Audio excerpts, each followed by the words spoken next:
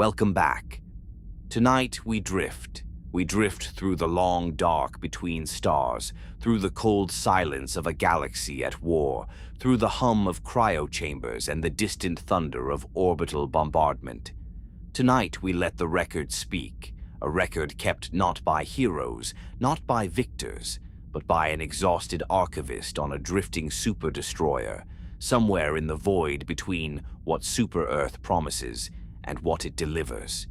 This is the story of a civilization that called itself free, that built its freedom from the ruins of a burning world, that reached for the stars with the same hands it used to enter its own people in the mines of distant planets. This is the story of creatures bred in farms for their oil, of mechanical soldiers built in the dark by forgotten prisoners, of ancient civilizations encountered and dismantled for their technology. This is the story of the Helldivers, the men and women who sign their names to a contract acknowledging they may die, who climb into cryopods and are frozen solid and then dropped from orbit in burning metal capsules onto worlds that do not want them. They fall from the sky like dying stars. They always have. Something is wrong beneath the prosperity. Something has always been wrong. The Ministry of Truth will tell you otherwise. They always do. Share in the comments where these transmissions find you tonight, your location, and the hour. Weave a thread into the archive's long record. If this melancholic drift through the history of managed democracy holds your attention, a like or subscribe sustains the channel. Let us begin. The planet that would one day call itself Super-Earth was simply Earth once. It formed 4.5 billion years ago from the slow collision and accumulation of cosmic debris, a sphere of iron and silicate dragged into shape by gravity, orbiting a yellow star at precisely the distance required to sustain liquid water on its surface. It was unremarkable in the vast accounting of the galaxy. There were billions of such worlds. But on this one, in the shallow tidal pools of ancient shorelines and the hydrothermal vents of deep ocean floors, the chemistry of life began. And over the course of billions of years, through catastrophe and adaptation and extinction and renewal, it climbed toward complexity. Civilizations emerged in the river valleys of Mesopotamia, in the flood plains of Egypt, in the mountain kingdoms of China, along the Mediterranean coasts, where Greek city-states argued about the nature of democracy with the same passionate confusion they argued about everything else. These civilizations rose and fell and rose again, each one borrowing something from the last, each one contributing something to the long, slow accumulation of human knowledge. By the 19th century, the Industrial Revolution was burning through the world's forests and coal seams, filling the air with smoke and the cities with factory workers, accelerating the pace of change to a speed that no previous generation of human beings had experienced. The 20th century promised to be the finest century yet. There was science, there was medicine. There were flying machines and radio transmissions and the splitting of the atom. That last discovery carried within it the seed of something that would take decades to fully germinate. The world wars came. The first, in 1914, consumed an entire generation of European men in the mud of industrial trenches, the first conflict to demonstrate that modern machinery could kill faster than any previous technology in human history. The second, beginning in 1939, expanded that demonstration to a global scale and ended with the detonation of 2 atomic weapons over Japanese cities, reducing them to shadows and ash. The lesson that humanity drew from this, that nuclear weapons were too terrible to use again, was partially correct. It held for decades. It did not hold forever. What Helldivers lore calls the Last Great War is not precisely dated in any surviving archive. The Federation's own records place it in the late 20th or early 21st century, and describe it only in the oblique language that bureaucracies use when they wish to acknowledge something catastrophic without fully reckoning with it.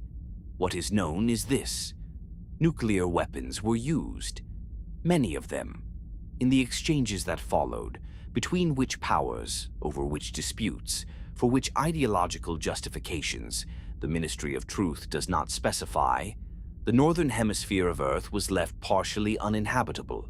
Partially. That word does a great deal of work in the official record. It softens what actually happened: the firestorms, the electromagnetic pulses, the nuclear winter that settled over the upper latitudes like a gray shroud, blocking sunlight for years, killing harvests, collapsing the ecosystems that the surviving human populations depended on. Cities that had stood for centuries were reduced to rubble and radiation. Governments that had governed for decades dissolved overnight as their communication infrastructure failed, and their populations scattered or starved or retreated underground. The cold that followed the initial fire was, in many regions, more lethal than the weapons themselves. The southern hemisphere fared better. It always does in nuclear exchanges. The prevailing atmospheric patterns carry contamination north and east before south, and many of the strategic targets of the last Great War were concentrated in the industrial and political centers of the northern hemisphere. Australia survived, its vast interior largely intact, though its coastal infrastructure damaged. The southern reaches of South America remained habitable, much of sub-Saharan Africa, and critically, the Scandinavian peninsula, or what remained of it after the northern radiation band settled, retained enough of its infrastructure and population density to serve as the nucleus of what would come next. It is not certain that the Federation was founded in Scandinavia.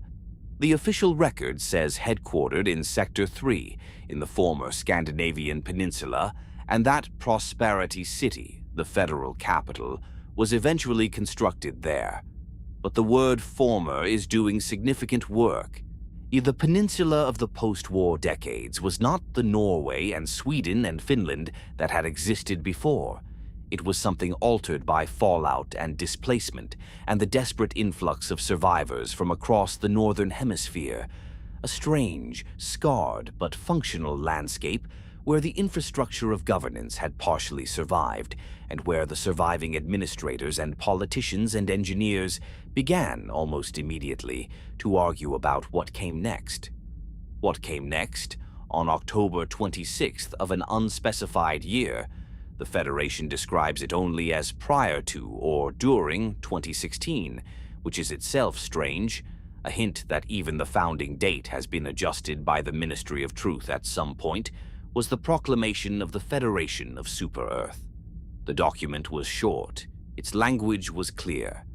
It established a new world government, not a coalition of surviving nations, not a council of regional powers, but a single unified sovereign state encompassing every human being on the planet. All territory, all resources, all populations brought under one administrative structure, one set of laws, one system of values, one framework of governance. That framework was called managed democracy.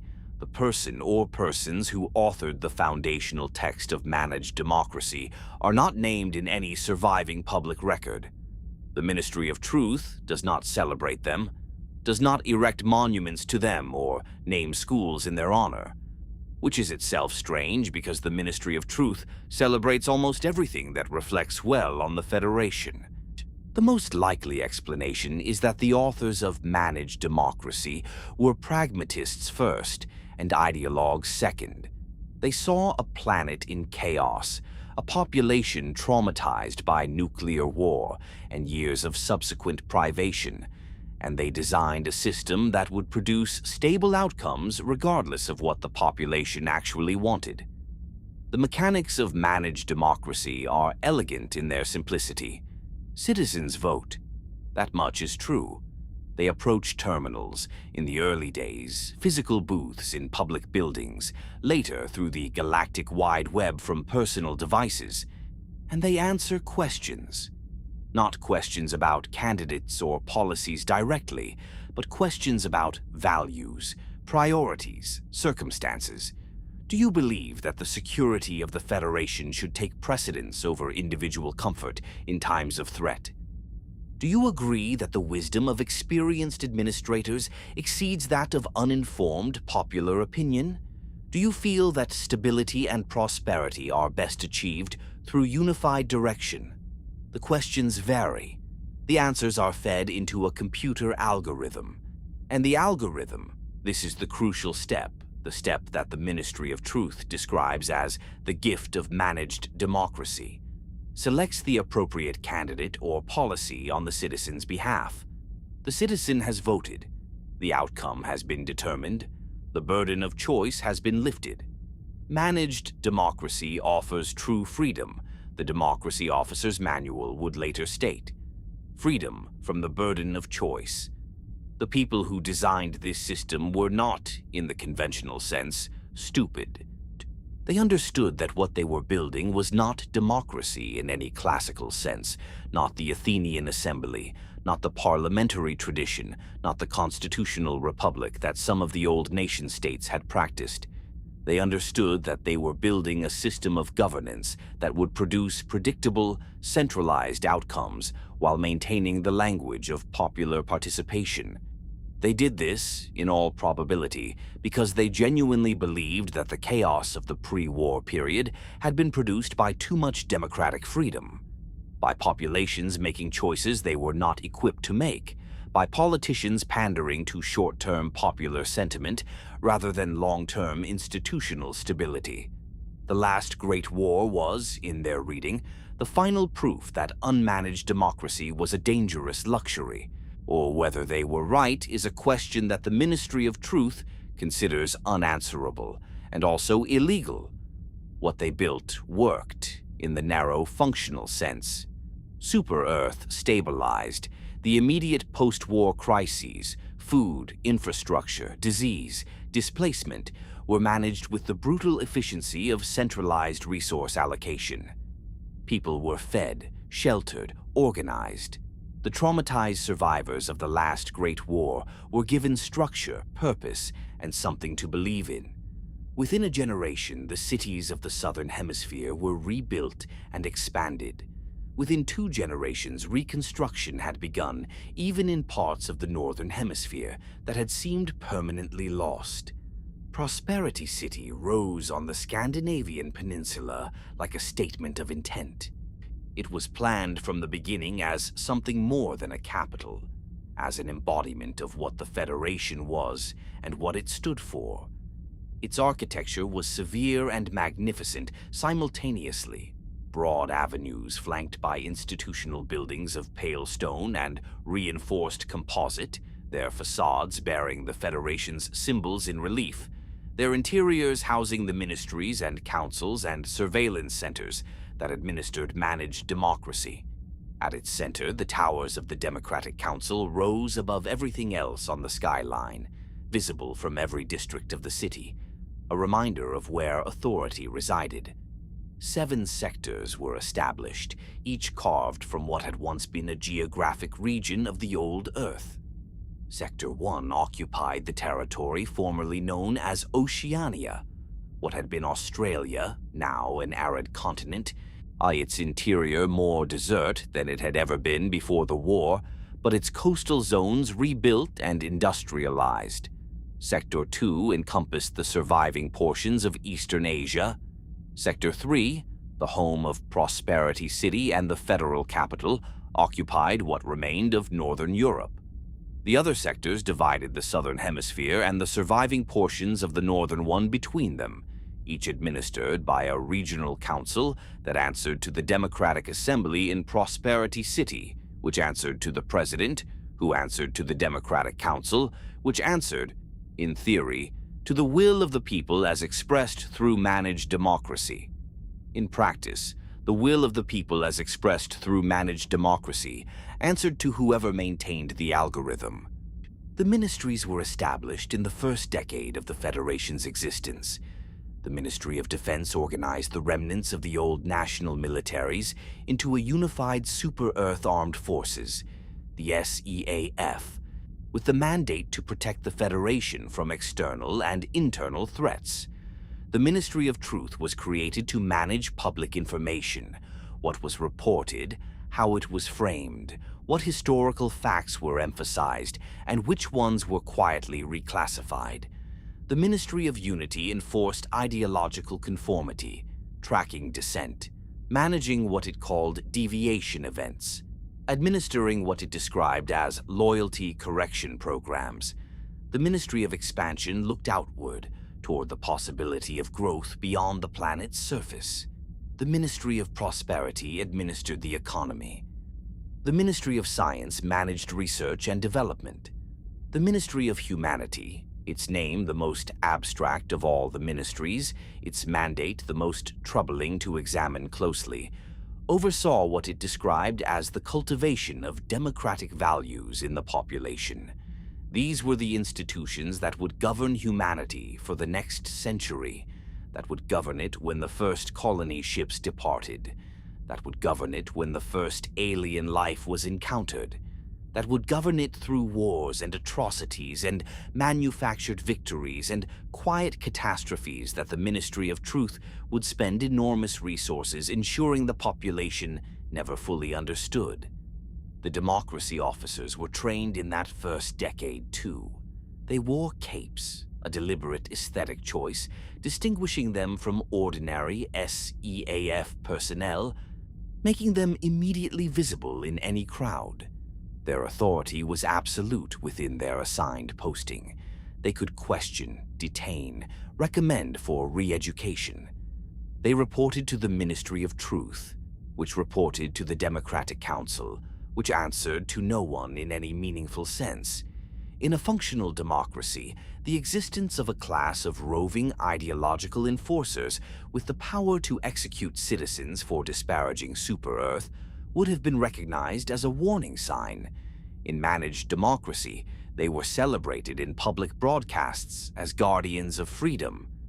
The children who grew up in the Federation's first generation knew nothing else. They had been born after the last Great War. They had no memory of what the old nation-states had been, no living experience of what other systems of governance felt like from inside. What they had was the Federation, its broadcasts, its schools, its Liberty Day celebrations, its wall of martyrs in Prosperity City commemorating those who had died to protect managed democracy. From the age of 16, they received their first firearm as a gift from the state. Before they were adults, they had been taught that the highest aspiration a citizen could hold was to serve, and that the highest form of service was the Helldiver Corps. The Helldiver Corps did not yet exist in those early decades.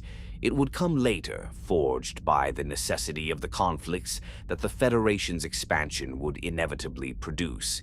But the institution was already being imagined, already being planned, because the Ministry of Expansion had been given a mandate to look outward, and it was already looking.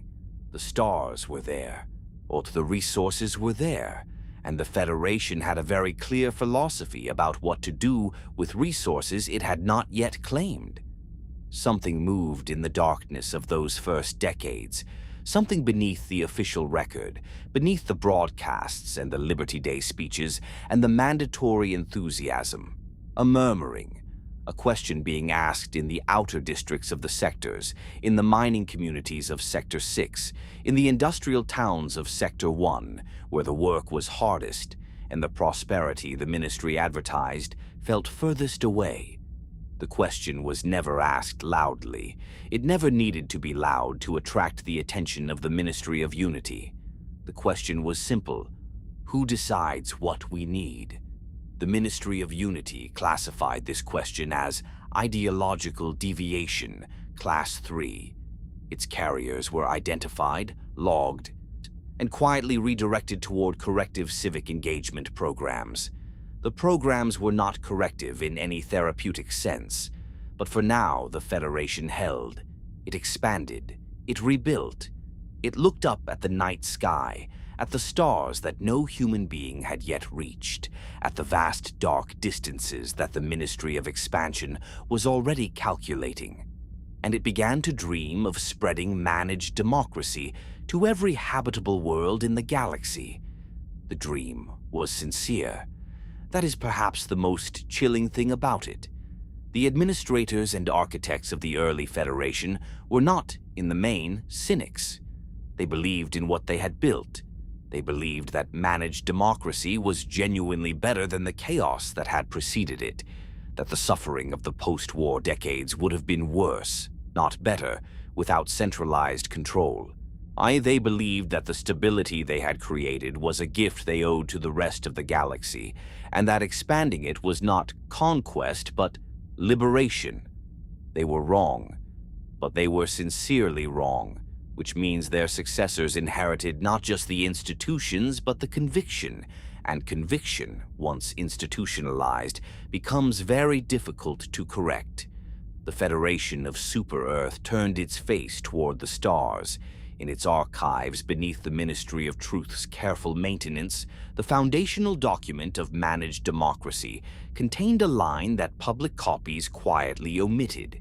It read, "In the event that citizens cannot be trusted to make correct democratic choices, the algorithm shall be adjusted to produce correct outcomes." The algorithm was adjusted 17 times in the Federation's first century of existence. The Ministry of Truth described each adjustment as a routine software update. No one outside the Ministry of Truth was informed when adjustments occurred. No one outside the Ministry of Truth was permitted to audit the algorithm. This was democracy. This was managed. To understand what the Federation of Super-Earth became, it is necessary to understand what it was designed to be, and to sit with the uncomfortable truth that these two things are not as different as the Ministry of Truth would prefer. The Federation was designed to be stable, above all else, stable.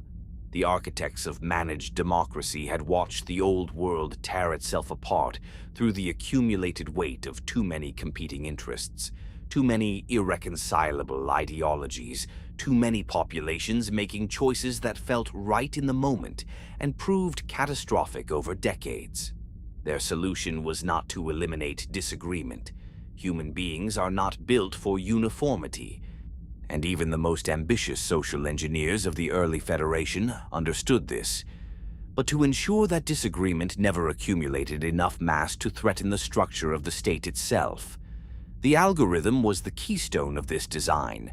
It is worth sitting with the algorithm for a moment because it is easy to describe it in abstract terms and harder to feel what it actually meant to live inside it. When a citizen of the Federation approached a voting terminal, in the early decades, these were physical booths of gray composite and blue-lit glass positioned in public squares and government buildings across all 7 sectors. They did not see a list of candidates. They did not see a list of policies. They saw a questionnaire, 15 to 20 questions, carefully phrased, administered by the terminal's interface in a tone that the Ministry of Truth's designers had calibrated to feel both authoritative and friendly. The questions were not about politics, officially. They were about values. Do you believe that the safety of the many outweighs the convenience of the few? Do you agree that in times of uncertainty, experienced leadership produces better outcomes than popular consensus? Would you describe yourself as a productive and loyal citizen of the Federation? The answers were fed in real time to the central algorithm. The algorithm, whose code was classified at the highest level of the Ministry of Truth's security protocols, accessible to fewer than 40 individuals across the entire Federation, processed the answers and produced a vote, the citizens' vote. Their authentic expression of democratic preference, as determined by a program they had never seen, written by people whose names they did not know, calibrated to produce outcomes that the Democratic Council had already decided upon. No citizen was ever told this directly. What citizens were told was that the algorithm interpreted their preferences with greater accuracy than they themselves could manage, that the complexity of galactic governance exceeded the capacity of any individual to fully comprehend, and that the algorithm, trained on centuries of political science and economic modeling and social psychology, could translate the citizen's values into the correct vote more reliably than the citizen's own conscious choice. This was framed not as an insult to the citizen's intelligence, but as a gift. You no longer have to worry about making the wrong choice, the Ministry of Truth's promotional materials explained. The algorithm knows what you meant to choose. Some critics, in the early decades when criticism was still possible in certain limited forms, pointed out that an algorithm calibrated to produce specific outcomes was not an interpreter of democratic preference, but a replacement for it. That the questionnaire was not measuring anything about the citizens' actual political views, but was simply providing a paper trail of participation to lend the process a veneer of legitimacy. That managed elections were, in the most fundamental sense, not elections at all.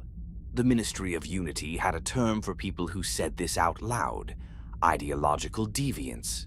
The classification system for ideological deviation was structured in tiers, each with its associated response protocol. Class 1 deviation, low-level skepticism, likely arising from insufficient civic education, was addressed with mandatory re-enrollment in Federation civic programs. Citizens identified as Class 1 deviants attended evening sessions at their local Ministry of Humanity Center, where trained facilitators guided them through the foundational texts of managed democracy and helped them understand why their doubts were misplaced. Most citizens who went through this process emerged from it with their doubts corrected. The facilitators were very skilled. Class 2 deviation, sustained skepticism combined with discussion of alternative governance models, was addressed with reassignment. The citizen would find that their work allocation changed, and that their apartment was relocated to a district further from the city center, that their access to the galactic wide web was filtered more aggressively than before. These changes were never presented as punishments. They were presented as administrative adjustments. The Ministry of Truth's language was always precise about this. Class 3 deviation, active dissent, expressed in public or shared with others, triggered the involvement of the loyalty officers. Loyalty officers were a division of the Ministry of Unity distinct from the democracy officers, though the two worked closely together. Where democracy officers were visible, the capes, the public presence, the broadcasts, loyalty officers were not. They worked in ordinary clothes, in ordinary contexts, in the ordinary flow of daily life. A loyalty officer might be a neighbor, a colleague, a family member. The Federation encouraged this ambiguity. It produced, as the Ministry of Unity's internal documents noted with satisfaction, a self-regulating population in which the cost of deviation is assessed by the deviant before the deviation occurs. Class 4 deviation, organized dissent, contact with foreign or anti-democratic elements, or behavior suggesting sympathy with the enemies of Super-Earth, was handled by the Ministry of Unity's Special Compliance Division. The details of what the Special Compliance Division did are not available in any public archive.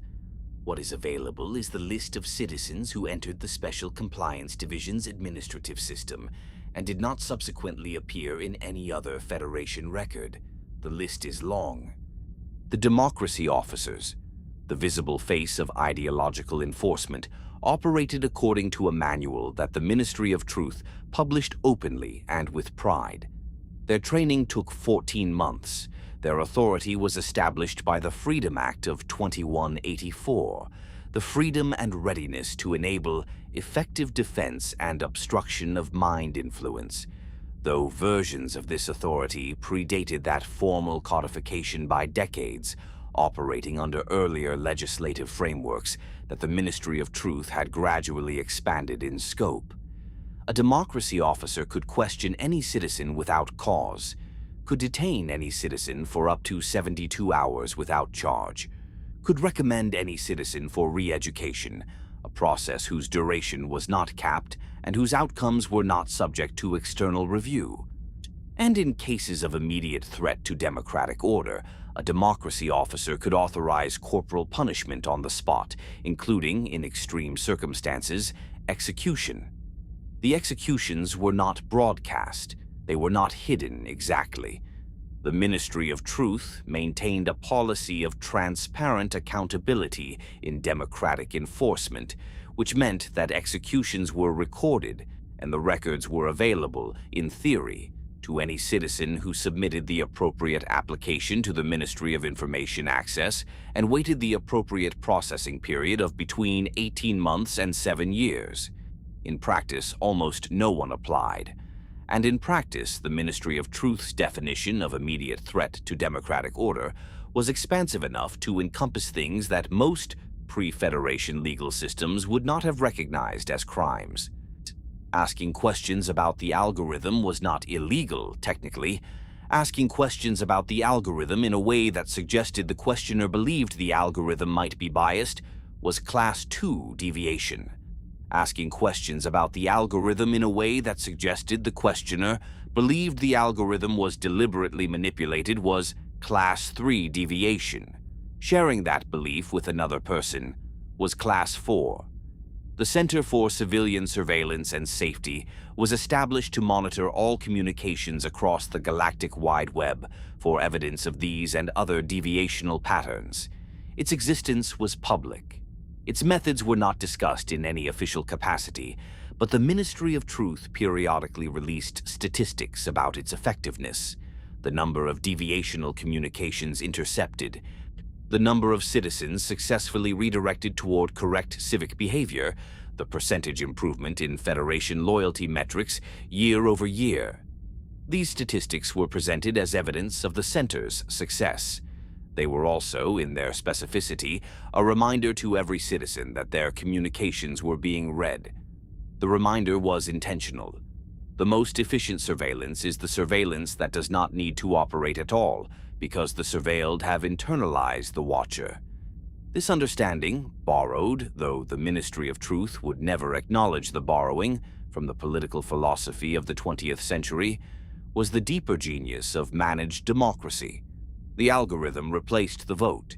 The democracy officers replaced the police in the minds of the citizens who saw them on street corners.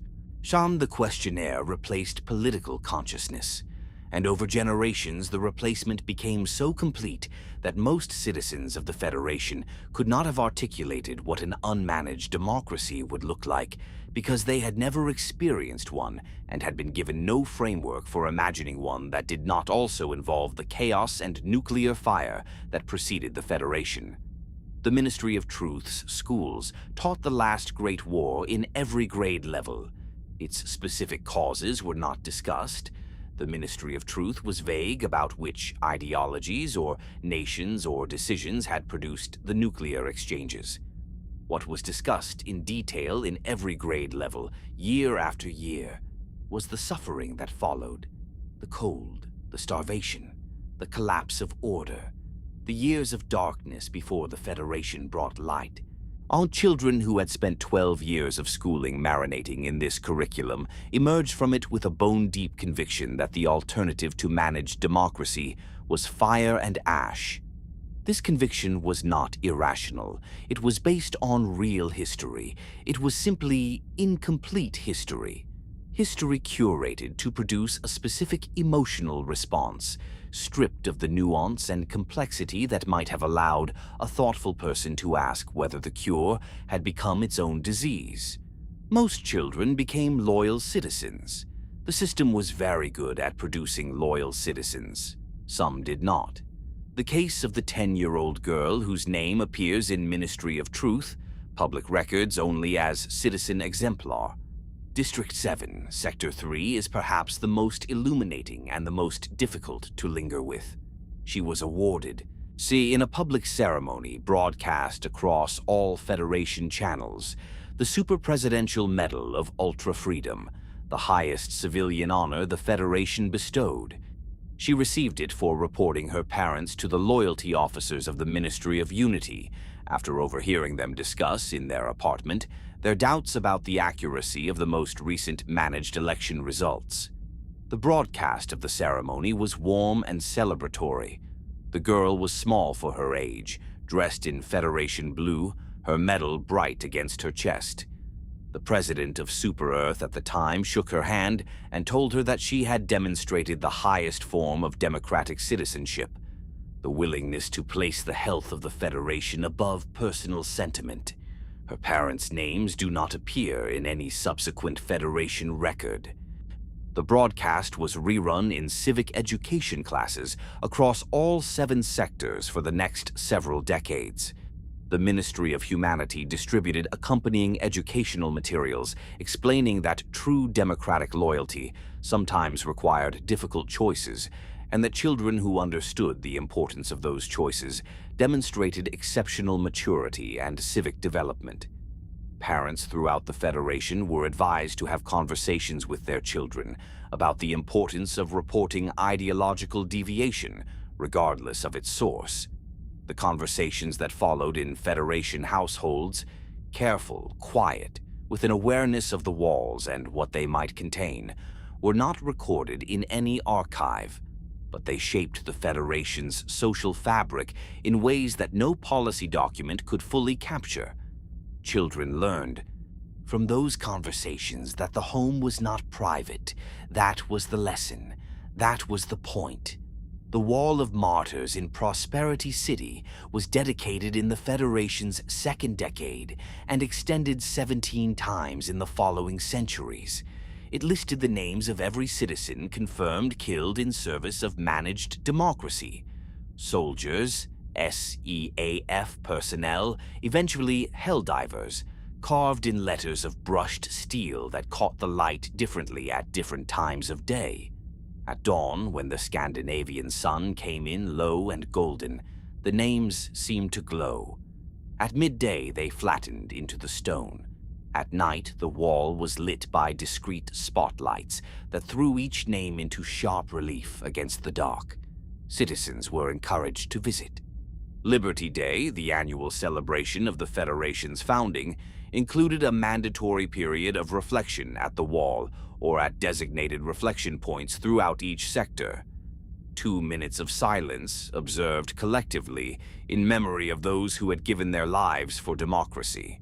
There was no equivalent wall for those who had been taken by the Ministry of Unity, no monument to the citizens who had entered the Special Compliance Division system and not returned.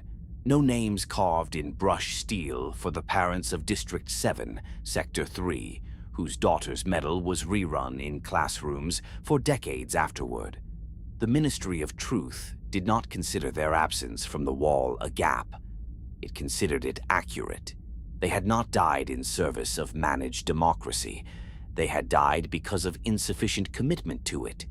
The distinction was, see to the Ministry of Truth, self-evident and unworthy of further discussion. The Freedom Act, when it was formally codified in 2184, though its provisions had been practiced for generations under various earlier frameworks, made explicit what had always been implicit, that the freedom it described was not freedom from government, but freedom as defined and administered by government, available to citizens in proportion to their demonstrated loyalty to the system that granted it. Citizens in good standing had many freedoms: the freedom of movement between sectors, the freedom to choose their approved occupation from the approved list, the freedom to access approved content on the galactic wide web, the freedom to vote through the algorithm in managed elections. Citizens who fell into deviation classifications had their freedoms adjusted. The Ministry of Truth described this as the democratic calibration of civic privilege in proportion to civic contribution. Most citizens never fell into any deviation classification. Most citizens lived their entire lives in the Federation without a visit from a democracy officer, without a notation in the Ministry of Unity's files, without anything that could be called, even in the stretched terminology of managed democracy, oppression. They worked their allocated jobs, voted their algorithm-determined votes, watched their Ministry of Truth-approved broadcasts, attended their Liberty Day celebrations, and lived, not unhappily in many cases, Happiness is possible within systems that are not just. This is one of the most important and most uncomfortable truths about the Federation of Super-Earth. It was not a place of unrelenting misery, or it could not have been. Unrelenting misery produces resistance, and resistance was precisely what the system was designed to prevent. What it produced instead was a managed contentment, a population comfortable enough to be grateful, surveilled enough to be careful, educated enough to understand the system's language, but not educated enough to question its foundations. And in the outer districts, in the mining towns and the industrial zones and the frontier colonies that were just beginning to be established on worlds beyond Earth's orbit, there were people for whom even the managed contentment was harder to maintain. People for whom the gap between what the Federation promised and what it delivered was too wide to bridge with civic education programs and Liberty Day speeches. In those places, questions accumulated. The Ministry of Unity watched and noted and filed. The algorithm was adjusted, and the Ministry of Expansion looked outward past all of this, at the stars, at the vast and undemocratized dark, and began calculating which worlds were within reach, and what resources they might contain, and how many colony ships it would take to reach them. The Federation was growing. It had not yet encountered anything in that growth that it could not manage. That was about to change. The stars did not wait for humanity to be ready.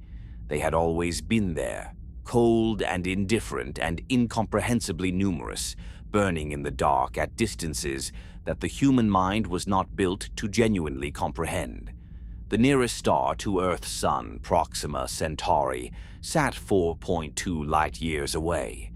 A light-year is the distance that light, the fastest thing in the known universe, traveling at nearly 300,000 kilometers per second, covers in a full year of continuous travel, 4.2 of those years. At the speed of any rocket humanity had built in the industrial era, the journey to Proxima Centauri would have taken tens of thousands of years. A civilization could rise and fall and be forgotten in the time it took a ship launched from Earth to reach the nearest neighboring star. This was the fundamental problem of interstellar colonization, and it had occupied the Federation's Ministry of Science from its earliest years, not as an abstract scientific curiosity, but as a practical political priority. The Ministry of Expansion's mandate required growth. The Federation's ideology demanded it, since a democracy that could not expand its circle of influence was, by its own logic, failing to fulfill its mission of spreading managed democracy to those who had not yet experienced its benefits. And the planet Earth, however carefully managed, was finite. Its resources were finite. Its population, once it stabilized after the last Great War and began growing again under the Federation's healthcare and food production programs, would eventually exceed what one world could sustainably support. The Ministry of Expansion needed other worlds. The Ministry of Science needed a way to reach them. In the early decades of the Federation, the approach was practical and slow. Generation ships, vessels large enough to support several thousand people across multiple generations, designed to travel at a fraction of the speed of light using conventional propulsion, were designed, debated, funded, and eventually constructed.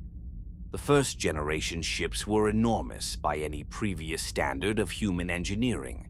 Cylindrical habitats 2 kilometers long and 400 meters in diameter, rotating to simulate gravity, carrying their passengers in shifts between cryostasis and waking periods to manage resource consumption and psychological strain across journeys measured in decades.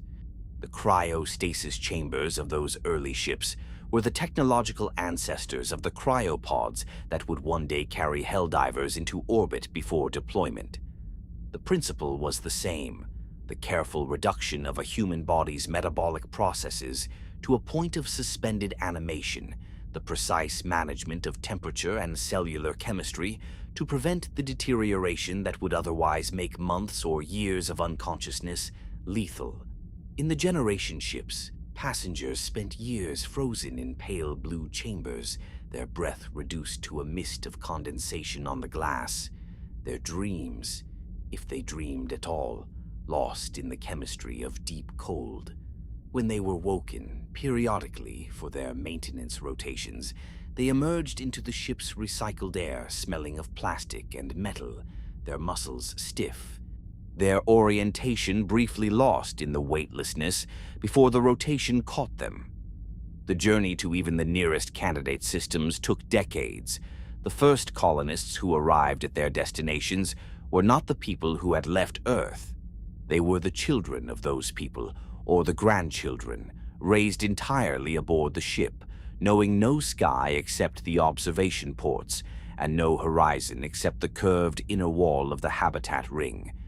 When they finally descended to the surface of a new world, through an atmosphere processor-equipped landing capsule that the ship's crew had spent the last years of the journey preparing, they stepped onto alien ground as third-generation inhabitants of a metal tube who had heard about Earth only from recordings and the stories of grandparents who were, by then, very old. The worlds they found were rarely welcoming. The Ministry of Expansion's survey probes had identified candidate planets based on available data, orbital distance from their star, estimated atmospheric composition, surface temperature ranges, spectroscopic analysis of surface chemistry. These surveys were imprecise by necessity, conducted from vast distances with instruments that could detect broad categories of information, but not the granular detail that determined whether a planet was genuinely habitable or merely not immediately lethal. Several of the early colony worlds fell into the latter category. Cold worlds. Worlds whose atmospheric pressure was survivable, but whose chemistry required constant filtration equipment. Worlds where the soil could support Earth-derived plant life only after years of careful bacterial seeding and chemical adjustment. Worlds where the day was 40 hours long and the night dropped to temperatures that made outdoor work without heated suits impossible. The colonists who settled these places were, by any honest assessment, extraordinarily hardy. People who had grown up aboard a ship and arrived on a difficult alien surface and proceeded to build habitation domes and atmospheric processors and water extraction systems with the calm, methodical competence of people who had never known anything easy. The Federation celebrated them in broadcasts. The Ministry of Truth ran footage of the dome constructions, the first harvests of modified Earth grain in alien soil, the children born on new worlds who had never known Earth at all. Or it was genuine footage of genuine achievement. The Ministry of Truth did not need to fabricate these particular stories. The reality was remarkable enough.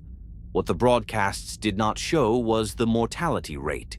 The first decade of any colony world was lethal. Equipment failures in environments that offered no margin for error. Medical emergencies without the full resources of Earth's hospital infrastructure. Atmospheric processor malfunctions that required the entire colony to shelter in emergency bunkers for days at a time, breathing recycled air that tasted increasingly stale as the carbon scrubbers reached their limits. Structural collapses in the prefabricated habitat sections that the colonists had not yet had time to reinforce with locally sourced materials. Accidents in the mining and extraction operations that the colonies were established to perform because the Ministry of Expansion was not in the business of colonization for its own sake. The colonies existed to extract resources, and extraction in hostile environments produced injuries and deaths with reliable regularity. The Ministry of Prosperity categorized these deaths as acceptable operational losses in the service of Federation expansion. The colonists categorized them differently. In the tight communities of the early colony worlds, where everyone knew everyone else and the loss of any individual represented a serious reduction in the collective's survival capacity, the deaths were not abstractions. They were neighbors. They were the person who knew how to maintain the atmospheric processor, now gone. And the skill gap they left behind was not filled by a Ministry of Prosperity reclassification. It was filled, imperfectly, urgently, by whoever was standing nearest and willing to learn. This produced something in the frontier colonies that the Ministry of Truth found difficult to fully control: a culture of practical competence and mutual dependence that did not map neatly onto the Federation's civic structures. On Earth, in the megacities that were beginning to emerge in the Federation's second and third decades, citizens interacted with institutions, with the ministry terminals and the democracy officers, and the approved broadcast channels and the galactic wide web. On the colony worlds, citizens interacted with each other. The institution was too far away and too slow to be relevant to the daily emergency of survival. It was on the frontier that the first serious questions about managed democracy were asked not as philosophy, but as practical engineering. If the algorithm determines our votes, a colony administrator on one of the early worlds wrote in a message that was flagged and retained in Ministry of Unity archives, and the algorithm is calibrated on Earth by people who have never spent a winter here. Then the algorithm does not know what we need. It knows what they think we need. These are not the same thing. The message was the administrator's Class 2 deviation. She was reassigned, but the sentiment she expressed was not unique. It was, in various forms, the sentiment of every frontier community that had ever existed, the sense that distance from the center of authority creates a legitimate divergence of interest, and that systems designed by and for the center do not automatically serve the periphery. The Federation's response to this sentiment was consistent and unyielding. The algorithm was designed by the best minds the Ministry of Science possessed, calibrated on the broadest available data, and its outputs represented the democratic will of the Federation as a whole.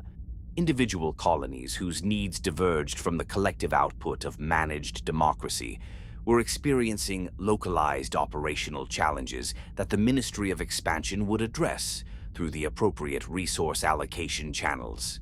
Colonists who expressed doubts about this process were experiencing insufficient civic integration that the Ministry of Humanity would address through the appropriate re-education programs. The channels were slow. Say the programs were conducted remotely over communication links with lag times of months. The frontier communities absorbed these responses and continued doing what they had always done: adapting. Some adapted in ways the Federation had anticipated. Better habitat design, more efficient mining techniques, improved atmospheric processing protocols that reduced failure rates. These adaptations were celebrated by the Ministry of Truth as evidence of the Federation's innovative spirit, and the innovations were collected, codified, and redistributed to other colony worlds. The Ministry of Expansion genuinely prized this kind of adaptation. It made colonization cheaper and more reliable. Other adaptations were less anticipated. In the most demanding of the early colony worlds, particularly those where physical labor was the overwhelming daily reality, where machinery broke down constantly and human bodies were required to compensate, where the work of keeping hundreds of people alive fell on the same hands that were supposed to be extracting ore and processing minerals for shipment back to Earth. Some colonists began modifying themselves. Not dramatically at first. Enhanced joint stabilization implants, because the repetitive strain of operating heavy mining equipment in low-gravity environments destroyed unmodified knees and shoulders within years. Neural interface upgrades that allowed operators to control complex machinery more precisely and with less cognitive fatigue. On dermal reinforcement in exposed skin that reduced the damage from the micro-abrasions that frontier environments inflicted constantly. These modifications were available. The Ministry of Science produced them, the Ministry of Prosperity distributed them through colonial supply chains, and the Ministry of Defense had been equipping SEAF personnel with military-grade versions for decades. But on the frontier, where supply chains were slow and official channels were often months behind actual need, colonists began acquiring modifications through unofficial channels. produced locally by fabricators running outside Ministry of Science certification. Designed by engineers who prioritized function over the aesthetic and ideological standards that the Federation's official modification guidelines maintained. More extensive than the Federation officially encouraged, more integrated, more transformative. A colonist who had spent 10 years on a brutal frontier world, whose body bore 4 or 5 significant cybernetic modifications acquired through informal channels, who had come to think of those modifications not as enhancements to their human body, but as aspects of themselves. Such a person began to have a different relationship to the question of what a human being was than a citizen of the megacities, whose modifications were decorative or minor, whose body remained in most essential respects the body they had been born with. On Cyberstan, a world in a distant sector, cold and mineral-rich and brutally demanding, this process went furthest. Cyberstan's colonists had been drawn from the most technically skilled workers the early Federation had to offer. Engineers, mechanics, fabricators, operators of complex systems. The world itself was exceptional in its mineral wealth and exceptional in its hostility. Its surface a landscape of exposed rock and chemical ice, its atmosphere breathable but barely, its temperature ranges requiring heated suits for almost all outdoor activity. The colonists who survived Cyberstan's first decade were, without exception, people of remarkable competence and toughness, and they modified themselves more extensively than any other colonial population because Cyberstan demanded it. By the Federation's third decade, the Cyberstan colonists were different in ways that went beyond their cybernetics. They had developed their own culture, spare, practical, deeply communal, with an aesthetic that valued function over decoration, and an intellectual tradition that had quietly absorbed, through communication networks that ran just below the Ministry of Truth's monitoring threshold, some of the pre-Federation political philosophy that the official curriculum had classified and suppressed. They had read about socialism.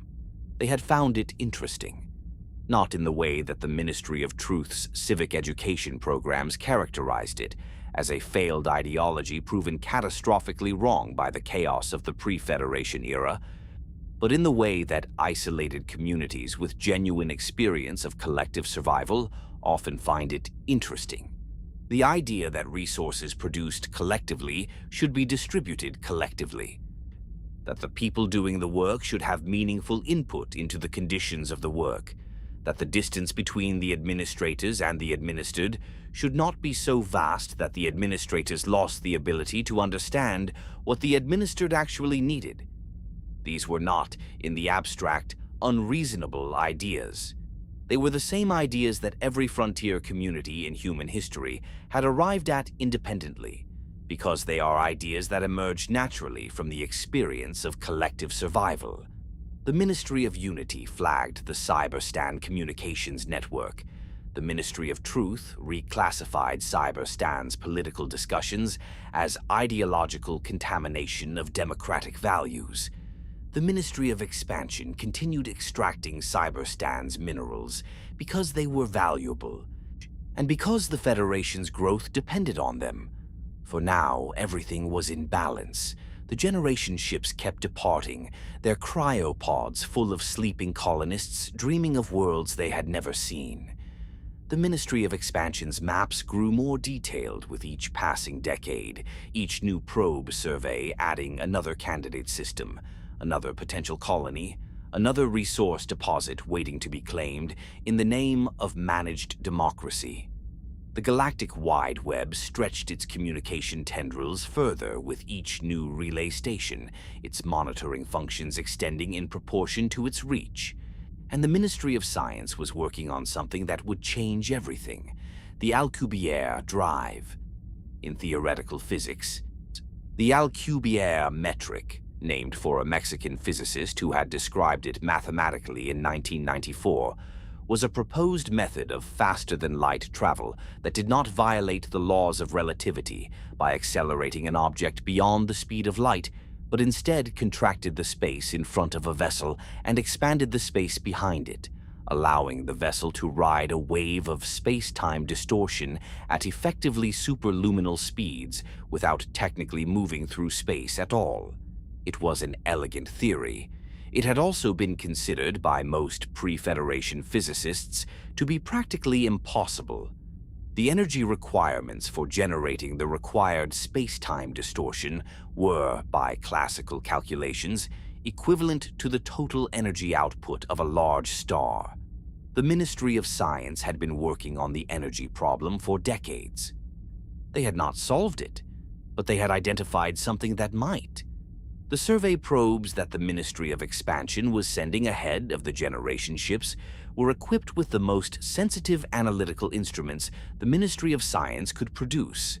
On several of the planets they surveyed, particularly the worlds in the outer sectors, the worlds closer to the galactic core, where stellar formation was denser and planetary chemistry more varied, the probes detected something unexpected in the organic deposits beneath the surface. A compound, dense, chemically complex, produced apparently by the decomposition of ancient biological material under specific pressure and temperature conditions. Not entirely unlike the petroleum deposits that Earth's pre-Federation civilization had extracted and burned, but with an energy density that petroleum could not approach, an energy density that the Ministry of Science's modeling suggested might, with sufficient refinement, approach the theoretical requirements of the Alcubierre drive. They named it Element 710. The name was chosen by an administrator in the Ministry of Prosperity, not a scientist. The scientists would have chosen something more precise.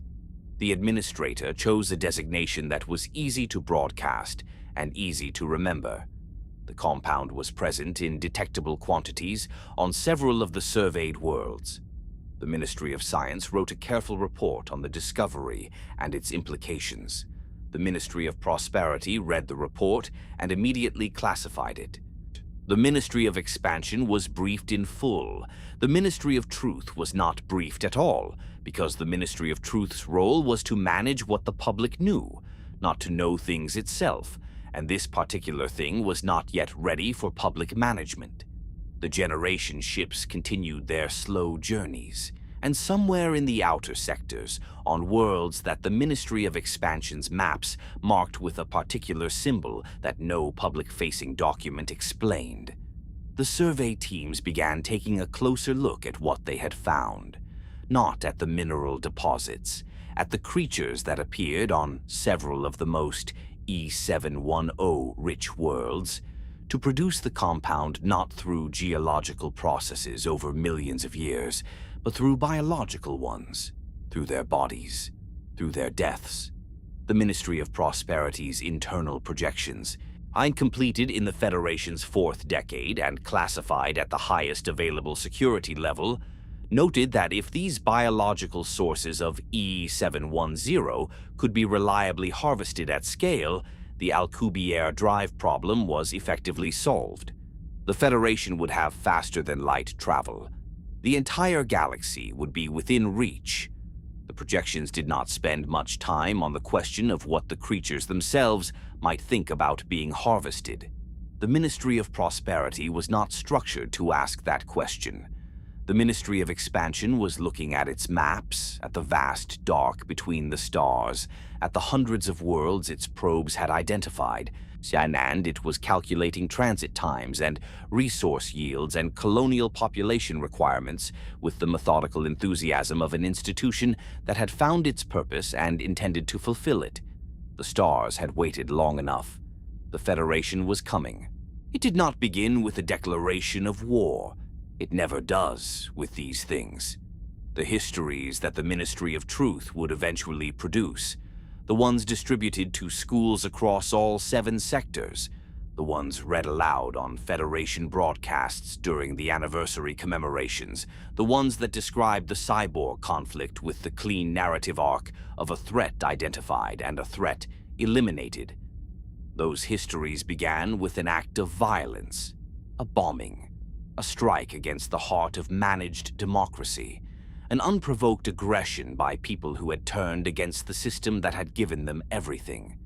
The actual record, preserved in fragments across Ministry of Unity archives that were classified but not destroyed, because the Federation destroyed very little, preferring to bury rather than erase, tells a longer and more complicated story, one that begins not with violence but with petitions, with formal requests submitted through the appropriate channels to the appropriate ministries, with the language of managed democracy used, perhaps naively, by people who believed that if they used the system's language correctly, the system might hear them.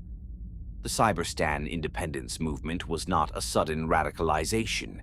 It was a slow accumulation of grievances over decades, each one modest in isolation, each one met with responses that were not unreasonable by the Federation's internal logic and were nonetheless insufficient to address the actual problem.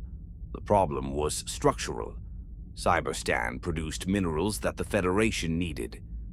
The Federation extracted those minerals through a colonial administration that answered to the Ministry of Expansion, which answered to the Democratic Council in Prosperity City, which was 500 light-years away, and experienced Cyberstan through quarterly resource reports and Ministry of Unity deviation metrics, not through the 40-hour nights and the chemical ice and the constantly failing equipment and the bodies of people who had died keeping the extraction quotas met.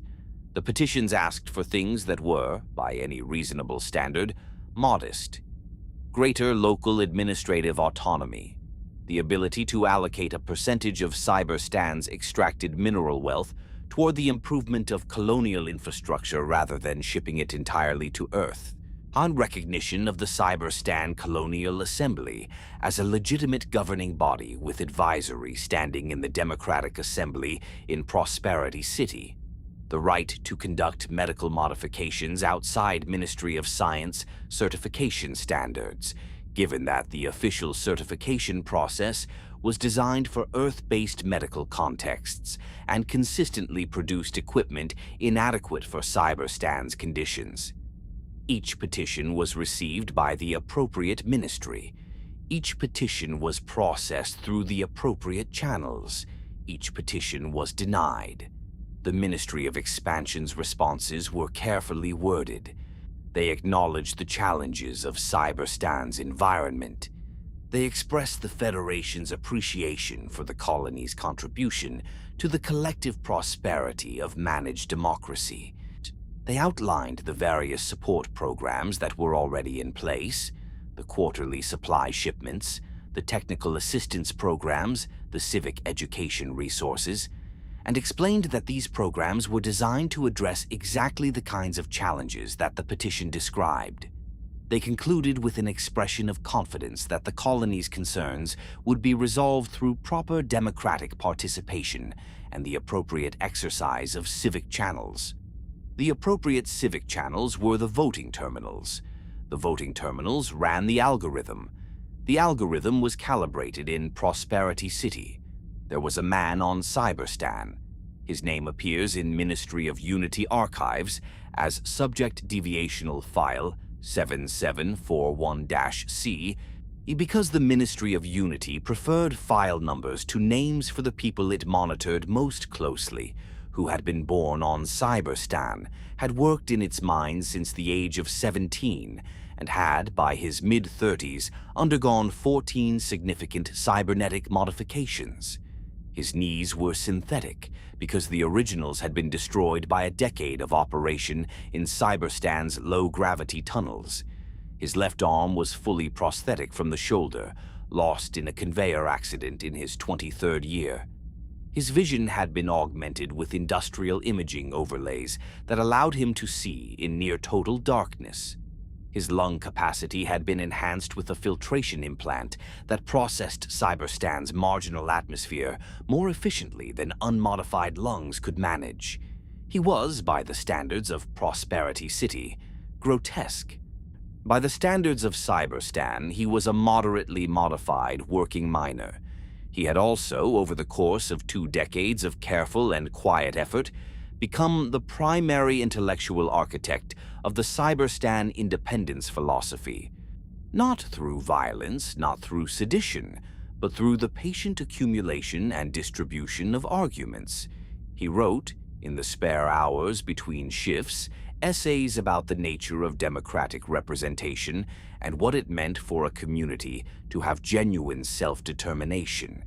He read through the carefully maintained back channels that the Cyberstan community had developed to access suppressed texts, the political philosophy that the Ministry of Truth had classified, the pre-Federation debates about governance, the socialist tradition that the Ministry of Truth characterized as the ideology of traitors, so the arguments about collective ownership and distributed authority that kept appearing independently in every isolated community that had ever been governed from far away by people who did not understand it. He was not a revolutionary. He wanted to file correct petitions and receive correct responses and live a quiet life in a community that felt, finally, like it was governing itself. He believed, genuinely, that this was possible within the framework of managed democracy, if managed democracy could be persuaded to understand what it was missing. He was wrong about that, but he was not wrong about what Cyberstan needed. The point at which the Federation decided that the Cyberstan question had moved from administrative challenge to security threat was not a single moment but a threshold, a level of deviation metric that the Ministry of Unity's monitoring systems had been calibrated to flag. When the Cyberstan Colonial Assembly issued, in a document that was simultaneously submitted to the Ministry of Expansion and distributed across the colony's internal communications network, a formal declaration of intent to seek recognized autonomous status within the framework of managed democracy, the Ministry of Unity's threshold was crossed. The declaration was not a declaration of independence. It was, in its language, deeply respectful of managed democracy and the Federation's authority. It acknowledged the Federation's sovereignty, or it asked only for the kind of internal self-governance that the Federation had, theoretically, always promised its colonies as they matured. It was, by the standards of political documents, measured and careful, and in its evident sincerity, rather moving. The Ministry of Unity classified it as a Class 4 deviation event. The Ministry of Defense began drawing up operational plans. And then something happened that the Ministry of Truth would spend decades leveraging, and that the classified archives suggest may not have happened the way the Ministry of Truth said it did. A bomb detonated in the civic center of a Federation administrative district. Not on Cyberstan, on Super-Earth. In Sector 3, in a government building that housed regional offices of the Ministry of Expansion. 11 people died, 47 were injured. The explosion was significant enough to damage 3 adjacent structures and blow out the windows of a Ministry of Truth broadcast facility across the street, which meant that the footage of the aftermath was captured and distributed almost immediately. Within hours, the Ministry of Truth attributed the attack to cyborg terrorists. Within days, it had produced evidence, intercepted communications, recovered materials, biological traces, linking the bombing to a Cyberstan-based cell of independence movement extremists. Within a week, the president of Super-Earth had addressed the Federation in a broadcast that was mandatory viewing for all citizens, describing the attack as proof that the Cyberstan independence movement was not a political disagreement to be resolved through proper democratic channels, but an existential threat to the safety of all Federation citizens. The classified archives contain a Ministry of Unity internal document filed 3 days before the bombing that outlines a proposed operation to create the conditions for decisive executive action regarding the Cyberstan situation. The document is heavily redacted. What remains legible is enough to understand its general character, whether the bombing was a genuine cyborg attack, a Federation false flag, or something more ambiguous, a genuine attack by genuine extremists that the Ministry of Truth then used in ways its perpetrators did not anticipate, cannot be determined from available records. The Ministry of Truth's position is that the question itself is Class 3 deviation. What can be determined is what followed. The Helldiver Corps was not created from nothing.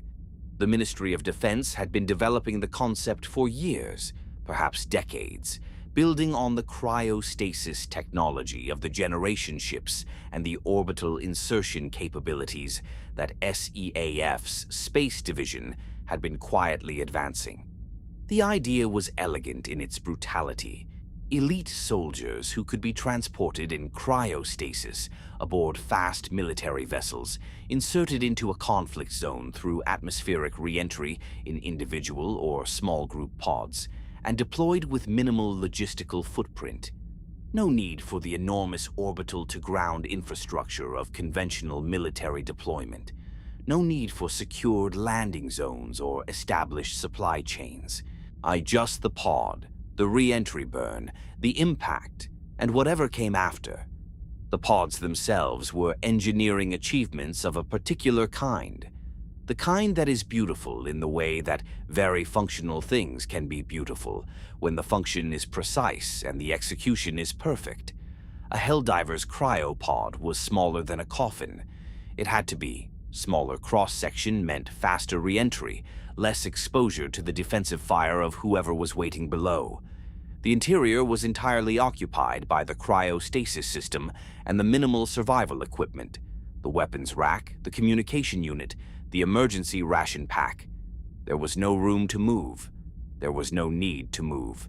The Helldiver was frozen before the pod was loaded and would not wake until the impact shock triggered the revival sequence. The re-entry itself lasted approximately 4 minutes, depending on orbital altitude and atmospheric density. 4 minutes of acceleration, deceleration, plasma heating, vibration that would be fatal to anyone not enclosed in the pod's shock absorption system. The pod's exterior burned. The thermal tiles glowed orange, then white. From the ground, a descending Helldiver pod looked like a meteor, a streak of fire across the sky, moving too fast and too purposefully to be natural. From inside the pod, from inside the cryostasis, which the Helldiver did not consciously experience, there was nothing. A moment of darkness before the cold, a moment of light after the impact. And then the pod cracked open, and the world was there, whatever world it was, and the Helldiver had arrived. The Cyberstan operation was the first deployment of the Helldiver Corps in combat conditions. It was not called an invasion. The Ministry of Truth was precise about this. It was called Operation Democratic Restoration, a law enforcement action to dismantle terrorist networks and restore proper democratic governance to a colonial population that had been, in the Federation's official framing, manipulated by extremist elements into treasonous behavior. The distinction between a law enforcement action and an invasion was, from the perspective of the Cyberstan colonists watching the pods burn down through their sky, not meaningful. The cyborg communities prepared to defend themselves. They had been preparing, in the quiet way of people who have read enough history to understand what comes after a government decides that your existence is a security threat for some time. The cybernetics that had begun as industrial necessity had been extended and refined with military applications in mind. The fabricators that produced replacement joint implants also produced reinforced skeletal frameworks. The engineers who had designed enhanced vision systems had, in their spare hours, designed targeting overlays. The Cyberstan Colonial Assembly's formal political movement had always had beside it a quieter parallel structure, people who hoped the petitions would work and prepared for the possibility that they would not. They were not soldiers in the professional sense. They were miners and engineers and fabricators who had modified their bodies beyond the point at which the unmodified eye could easily categorize them as human in the conventional sense, and who fought with the desperate competence of people defending their homes. The Helldivers were professional soldiers with the full resource infrastructure of the Federation behind them. The outcome, in the broadest military sense, was not in doubt from the beginning. But it was not clean. It was not quick. The cyborg fighters knew their terrain, the tunnels and the surface installations and the habitat domes, in the way that only people who have spent their lives maintaining them can know a landscape. They used that knowledge with the methodical intelligence of engineers, collapsing tunnels behind retreating Helldiver squads, rerouting atmospheric systems to create pressure differentials in contested areas, deploying their modified bodies in the tight underground spaces where the Helldivers' advantages in open-ground combat did not apply. The Ministry of Truth's broadcasts spoke of rapid democratic restoration. The Ministry of Defense's internal casualty reports told a different story. The man whose file number was 7741-C was captured in the third month of the operation. He was not executed despite the charges against him: terrorism, sedition, conspiracy against managed democracy. The Ministry of Science requested his transfer for study, and the Ministry of Defense complied. What the Ministry of Science was interested in was not the man himself, but the modifications, the extent of the integration, the engineering philosophy, the fabrication techniques. He was, in the Ministry of Science's assessment, the most thoroughly modified human being yet encountered, and the technical insights available from his case were potentially significant. What happened to him after the Ministry of Science's study was completed is not recorded in any surviving document. The surviving cyborg population, those who had not died in the fighting, those who had not fled into the outer sectors in the confusion of the conflict's final phase, were interned. Cyberstan itself was formally reclaimed by the Ministry of Expansion and placed under military administration. The mines were reopened. The fabrication facilities were converted to Federation standard production. The cyborg prisoners were put to work in the mines they had spent their lives operating, now under safeguard. Their labor allocated to the Super Earth Construction Company, their movements restricted to the underground levels that the operation had not damaged. The Ministry of Truth described this as constructive rehabilitation through productive civic contribution. The broadcasts celebrated the successful restoration of democratic order to Cyberstan. The Helldiver Corps received its first campaign commendation, and in the deepest levels of Cyberstan's mines, in the sections that the SEAF guards did not bother to fully monitor because they were exhausted, and because nothing was down there except rock and old machinery, and the people condemned to work among both, the survivors began to talk to each other, quietly, carefully, with the patience of people who understood now that the Federation was not going to change, so that the petitions were never going to work, that the only thing that had ever had a chance of changing their situation was something they had not yet built. They had fabricators. They had time. They had, in the cold and the dark of the mines, a century ahead of them. And they had children, born in the mines, raised in the mines, who knew the tunnels and the machines and the grinding injustice of their situation the way the generation ship children had known recycled air and curved walls. These children were taught by their parents and grandparents and the community of survivors that maintained itself despite everything, the history that the Ministry of Truth had erased, the philosophy that the Federation had classified, the idea kept alive in whispers and in the careful passing of suppressed texts through informal networks, that they deserved something different, that one day there would be something different, that whatever that something was, it would not petition, it would not ask. The Helldiver Corps returned to orbit. Their pods were cleaned and reloaded, and their cryo systems were checked and maintained by technicians who worked with the efficient cheerfulness of people whose job is well defined and whose results are measurable. The operation had been a success. Managed democracy had been restored to a colonial population that had strayed. The system had demonstrated its resilience. Nobody looked very hard at what was happening in the deepest levels of the mines. The The stars were out there, and there was so much else to attend to. The Ministry of Expansion's maps were growing more detailed by the month. The probe surveys coming back from the outer sectors contained data that the Ministry of Prosperity was analyzing with increasing excitement. The energy density readings from certain biological deposits on certain outer sector worlds were, in the latest reports, even higher than the initial projections had suggested. The Federation needed that energy. The Alcubierre drive was almost within reach. Something was out there, in the dark of the outer sectors, that could make the galaxy accessible. The Ministry of Expansion was already planning the first contact protocols. The Kepler system was not the first to be surveyed. It was not even among the first dozen.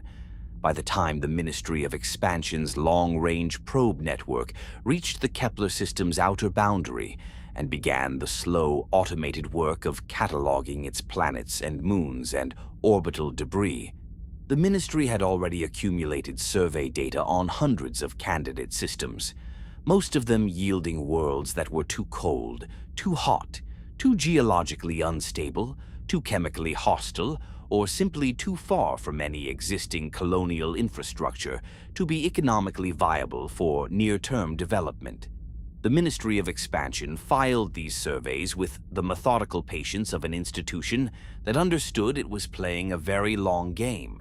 Every survey added to the map. Every entry on the map was a future option.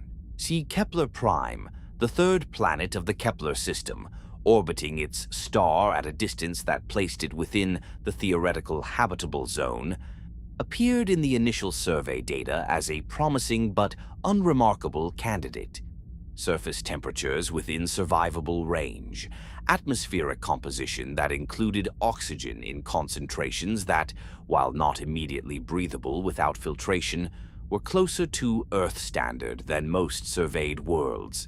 Liquid water present in significant quantities on the surface, geological activity moderate and stable. The probe's spectroscopic analysis of the surface chemistry returned readings that the Ministry of Expansion's automated classification system tagged as organic-rich substrate. Further analysis recommended. The further analysis was conducted. What it revealed elevated Kepler Prime from promising candidate to classified priority within 48 hours of the report reaching the Ministry of Prosperity.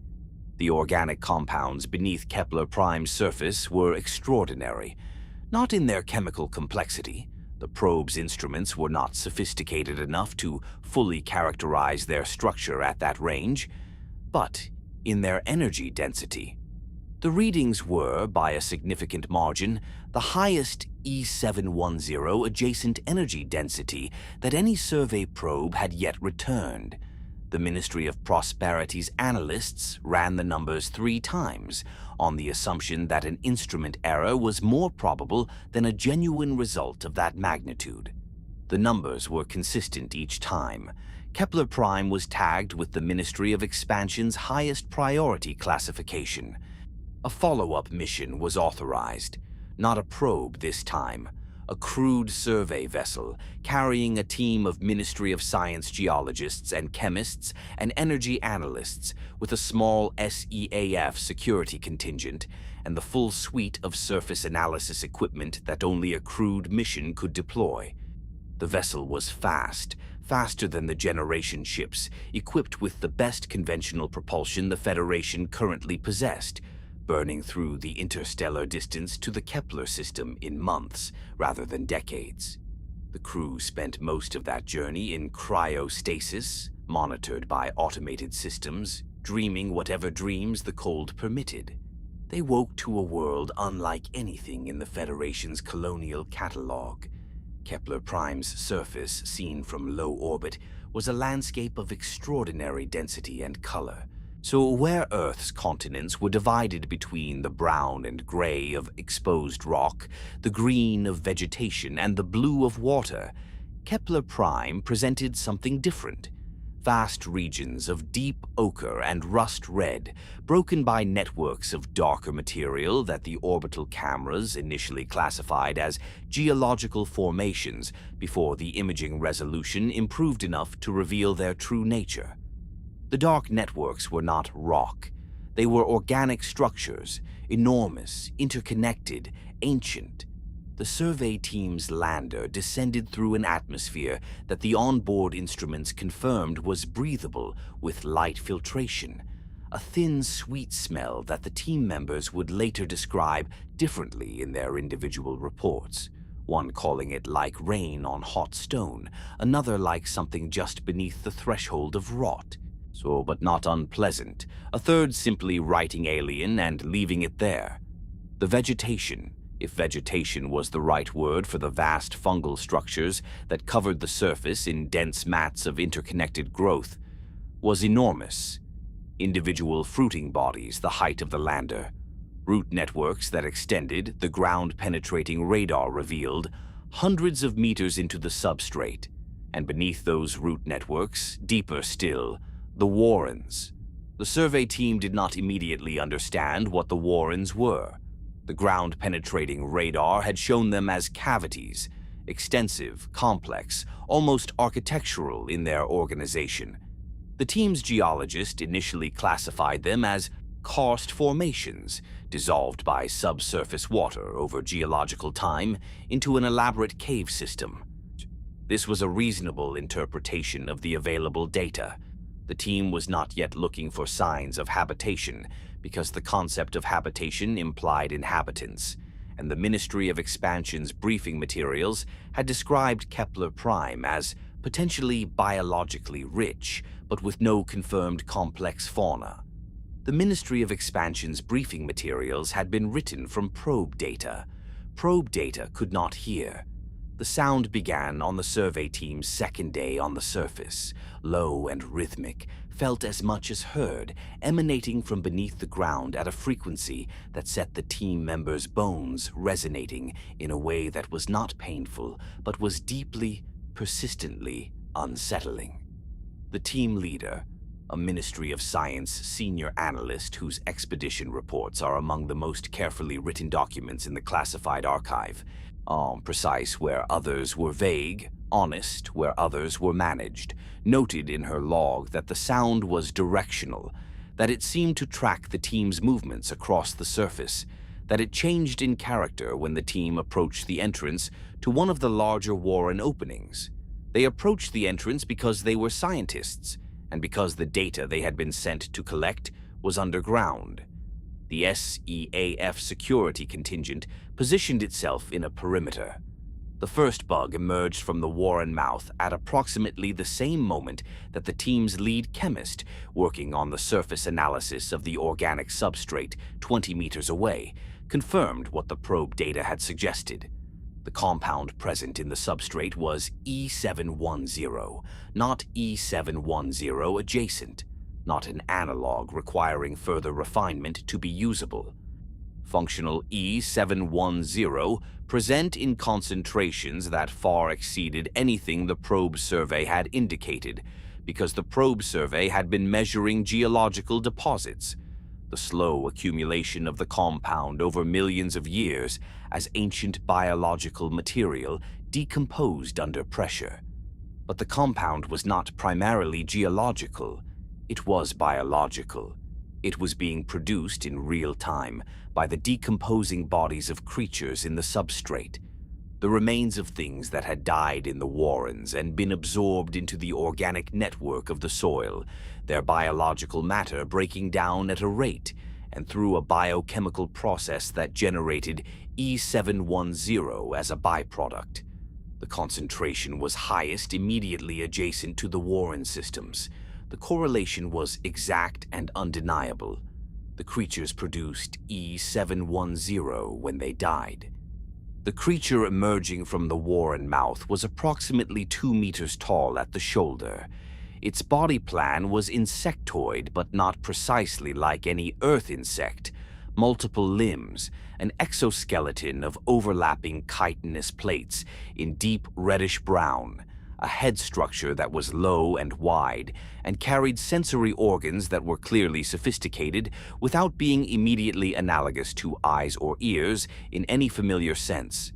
It moved with a fluid, articulated efficiency that suggested the body plan had been refined over a very long evolutionary history.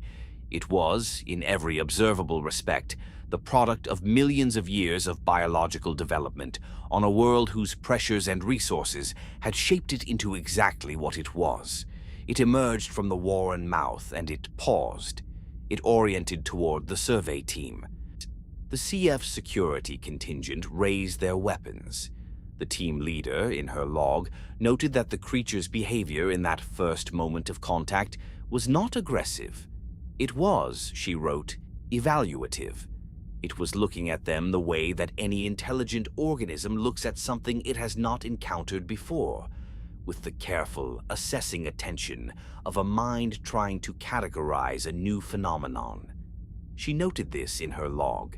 She also noted what happened next, that before she could communicate any instruction to the security contingent, before any member of the team had made a movement that could be interpreted as threatening, before anything had occurred that she would characterize as a provocation, the security contingent opened fire. The creature died. Others emerged from the warren immediately. Dozens, then hundreds. Responding to the sound and scent of the first creature's death with the coordinated urgency of a social species defending its community. The security contingent continued firing. The team retreated to the lander. The lander lifted off under fire from bugs that were attempting to reach it, not in the organized, tactical way of trained military units, but in the chaotic, urgent way of a colony whose members were responding to a threat. The team leader's log continued from the lander to note that, in her assessment, the initial engagement had been initiated by the security contingent in the absence of a hostile action by the encountered organism. She also noted that she understood this assessment was unlikely to be the one that appeared in the mission's official report. She was correct.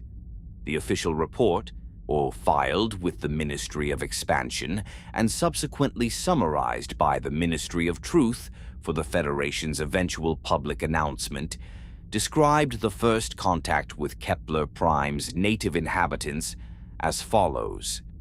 Federation survey personnel were attacked without warning or provocation by hostile alien organisms upon landing. Security personnel defended the mission. The organisms demonstrated no capacity for communication and appeared motivated solely by territorial aggression. The survey team leader's personal log was classified. The SEAF security contingent received commendations. What followed from there was, in retrospect, the predictable consequence of the institutional framework that had produced the moment. The Ministry of Prosperity had the E710 data. The Ministry of Science had confirmed it. The Ministry of Expansion had the coordinates. The Ministry of Defense had an incident, an attack on Federation personnel, that provided the legal and political basis for a military response. The Ministry of Truth had the narrative.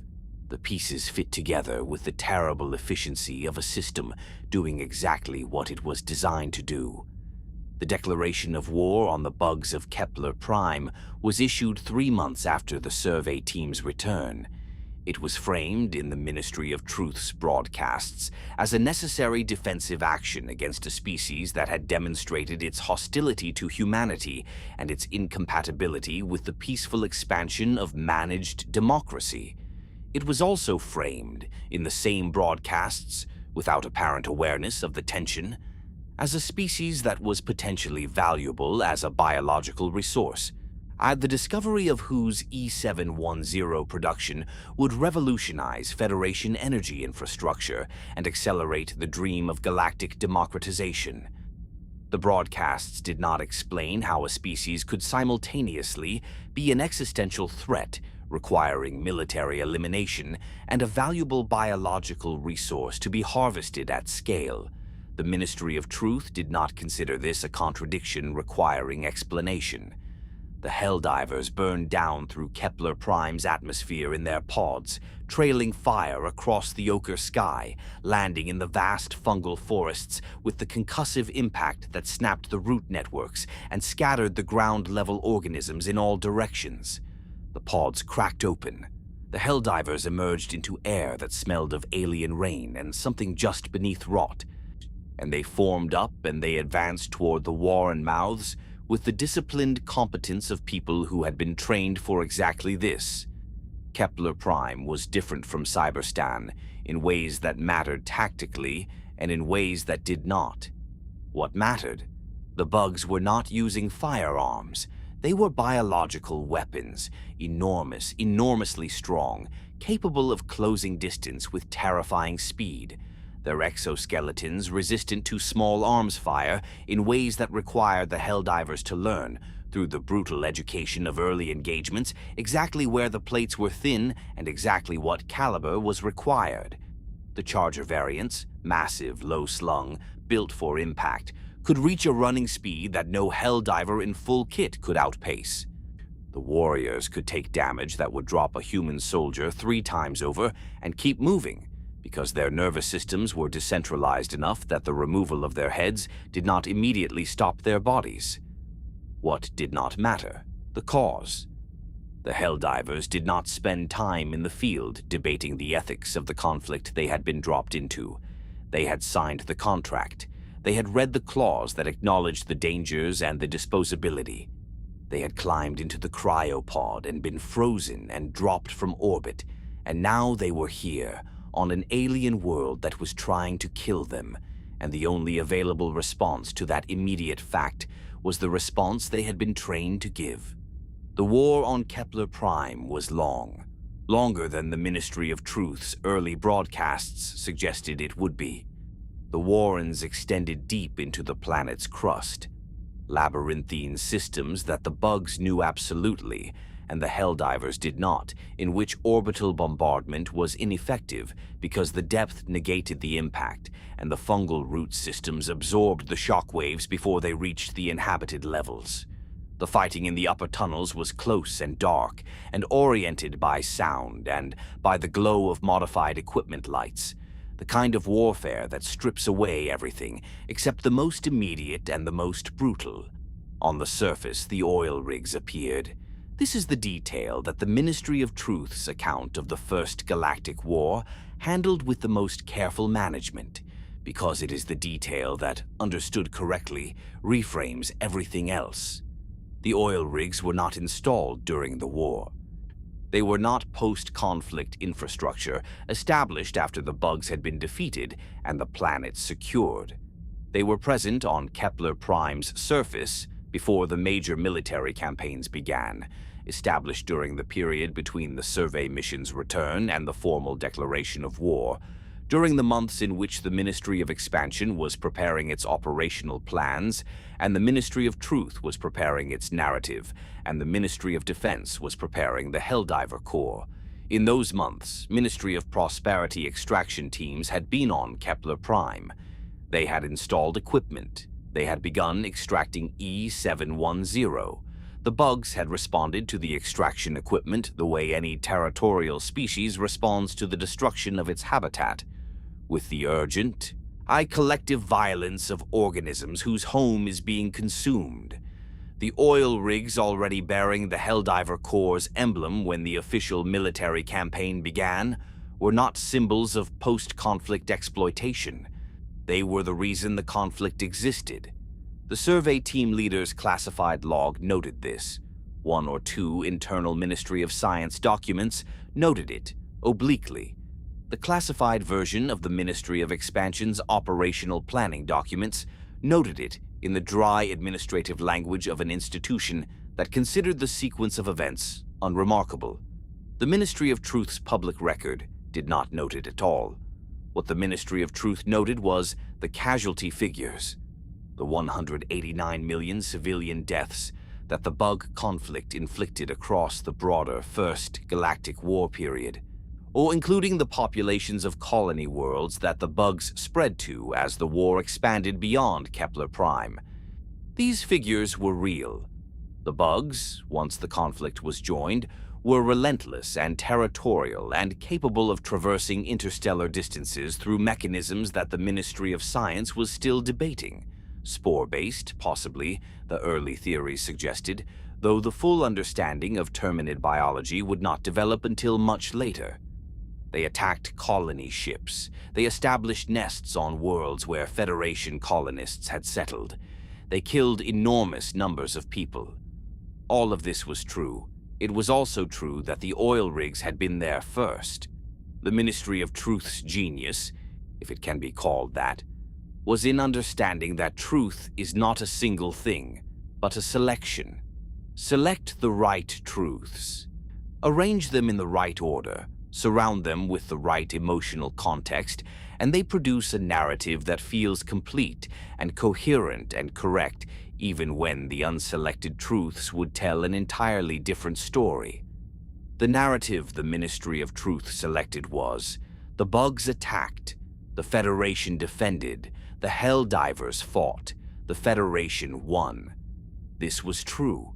It was not the whole truth. It would never be the whole truth, because the whole truth was classified, and the people who knew it were employed by institutions that had every structural reason to ensure it stayed that way. On Kepler Prime, the fighting continued. In the Warrens, Helldivers moved through the dark with the careful, lethal competence of people learning a new environment by surviving in it. Above them, the fungal forests burned where orbital strikes had cleared surface nests. The oil rigs ran continuously. The E-710 pumped out of the substrate and into waiting tanker vessels in low orbit.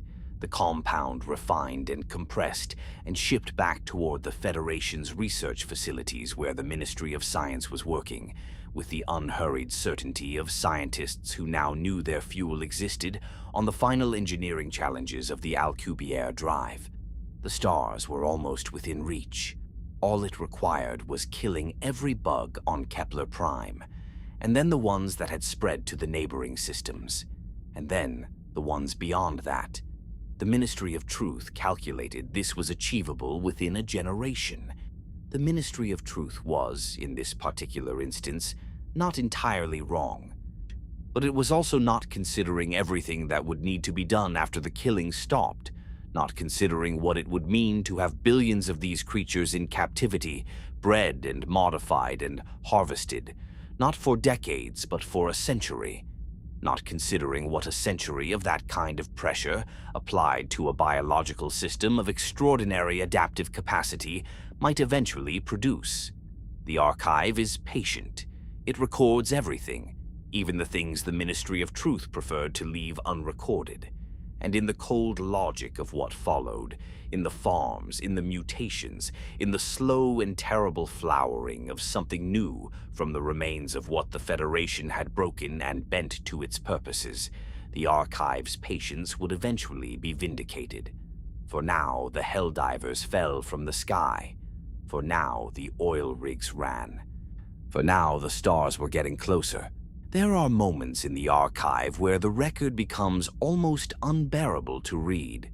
Not because of the violence. The archive contains violence in such quantities that a careful reader eventually develops a kind of necessary distance from it, the same distance that the exhausted archivist develops after years of cataloging atrocity.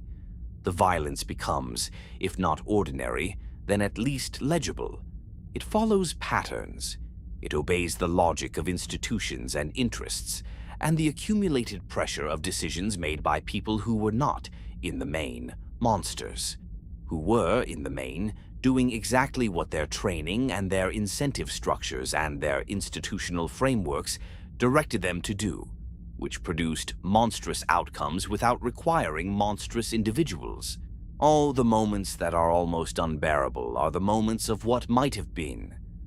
The first contact between the Federation of Super-Earth and the Illuminate is one of those moments. The Illuminate were old. This is the first and most important thing to understand about them. Not old in the way that the Federation called itself old, counting its centuries of managed stability as evidence of deep institutional wisdom, but old in the geological sense. Their civilization had been developing continuously for somewhere between 3,000 and 5,000 years at the time of first contact, depending on which era is used as the starting point and which archive, Federation or Illuminate, is consulted for the dating. They had passed through their own wars, their own collapses, their own periods of internal catastrophe, and had emerged from each one with their civilization intact and their technology more sophisticated.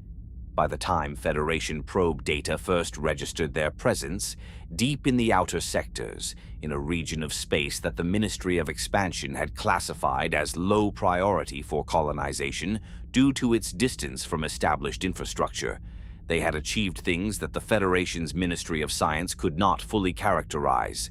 Their faster-than-light capability was not the Alcubierre drive.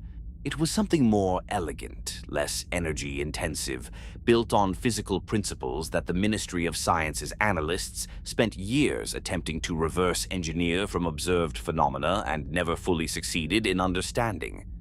Where the Alcubierre drive was an engineering solution, a brute force manipulation of space-time that required enormous energy inputs to maintain, the Illuminate's FTL technology worked with the structure of space rather than against it, exploiting natural features of the space-time manifold that Federation physics had not yet identified. Their ships moved between stars the way water moves downhill, not by forcing their way through a resistant medium, but by finding the path of least resistance through a landscape that human science had not yet learned to see. Their weapons were energy-based, precise, and terrifyingly effective. Their defensive shielding deflected kinetic projectiles and absorbed energy weapons with equal facility. Their computing systems, the Ministry of Science's analysts, working from captured equipment years later, agreed on this with unusual unanimity, were of a sophistication that implied either a fundamental difference in approach to information processing or a several-century head start on any equivalent Federation development, or both.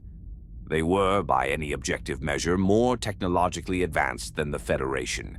They were also, as far as the fragmentary record of their culture that survived the events to come allows reconstruction, not a militaristic civilization. They had military capacity, the weapons, the shielding, the ships that could project force across interstellar distances. Any civilization that has existed for 3,000 to 5,000 years has encountered threats and developed the means to address them. But the Illuminate's dominant cultural and institutional orientation was not toward expansion and control. It was toward something that the Federation's own classification systems did not have a precise term for. A kind of deep, patient inquiry into the nature of the universe and the place of conscious beings within it.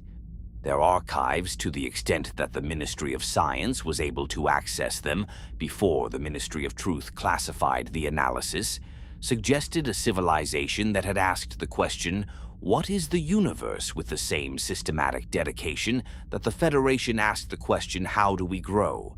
They had also, at some point in their history, developed the dark fluid. The dark fluid is the technology that the Ministry of Truth's public record acknowledges most reluctantly, because acknowledging it requires acknowledging that the Federation, after the events of First Contact, came to possess a weapon capable of collapsing planets into singularities, and that this weapon was not developed by the Federation's own scientists, but acquired from the civilization that the Ministry of Truth officially described as having been peacefully neutralized. The dark fluid's precise physics are classified. What is known from the effects observed in its eventual deployment is that it interacts with a planet's internal structure at a fundamental level, not an explosive force applied to the surface or even the interior, but a disruption of the gravitational and structural equilibrium that holds a planetary body together. Applied in sufficient quantity to a planet's crust, it initiates a cascade failure, a progressive collapse that, once begun, cannot be arrested. The planet does not explode. It falls into itself. The process takes hours, and it is, by all accounts of those who observed it from a safe distance, both spectacular and deeply wrong. A wrongness not of scale, but of category. the violation of something that the human mind implicitly categorizes as permanent, as given, as simply there. The Illuminate had this technology. They had chosen not to use it on inhabited worlds. This was a choice. In 3,000 to 5,000 years of civilization, in the conflicts and collapses and recoveries that their history contained, they had developed a weapon capable of ending planets and had chosen, for reasons that the surviving fragments of their cultural archive suggest, were philosophical rather than strategic, not to deploy it against living civilizations. The Federation would not make the same choice, but that comes later. First contact between the Federation and the Illuminate occurred in the 43rd year of the Federation's expansion beyond Earth. A Federation survey vessel, faster than the generation ships, equipped with the improved conventional drives that the E-710 research had enabled even before the Alcubierre breakthrough, crossed into a region of space where Illuminate presence had been detected by the long-range probe network. The contact was not accidental. The Ministry of Expansion knew the Illuminate were there. The survey vessel had been sent specifically to assess them. What the survey vessel encountered was not a defensive formation, not a military patrol. It was an Illuminate vessel of moderate size. The Federation's analysts reviewing the encounter data afterward, I estimated it as roughly equivalent to a Federation diplomatic courier in function, if not in design, and it was, unmistakably, moving toward the Federation survey vessel with its equivalent of running lights illuminated and its weapon systems in an inactive configuration. It was making itself visible. It was approaching without concealment, without weapons ready. The Federation survey vessel's commanding officer filed a report describing the encounter as initial contact with previously uncharacterized alien civilization, behavior assessed as potentially communicative. The Ministry of Expansion received this report. The Ministry of Defense received it simultaneously, per standard protocol. The Ministry of Truth was briefed. What followed was 3 months of careful, agonizing, and ultimately genuine attempt at communication. The Illuminate vessel maintained its presence near the Federation vessel throughout this period. It transmitted patterns, sequences, the mathematical regularities that any civilization attempting to bridge a language gap with an unknown other would begin with. Prime numbers, geometric relationships, the physical constants that any scientifically sophisticated civilization would know, and that provide a common reference frame, regardless of what language either party speaks. The Federation's Xenolinguistics team, a division of the Ministry of Science that had been established speculatively on the assumption that contact was eventually probable, and had spent decades developing methodologies it had never had occasion to test, worked continuously through those 3 months. And they made progress. Not full communication, not the exchange of complex ideas or the nuanced negotiation of political realities, but something. The ability to indicate, with reasonable confidence, basic categories of meaning. Present, absent, hostile, peaceful, approach, withdraw. The Illuminate in those 3 months consistently indicated peaceful, approach. They also indicated something else, something the Xenolinguistics team's report described carefully, and the Ministry of Defense's analysts interpreted very differently. The Illuminate indicated awareness. Awareness of the Federation, of its expansion, of its military capabilities, of the conflict with the bugs and the cyborgs. They had been watching for some time. They knew what the Federation was. The Ministry of Defense's interpretation of this awareness was, a potential adversary is assessing our capabilities and limitations. The Xenolinguistics team's interpretation was, an ancient civilization is trying to tell us that it knows us and is choosing to approach peacefully anyway. These interpretations were not reconcilable. The Ministry of Defense's interpretation prevailed in the institutional decision-making process because the Ministry of Defense's budget and political influence within the Democratic Council significantly exceeded those of the Ministry of Science's Xenolinguistics Division. The Ministry of Truth was asked to begin preparing a narrative. The narrative required a first strike. The Battle of the First Approach, the name given to the initial military engagement between Federation forces and the Illuminate, which the Ministry of Truth's public record described as the unprovoked attack that began the Illuminate War, was, according to the classified report filed by the survey vessel's commanding officer and subsequently buried in the Ministry of Defense's highest security archive, initiated by the Federation.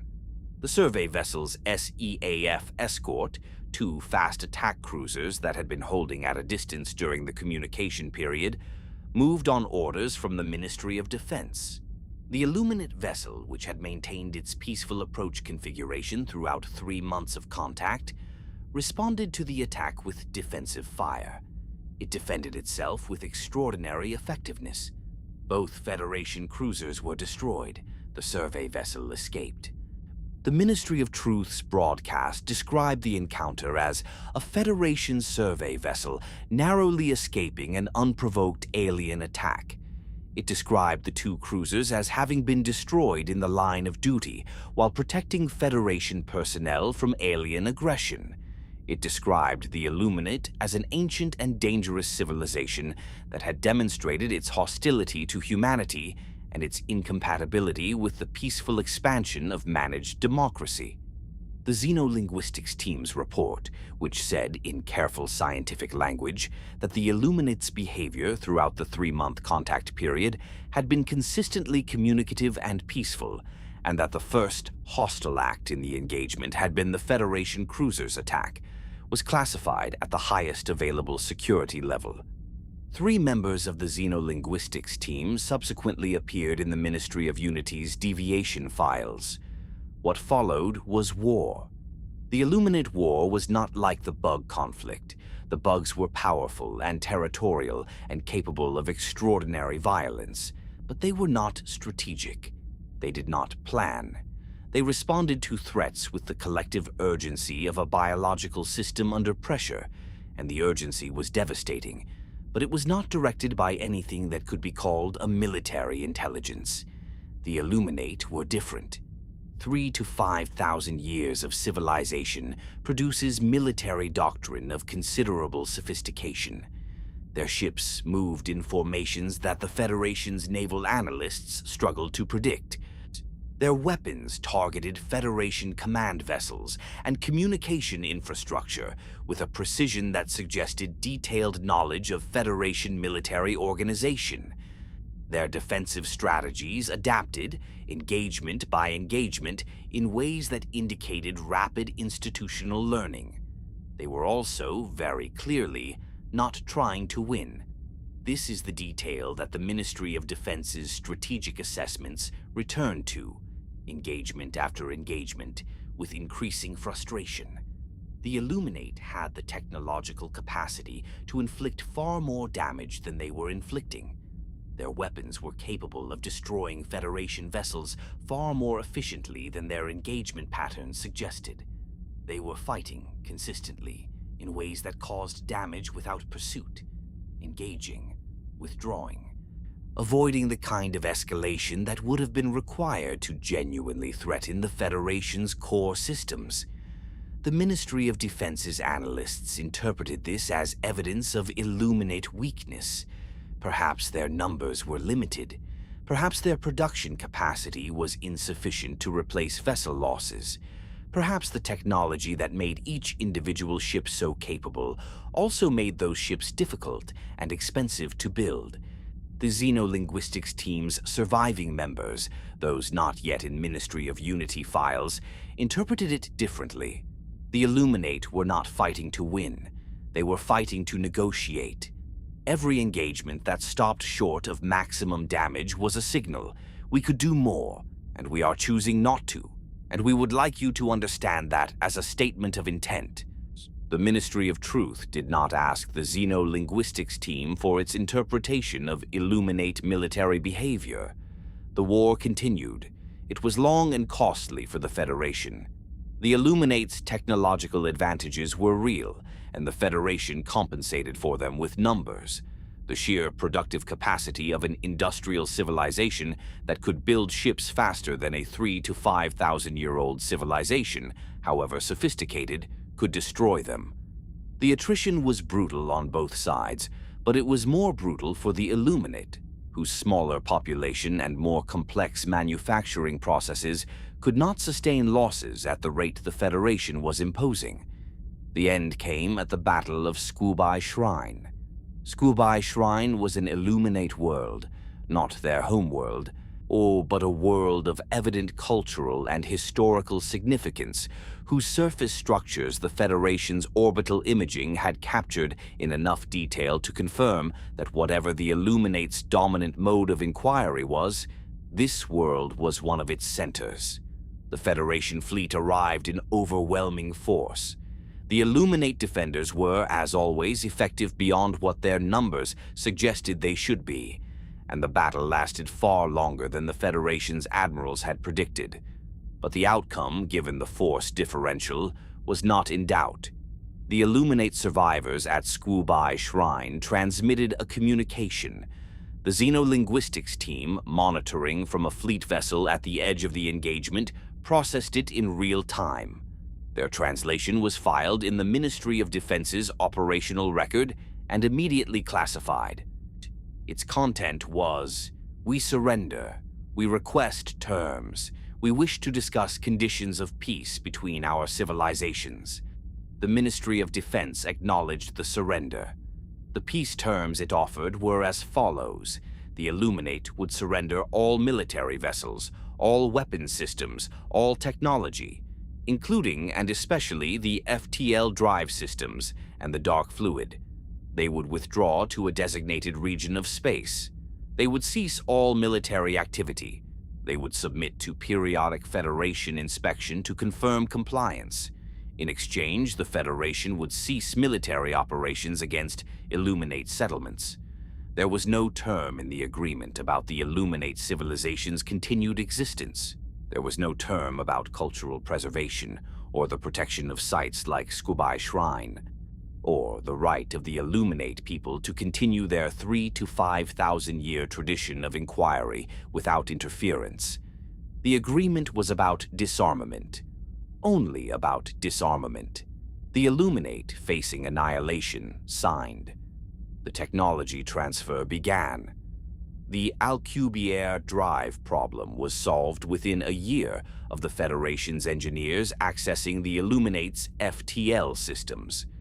Not solved in the Federation's own theoretical framework, the Ministry of Science's analysts never fully understood why the Illuminate technology worked, but solved in the practical sense. The drives could be replicated, the components could be manufactured, the ships could be built. The galaxy all at once became accessible. Worlds that had required decades of generation ship transit were now reachable in weeks. The Ministry of Expansion's maps, which had been growing slowly for generations, suddenly snapped open to encompass the entire known galaxy. It was, the Ministry of Truth announced in a broadcast watched by every Federation citizen across all 7 sectors, the greatest technological achievement in human history, a triumph of democratic ingenuity, proof of what managed democracy could accomplish. The Ministry of Truth did not mention the Illuminate. The dark fluid was catalogued and stored in Ministry of Science facilities under the highest available security classification. Its physics were studied. Its potential applications were modeled. It was, the Ministry of Science's classified assessments noted, the most powerful weapon in the Federation's arsenal, and potentially the most powerful weapon in the known galaxy, a fact that would remain theoretical for a century, all until there was a planet that needed to be destroyed and the political will to destroy it. As for the Illuminate themselves, the official Ministry of Truth record states that the Illuminate were rendered effectively extinct following their defeat. This statement was not technically accurate when it was made, and the Ministry of Truth knew it was not technically accurate when it was made. The Illuminate fleet had been surrendered. The Illuminate worlds that had been located and identified had been occupied or destroyed. The Illuminate civilization, as a functioning interstellar entity, had been dismantled. But space is very large, and a civilization that had survived for 3,000 to 5,000 years, that had developed technology the Federation could replicate but not fully understand. That had fought in a way that consistently preserved options rather than closing them. Such a civilization would have prepared for the possibility of catastrophic defeat, would have considered what to preserve and how and where, would have planned with the patience of a very old institutional memory for a future in which whatever remained of it might one day have the strength to return. The Ministry of Truth declared the Illuminate extinct. Some vessels had not been at Squabai Shrine. Some vessels had been in the final months of the war, moving away from the Federation's advancing front, not in the chaotic dispersal of a losing force, but in the deliberate, organized relocation of something being preserved. Where they went, the Federation's long-range sensors did not track them. The void between the galaxy's arms is not empty. Exactly, but it is vast enough and dark enough that objects moving through it without broadcasting their position are effectively invisible to any sensor technology available to the Federation. The Ministry of Truth declared the Illuminate extinct. The archive notes quietly that extinction is very difficult to confirm in a galaxy of this size. The archive is patient. It can wait. War, at sufficient scale, stops being a collection of events and becomes a condition. This is the thing that the Ministry of Truth's commemorative broadcasts never quite captured. Not because the Ministry of Truth lacked skilled communicators, but because the transformation of war from event to condition is precisely what those communicators were trained to prevent the public from understanding. An event can be narrated. It has a beginning and a middle and an end, protagonists and antagonists, a moment of decision where things could have gone differently, and a moment of resolution where they did not. Events produce heroes. Events produce lessons. Events can be filed and classified and retrieved for use in civic education programs and Liberty Day speeches. A condition cannot be narrated. It can only be endured. The First Galactic War, in its full scope, was a condition that lasted approximately 4 decades, from the early 2040s, when the conflicts with the Bugs, the Cyborgs, and the Illuminate were still being processed by the Federation's institutional machinery as separate and manageable challenges, to 2084, when the last Bug stronghold on Kepler Prime fell and the Ministry of Truth declared victory across all fronts simultaneously. 40 years of continuous military engagement across dozens of worlds, across interstellar distances that the Federation's new Alcubierre drive had made navigable but had not made small, against 3 enemies simultaneously, with an industrial base that was being pushed to its absolute productive limit, and a population that was being asked, decade after decade. So to sustain a level of sacrifice that the Ministry of Truth kept insisting was almost over. It was almost over for 40 years. The scale of the First Galactic War is difficult to hold in the mind as a single thing. The mind prefers individual stories. The story of a particular squad on a particular world. The story of a particular battle that turned on a particular decision. The archive contains those stories, in fragments in the personal logs and unit reports and after-action assessments that the Ministry of Defense collected and classified and stored in the vast retrieval systems of its institutional memory. But the archive also contains the aggregate, the casualty figures, the resource consumption data, the logistics reports that tracked the movement of material and personnel across interstellar distances with the precise or affectless language of supply chain management. The aggregate is the true scale. The super-destroyer fleets were the Federation's primary instrument of interstellar power projection, and understanding them is essential to understanding the war's character. A super-destroyer was not a vessel in the way that the generation ships or the early colonial transports were vessels. A container moving people and material from one place to another. A super-destroyer was a mobile military infrastructure, an orbital fortress and command center and Helldiver deployment platform combined into a single enormous ship whose primary function was to hold position in orbit over a target world and support the operations occurring on the surface below. They were massive. Their hulls were dark and angular. See the aesthetic of Federation military design? All function, no concession to the kind of beauty that civilian architecture allowed itself. The length of a super-destroyer was sufficient that its bow and stern existed in meaningfully different gravitational conditions when the ship was in close planetary orbit. Its crew numbered in the thousands, organized into the precise hierarchies that the Ministry of Defense had developed over decades of institutional refinement. The ship's captain was addressed as Shipmaster. The democracy officers aboard were addressed with the formal honorifics their manuals specified. The Helldivers, held in their cryo chambers in the deployment bays beneath the main hull, were not addressed at all until their pods were being loaded. The Helldivers slept. They slept in their cryo chambers in the blue-lit silence of the deployment bays, frozen at the precise temperature that arrested cellular deterioration without causing ice crystal formation in the tissues, their metabolic processes reduced to a murmur. The chambers were arranged in rows, hundreds of them in the larger bays, each one containing a Helldiver in the sealed stillness of cryostasis. The shipmasters and their crews worked and maintained and navigated and planned above them in the ship's operational decks. The Helldivers did not experience the transit. They did not experience the orbital insertion, the deceleration burn, the positioning maneuvers that brought the super-destroyer to its operational altitude over the target world. They woke when the deployment order came. The revival sequence took 4 minutes.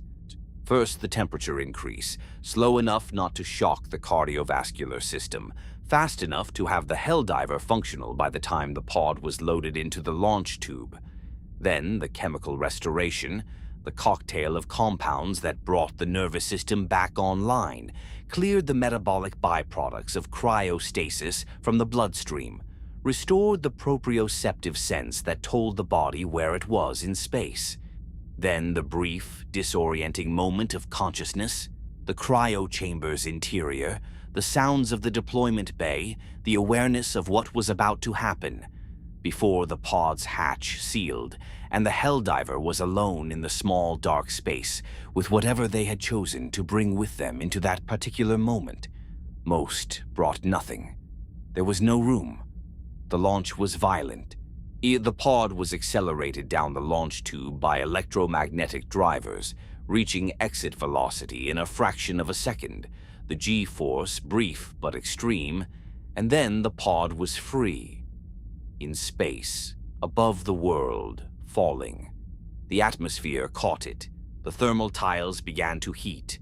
The pod's exterior glowed, orange deepening toward white, the plasma sheath isolating the interior from the lethal heat of re-entry in a layer of superheated gas that was, from the outside, indistinguishable from a meteor. From the ground, if anyone was watching, and on the worlds of the First Galactic War, there was almost always something watching, whether bug sensors or cyborg detection arrays or Illuminate surveillance systems. The sight of a Helldiver drop was the sight of stars falling, dozens of them, sometimes hundreds, burning down through the atmosphere in converging arcs, their timing coordinated by the super-destroyer's deployment systems to produce maximum coverage of the target zone in minimum elapsed time. The ground shook when they landed. The pods hit with the force of meteorite impacts, not large enough to cause crater-scale damage, but large enough to split the surface, to shatter rock, to announce the Helldivers' arrival with a physical statement that required no translation. The pods cracked open. The Helldivers emerged. On the bug worlds, what they emerged into was the noise. The bugs were never quiet. The Warren systems were biological resonance chambers, amplifying and channeling the sounds of colony activity into a continuous low vibration that the ground transmitted and the air carried and the body absorbed and could not fully shut out. On the surface, the fungal forests and chitinous ground cover and the constant movement of bug organisms created a soundscape unlike anything in Federation colonial experience. Organic, alive, deeply alien, with a quality that the Helldivers' medical corps documented as subjectively threatening, even in the absence of immediate threat, a physiological stress response generated by sustained exposure to a sound environment that the human nervous system was not built to categorize as safe. The visual environment was equally disorienting. Kepler Prime and the other bug worlds were not dark. Exactly. The fungal structures produced their own bioluminescence in low-light conditions, a cold blue-green glow that was beautiful in the abstract and deeply wrong in the context of the creatures moving through it. The bugs' exoskeletons caught the bioluminescent light and reflected it in ways that made their movements difficult to track optically, the same effect that their natural predators, in the evolutionary context that had shaped them, had presumably relied upon. For a human nervous system trained on Earth's predator-prey relationships, on the visual cues of a world where things that moved fast in low light were uniformly dangerous, the bug worlds were a sustained exercise in controlled fear. The Helldivers were trained for this. Their training included sustained exposure to alien soundscapes, to bioluminescent environments, to the specific visual signature of bug movement at various ranges and in various light conditions. Their training was extensive, demanding, and genuine. It produced soldiers who were, by any objective measure, among the most capable military personnel in the Federation. It did not produce soldiers who were not afraid. It produced soldiers who were afraid and functioned anyway, which is a different thing and a harder thing, and the distinction matters when you are in a tunnel on an alien world, with the sound of the colony resonating through the rock and something large moving in the dark ahead of you. The bug worlds required close engagement. The Warrens denied orbital bombardment its effectiveness. The surface terrain denied the kind of maneuver warfare that Federation doctrine had developed on open ground. What the bug worlds required was small unit infantry combat, squads of 4 Helldivers working in mutually supporting formations, clearing tunnels and surface nests, and the enormous hive structures that the larger bug variants constructed around the Warren mouths. The Helldivers called these hive structures cathedrals, which was both accurate as a description of their scale and deeply ironic as a choice of metaphor, though the Helldivers who coined the term did not have irony in mind. They were describing the experience of being very small beneath something very large, and cathedrals were the largest human-built structures most of them had ever stood beneath. The Bile Titans were what you found inside the cathedrals. The Bile Titans were the largest bug variants encountered during the First Galactic War. Structures more than biological entities, the way a cathedral is a structure more than a building. Their bodies were architectural, enormous thoracic chambers that housed organs with functions the Ministry of Science would spend years attempting to characterize.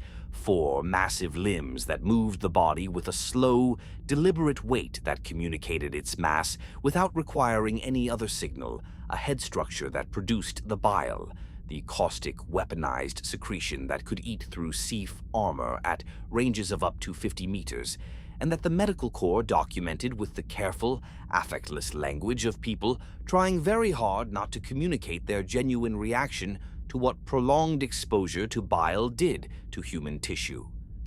The Helldivers developed techniques. They always did.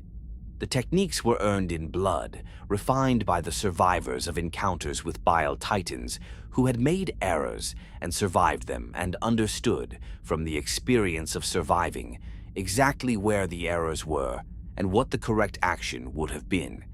These techniques were compiled by the Helldiver Corps' training division, distributed to new Helldivers through their pre-deployment briefings, and used until the bugs adapted, which they did, though slowly, and new techniques had to be developed.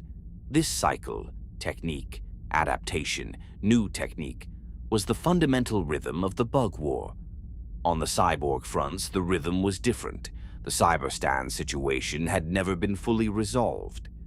The initial Operation Democratic Restoration had established Federation military administration over the planet, had interned the surviving cyborg population in the mines, and had been declared a success by the Ministry of Truth.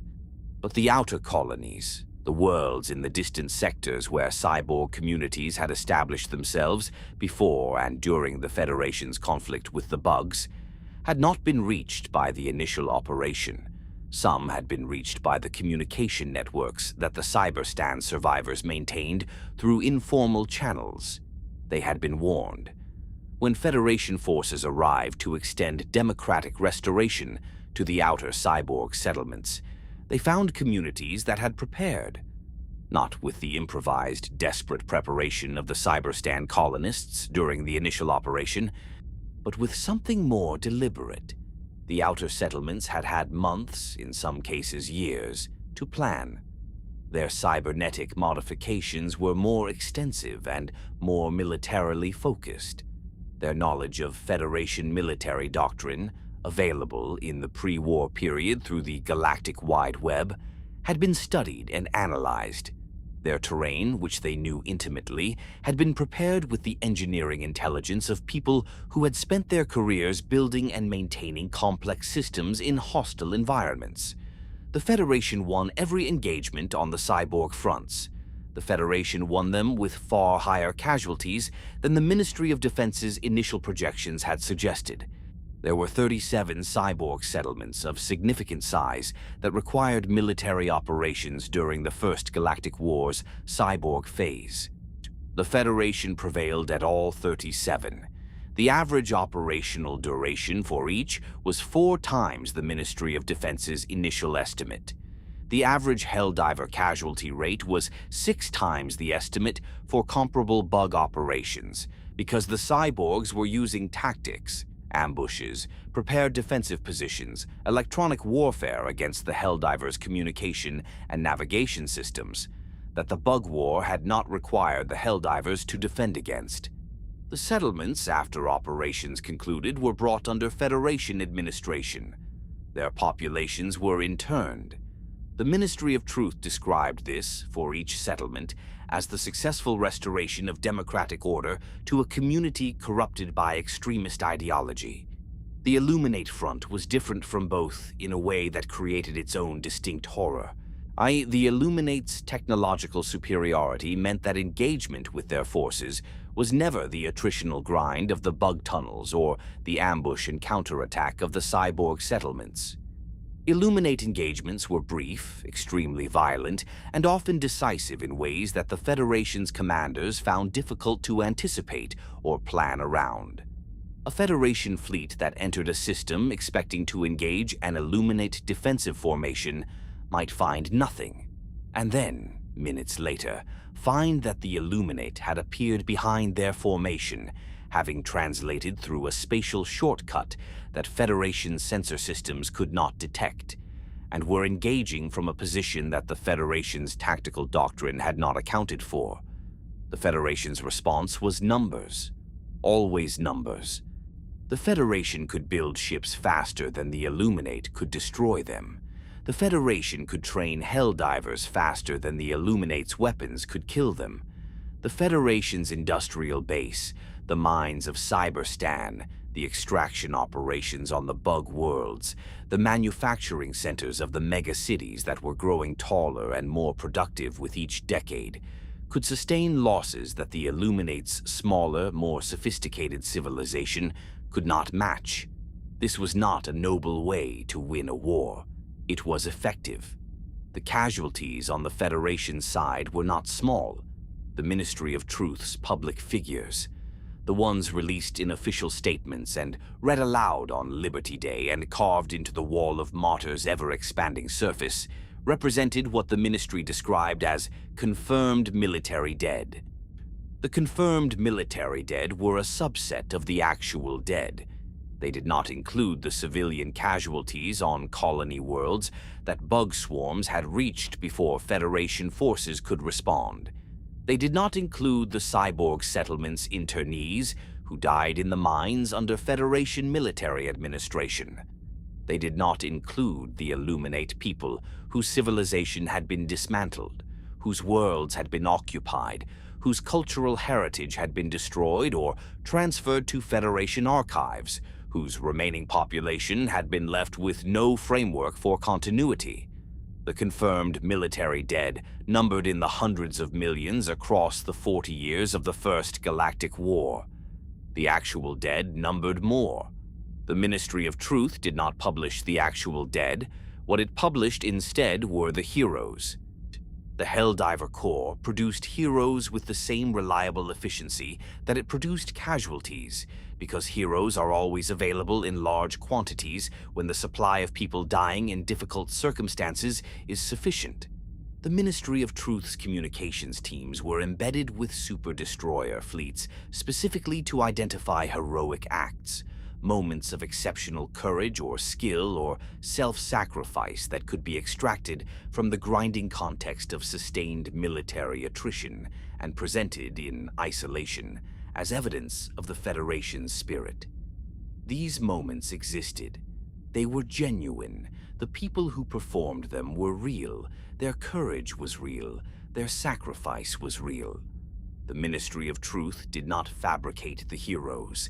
It simply selected them and placed them in front of the cameras, and broadcast them across all Federation channels, and did not broadcast the equally real and equally numerous moments in which Helldivers died without performing anything that could be characterized as heroic, dying in the confused dark of a bug tunnel before they understood what had hit them, dying in the electronic noise of an Illuminate engagement before the tactical situation had resolved enough to respond to, dying in the ambush of a cyborg settlement's prepared defenses without time to demonstrate anything except the simple, brutal fact of being human and therefore mortal.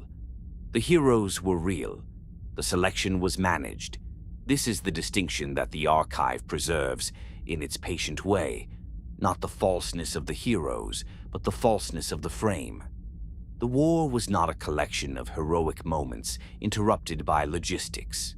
It was an enormous, decades-long industrial process for the conversion of human lives into political and territorial outcomes, interrupted occasionally by moments of individual heroism that the Ministry of Truth preserved, and the Ministry of Defense consumed, and the Wall of Martyrs accumulated in brushed steel letters that caught the morning light and flattened in the afternoon and glowed under the night's discreet spotlights. The Helldivers fell from the sky. They had always fallen from the sky. By the 40th year of the First Galactic War, the act of falling from the sky had acquired a ritual quality that transcended the military necessity that had produced it. The cryostasis, the revival, the pod, the burn, the impact. These were not merely tactical procedures. They were rites. The Helldiver who emerged from the pod was not the same person who had entered the cryo chamber, not because the physical body had changed, but because the transition, the falling, the fire, the landing on alien ground, had the character of a passage. Something had been left behind. Something was beginning. Most Helldivers made multiple drops. Some made dozens. Each drop was a passage of the same kind. Each landing on alien ground was the same beginning, on a different world, with different enemies waiting and the same objective. Hold the ground, complete the mission, reach the extraction point, return to the super destroyer. Some reached the extraction point. Some did not.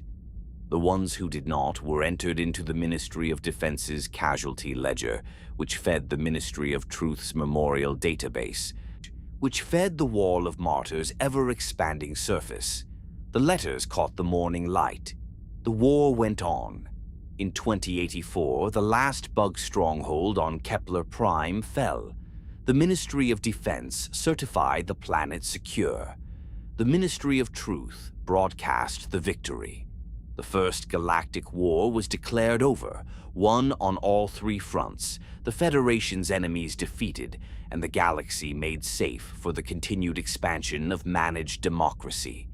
The Helldivers who had survived were stood down. Their cryo chambers were sealed. The super-destroyers returned to their orbital stations. For a moment, a brief, strange moment in the Archive's long record, there was quiet. The quiet would not last, but for now, for this moment, the war was over. The Federation had won, and somewhere in the dark of the eastern sectors, in the farms that had been established on a dozen worlds to contain and harvest the defeated bug population, something was beginning, quietly, invisibly, at the cellular level, that would take a century to fully develop. The Archive is patient. The Archive had time. The final campaign against Cyberstan was not announced in advance. This was a deliberate choice by the Ministry of Defense, and it was a choice that reveals something important about how the Federation understood the difference between a military operation and a political statement. Military operations benefit from surprise. Political statements benefit from preparation, from the careful construction of context, the pre-positioning of narrative, the cultivation of public sentiment that makes the statement feel not like a decision made by specific people in a specific institutional moment, but like the inevitable conclusion of a logic that has been building for a long time. The final campaign against Cyberstan was both. The military component, the actual deployment of forces, the orbital positioning of the super-destroyer fleet, the loading of the Helldiver pods, the calculation of re-entry trajectories and landing zone coordinates, was prepared in secrecy and executed with the speed that secrecy allows. The political component had been under preparation for years. Through the sustained Ministry of Truth, broadcasting that had framed the cyborg conflict not as a dispute between the Federation and a colonial population with legitimate grievances, but as the ongoing management of a radicalized and dangerous ideological movement that had demonstrated, repeatedly and violently, its incompatibility with the peaceful order of managed democracy. By the time the fleet arrived in Cyberstan's orbit, the Federation's civilian population had been living with the Ministry of Truth's framing for long enough that the operation was not surprising. It was, in the public's understanding, simply the final step in a process that had been necessary all along and had been delayed only by the Federation's characteristic patience and restraint in the face of continuous cyborg provocation. This understanding was not accurate. Cyberstan, in the final years of the First Galactic War, was a world in an impossible position. The initial Operation Democratic Restoration had interned the majority of the planet's cyborg population in the mining levels of the underground complexes that had been their primary industrial infrastructure. The outer settlements, those on distant worlds, had been addressed in the subsequent campaigns. What remained of the cyborg community as an organized political and cultural entity was concentrated in the Cyberstan mines, operating under Federation military administration. Their labor allocated to the Super Earth Construction Company, their movements restricted, their communications monitored, their children born into a world bounded on all sides by rock and guard posts, and the institutional machinery of a state that had decided they were a problem to be managed rather than a people to be governed. And yet they remained, in the ways available to them, themselves. The cultural transmission that occurs in communities under extreme duress has been documented across all of human history, and it follows patterns that the Federation's Ministry of Unity found consistently difficult to fully suppress, no matter how sophisticated its monitoring became. Ideas cannot be physically confined the way bodies can. Stories cannot be extracted from a person the way mining equipment extracts ore. The memories of what Cyberstan had been before, what its communities had valued, what its philosophy had argued, what its people had dreamed of becoming, were carried inside the people who had lived through the original communities and were passed, in the careful, quiet way of all suppressed cultural knowledge, to the children who had not. The children of the mines were different from their parents. Their parents had known something else, had known the surface of Cyberstan before the military administration, had known the colony's assembly and its petitions and its genuine, perhaps naive belief that the Federation could be persuaded to understand. They carried that knowledge as both resource and wound, the awareness of what had been possible before it became impossible, the grief of a transition they had lived through and survived, and were still, decades later, processing. The children knew only the mines, only the rock and the light and the sound of machinery and the presence of the guards and the food allocations and the medical checks and all the other administered rhythms of their existence. They had no grief for what had been, because they had no memory of what had been. What they had, instead, was the philosophy, transmitted by their parents and their community's elders, alive in the informal networks that persisted beneath the Ministry of Unity's monitoring, stripped of the specific grief that accompanied it in the older generation and therefore, in a way, purer. The older generation had wanted to be left alone within the Federation. The children wanted something different, and they could not have articulated it clearly. Not yet, not in those years, not in the constrained intellectual environment of the mines where any articulation that approached the Ministry of Unity's deviation thresholds was immediately dangerous. But it was there, in the way they maintained their cybernetics, with a pride that went beyond utility, an insistence that the modifications were not industrial necessities, but expressions of something the Federation had tried to extinguish and had not managed to extinguish. And it was there in the fabrication workshops where the children of the mines worked under CF supervision to produce the components and machinery that the Super Earth Construction Company needed and learned in doing that work exactly how the machines were built, exactly how they might be built differently. The Federation's decision to execute the final Cyberstan campaign was triggered not by any particular cyborg action, but by the Ministry of Unity's assessment that the cumulative deviation metrics from Cyberstan's monitored communications had crossed a threshold that indicated organized ideological resistance incompatible with continued stable integration. The report was presented to the Democratic Council in a closed session. The Ministry of Defense presented its operational plan. The Ministry of Truth presented its narrative preparation. The Democratic Council voted, through the algorithm, to authorize. The fleet assembled in the outer system, beyond Cyberstan's long-range sensor coverage. It moved inward fast, Cyberstan's surface from orbit. All was a landscape of gray rock and dark mineral deposits, and the scattered surface installations of the mining complex infrastructure, atmospheric processors, power generation facilities, the elevator shafts that connected the surface to the underground levels, the landing pads where supply ships arrived and ore shipments departed. The Federation's orbital imaging had this surface mapped in extraordinary detail. Every installation, every access point, every location where the cyborg population was concentrated, and every location where it was sparse. The campaign began with orbital bombardment of the surface installations, not the underground levels. The Ministry of Defense had no interest in destroying the mining infrastructure that made Cyberstan economically valuable, and the cyborg population was concentrated in the underground levels anyway, which the bombardment could not effectively reach. The surface bombardment was directed at the elevator shafts and the power generation facilities and the atmospheric processors. the infrastructure that connected the underground to the surface and that the cyborg population depended on for breathable air and power and access to the supply shipments that fed them.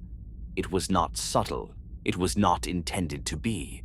The orbital bombardment was the political statement component of the operation, the visible demonstration of force that the Ministry of Truth would broadcast as evidence of the Federation's resolve, the thing that the cyborg population underground would hear as a sustained concussion through the rock above them, a vibration that told them, so in the language that vibration speaks, that the world above had changed and that what was coming next was not negotiation. The Helldivers came next. They descended through Cyberstan's pale sky in their burning pods, not the orange sky of the bug worlds, not the atmospheric density that made Kepler Prime's re-entry so prolonged and so violent, but Cyberstan's thin, clear atmosphere that let the pods fall faster and hit harder. The landing zones were the surface areas adjacent to the major elevator shaft complexes, and the Helldivers who emerged from their pods were already in the firefight before they had fully oriented to their surroundings, because the cyborg defenders who had survived the orbital bombardment had anticipated the landing zones and prepared them. The cyborg defense of Cyberstan's surface was not the desperate improvisation of the initial Operation Democratic Restoration. It was the considered, engineered response of a people who had spent years while working in the Federation's mining operations, while producing the Federation's components, while living under the Federation's administration, thinking about this moment and what it would require. Their modifications had been extended and refined with military purpose in the ways that their SEAF monitors had either not detected or had detected and underestimated. Their knowledge of the surface terrain and the underground topology was absolute. Their communication systems operated on frequencies that the Federation's electronic warfare assets had not been calibrated to jam, because the frequencies had been developed specifically to avoid that calibration. They fought with the ferocity of people who understood that this was the final engagement, that there was no petition possible after this, no channel to submit, no process to trust. The Ministry of Expansion was not coming to negotiate. The algorithm was not going to produce a favorable outcome. The democracy officers were not going to explain that there had been a misunderstanding. This was the end of the cyborg question, and the cyborgs who had spent their lives in the mines knew it, and they fought accordingly. The Helldivers advanced. The underground levels were different from the bug tunnels in ways that both helped and hindered. The tunnels themselves were engineered, regular cross-sections, maintained surfaces, lighting systems that the cyborg defenders could control and that they used with tactical intelligence, plunging sections into darkness at moments calculated to maximum effect and flooding others with blinding intensity. The Helldivers' optical augmentation equipment struggled with the rapid transitions. Their communication systems were intermittently jammed, the terrain that the cyborgs knew absolutely and the Helldivers were learning in real time. The sound was different from Kepler Prime's organic resonance. The Cyberstan underground was a mechanical soundscape, the constant rhythmic percussion of mining equipment that kept running through the engagement because the cyborg defenders had decided, for reasons that the Ministry of Defense's after-action assessment characterized as irrational, but that the archive suggests were deeply rational, to keep the mines operating. The noise served multiple tactical purposes. It masked movement, disrupted the Helldivers' ability to track cyborg positions by sound, and created a sensory environment that the cyborg population, who had spent their lives in it, navigated with an ease that the Helldivers, equipped with their military training but not with decades of the mines, could not match. The clicking of the machinery, the hiss of hydraulics, the deep, rhythmic percussion that the rock transmitted and the bones absorbed. The occasional, terrifying silence when a section of equipment stopped. A silence that always meant something, because in the Cyberstan underground, Silence was a tactical choice. The fighting went on for weeks. The Ministry of Truth broadcast daily victory updates. Each day's broadcast described progress made, installations secured, democratic order restored to additional sectors of the underground complex. Each day's Ministry of Defense internal report described something more complicated. Sections cleared that the cyborg defenders had abandoned deliberately, retreating deeper into the underground in formations that maintained their cohesion and their capacity to resist, drawing the Helldivers further from their surface, support infrastructure, and deeper into terrain that increasingly favored the defenders. The final engagements were in the lowest levels.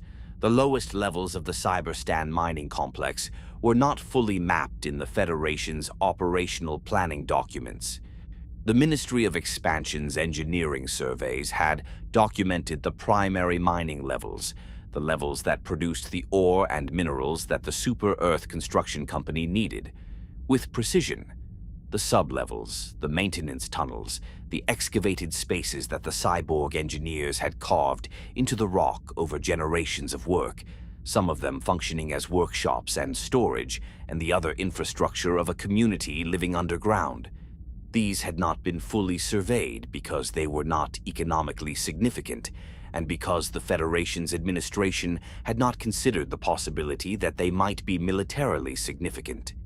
In the lowest of these sublevels, in spaces that the SEAF administration above had known existed in a general sense and had never thought to examine specifically, the final cyborg defenders made their stand.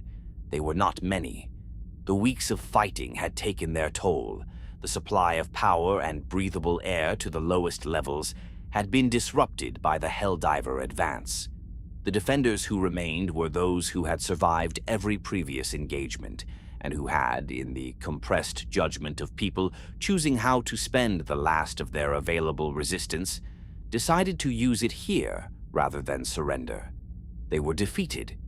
Of course they were defeated. The outcome had never been genuinely in doubt, for all the tactical sophistication of the defense and all the unexpected duration of the campaign. The Federation had resources that could not be exhausted at Cyberstan's scale. The Helldivers were replaceable in ways that the cyborg defenders, a finite population in a bounded location, were not. Attrition, applied consistently, resolved the question. The survivors were processed. Wounded cyborgs received the Federation's military medical care, not out of humanitarian concern, the Ministry of Defense's internal documentation makes clear, but because functional workers were more valuable to the Super-Earth Construction Company than injured ones. Their injuries were treated. Their modifications were documented by Ministry of Science personnel who accompanied the processing teams. Their personal records were updated in the Federation's administrative systems, and then they were returned to the mines. The same mines they had been fighting in. The same rock, the same machinery, the same overhead lighting that never quite convinced the eye it was daylight. The guards changed. The administrative procedures were reviewed and tightened. The communication monitoring was upgraded. The supply allocations were reviewed and adjusted to reflect the reduced population, the number that had been present before the campaign, minus the number that the campaign had removed. The Federation did not execute the surviving cyborg population. This was a choice that the Ministry of Truth framed as evidence of Federation mercy, the willingness to offer rehabilitation rather than punishment to those who had been led astray by extremist ideology. The classified reasoning was more straightforward. The mines needed workers, and the cyborg population was very good at working in them. Execution was economically inefficient. The survivors went back to work. The children went back to their informal education. The fabrication workshops, somewhat reduced in capacity after the campaign's damage, resumed production. And in the spaces that the Federation's surveys had not fully documented, in the sublevels and maintenance tunnels and carved-out workshops that the Helldivers had cleared and the SEAF administration had secured in the general sense and had not thought to examine with precision, The children of the mines continued the work that the Ministry of Defense's after-action assessment had not identified as work. Building, slowly, with the patience of people who have learned through generational experience that patience is the only available strategy when everything else has been taken. With the precision of engineers who have spent their lives maintaining complex systems and understand, at the level of physical intuition, how machines work and how machines can be made to work differently. With the ideological inheritance of a people who have been told, for generations, that their ideas are wrong and dangerous and incompatible with proper democratic values, and who have concluded, through the evidence of their own experience, that this assessment says more about the assessor than about the ideas. They built carefully, they built quietly, they built things that did not look to the inspection teams that the Ministry of Unity sent periodically to review the Cyberstan situation, like weapons. They looked like components, industrial components, the kind that mining operations required in enormous quantities. The inspection teams documented them as such and moved on. The components could be assembled. A century is a long time. A century, for a community with a purpose and the engineering skill to pursue it and the discipline to pursue it quietly, is sufficient. Above Cyberstan, the SEAF administration filed its quarterly reports.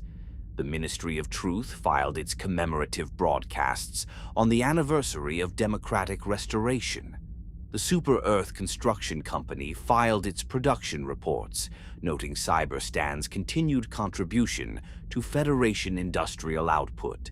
The Wall of Martyrs gained new names: the Helldivers who had fallen in the final campaign, the Helldivers who had fallen in the outer settlement operations, the Helldivers who had fallen on the Bug Worlds and the Illuminate fronts, whose names the Wall also bore in the indiscriminate democracy of the dead.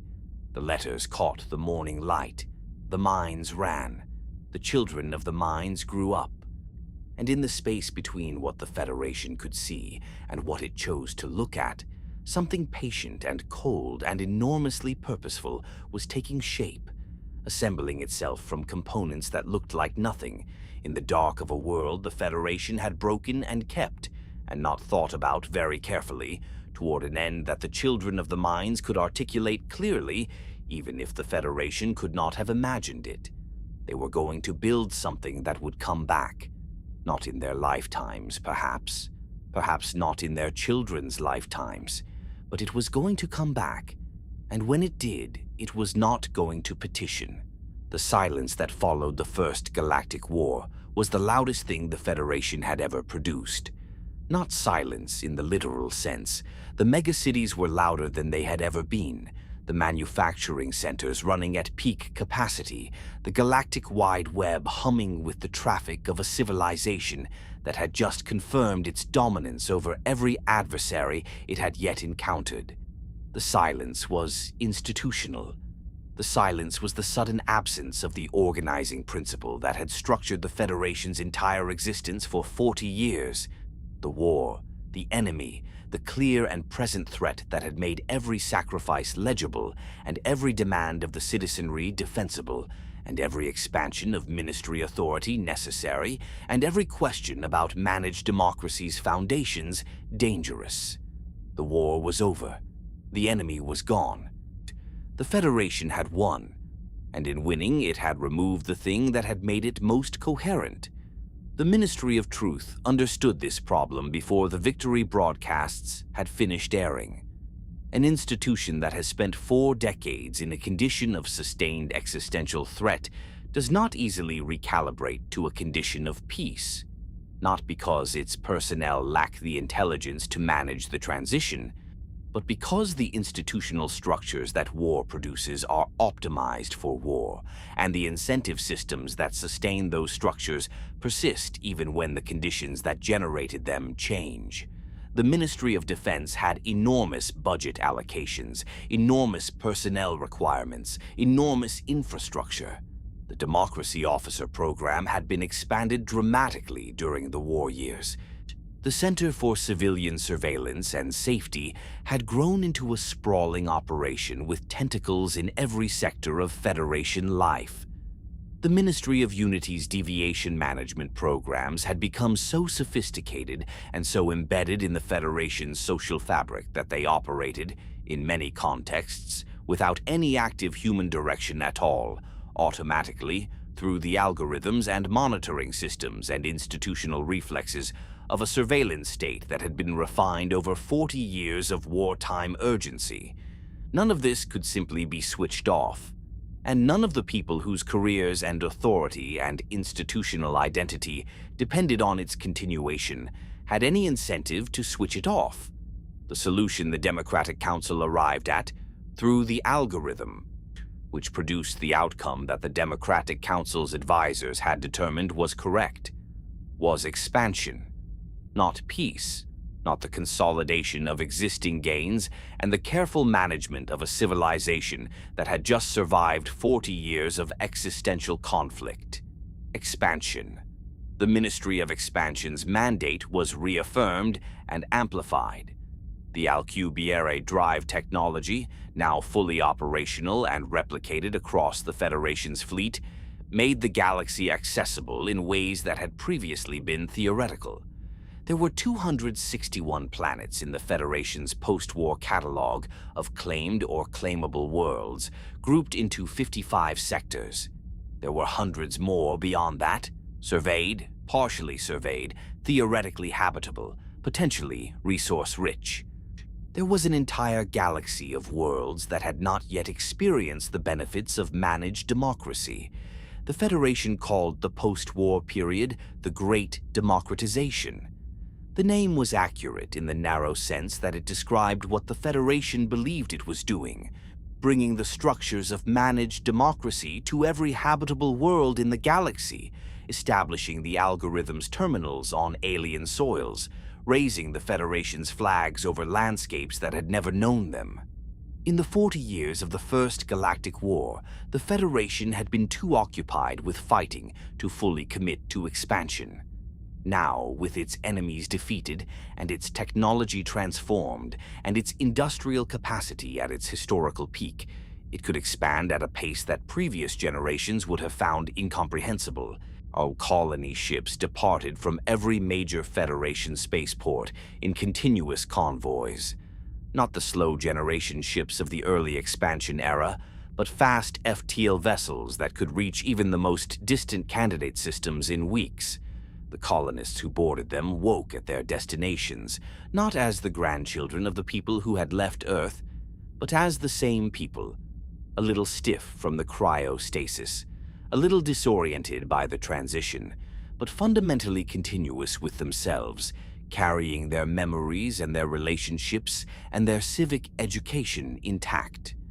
The worlds they found were various. Some were close enough to Earth standard to be immediately habitable with minimal infrastructure. Others required the patient work of atmospheric processing and soil conditioning, and the establishment of contained habitation networks before the surface could be safely occupied without full environmental gear. A few were so marginal that the only justification for colonizing them was mineral or energy resource extraction. The worlds that the Ministry of Expansion's analysts described as challenging but strategically significant, and that the colonists who were allocated to them learned to describe with language that the Ministry of Truth would not broadcast. On each world, once the initial habitation infrastructure was established, the voting terminals arrived. The terminals were shipped in the same supply convoys as the atmospheric processors and the prefabricated habitat sections and the Ministry of Truth's broadcast equipment. So they were installed before the colony's first harvest, before its first civic building, sometimes before its first functioning medical center. The Democratic Assembly in Prosperity City had determined that the sequencing was important, that the first act of any new Federation community should be the exercise of democratic participation, that the terminals should be present from the very beginning, so that managed democracy was not a layer applied to an existing community, but the foundation on which the community was built. The sequencing was, in the Ministry of Truth's civic education materials, framed as a beautiful thing. In the Ministry of Expansion's internal documents, or it was framed as an administrative necessity. The establishment of Federation legal jurisdiction over the new colony before any local institutional structures could develop that might complicate that jurisdiction. The first acts of democratic participation in the new colonies produced, through the algorithm, results that were consistent with Federation policy positions. This was expected. The algorithm had been calibrated for consistency. Meanwhile, the defeated enemies were being processed.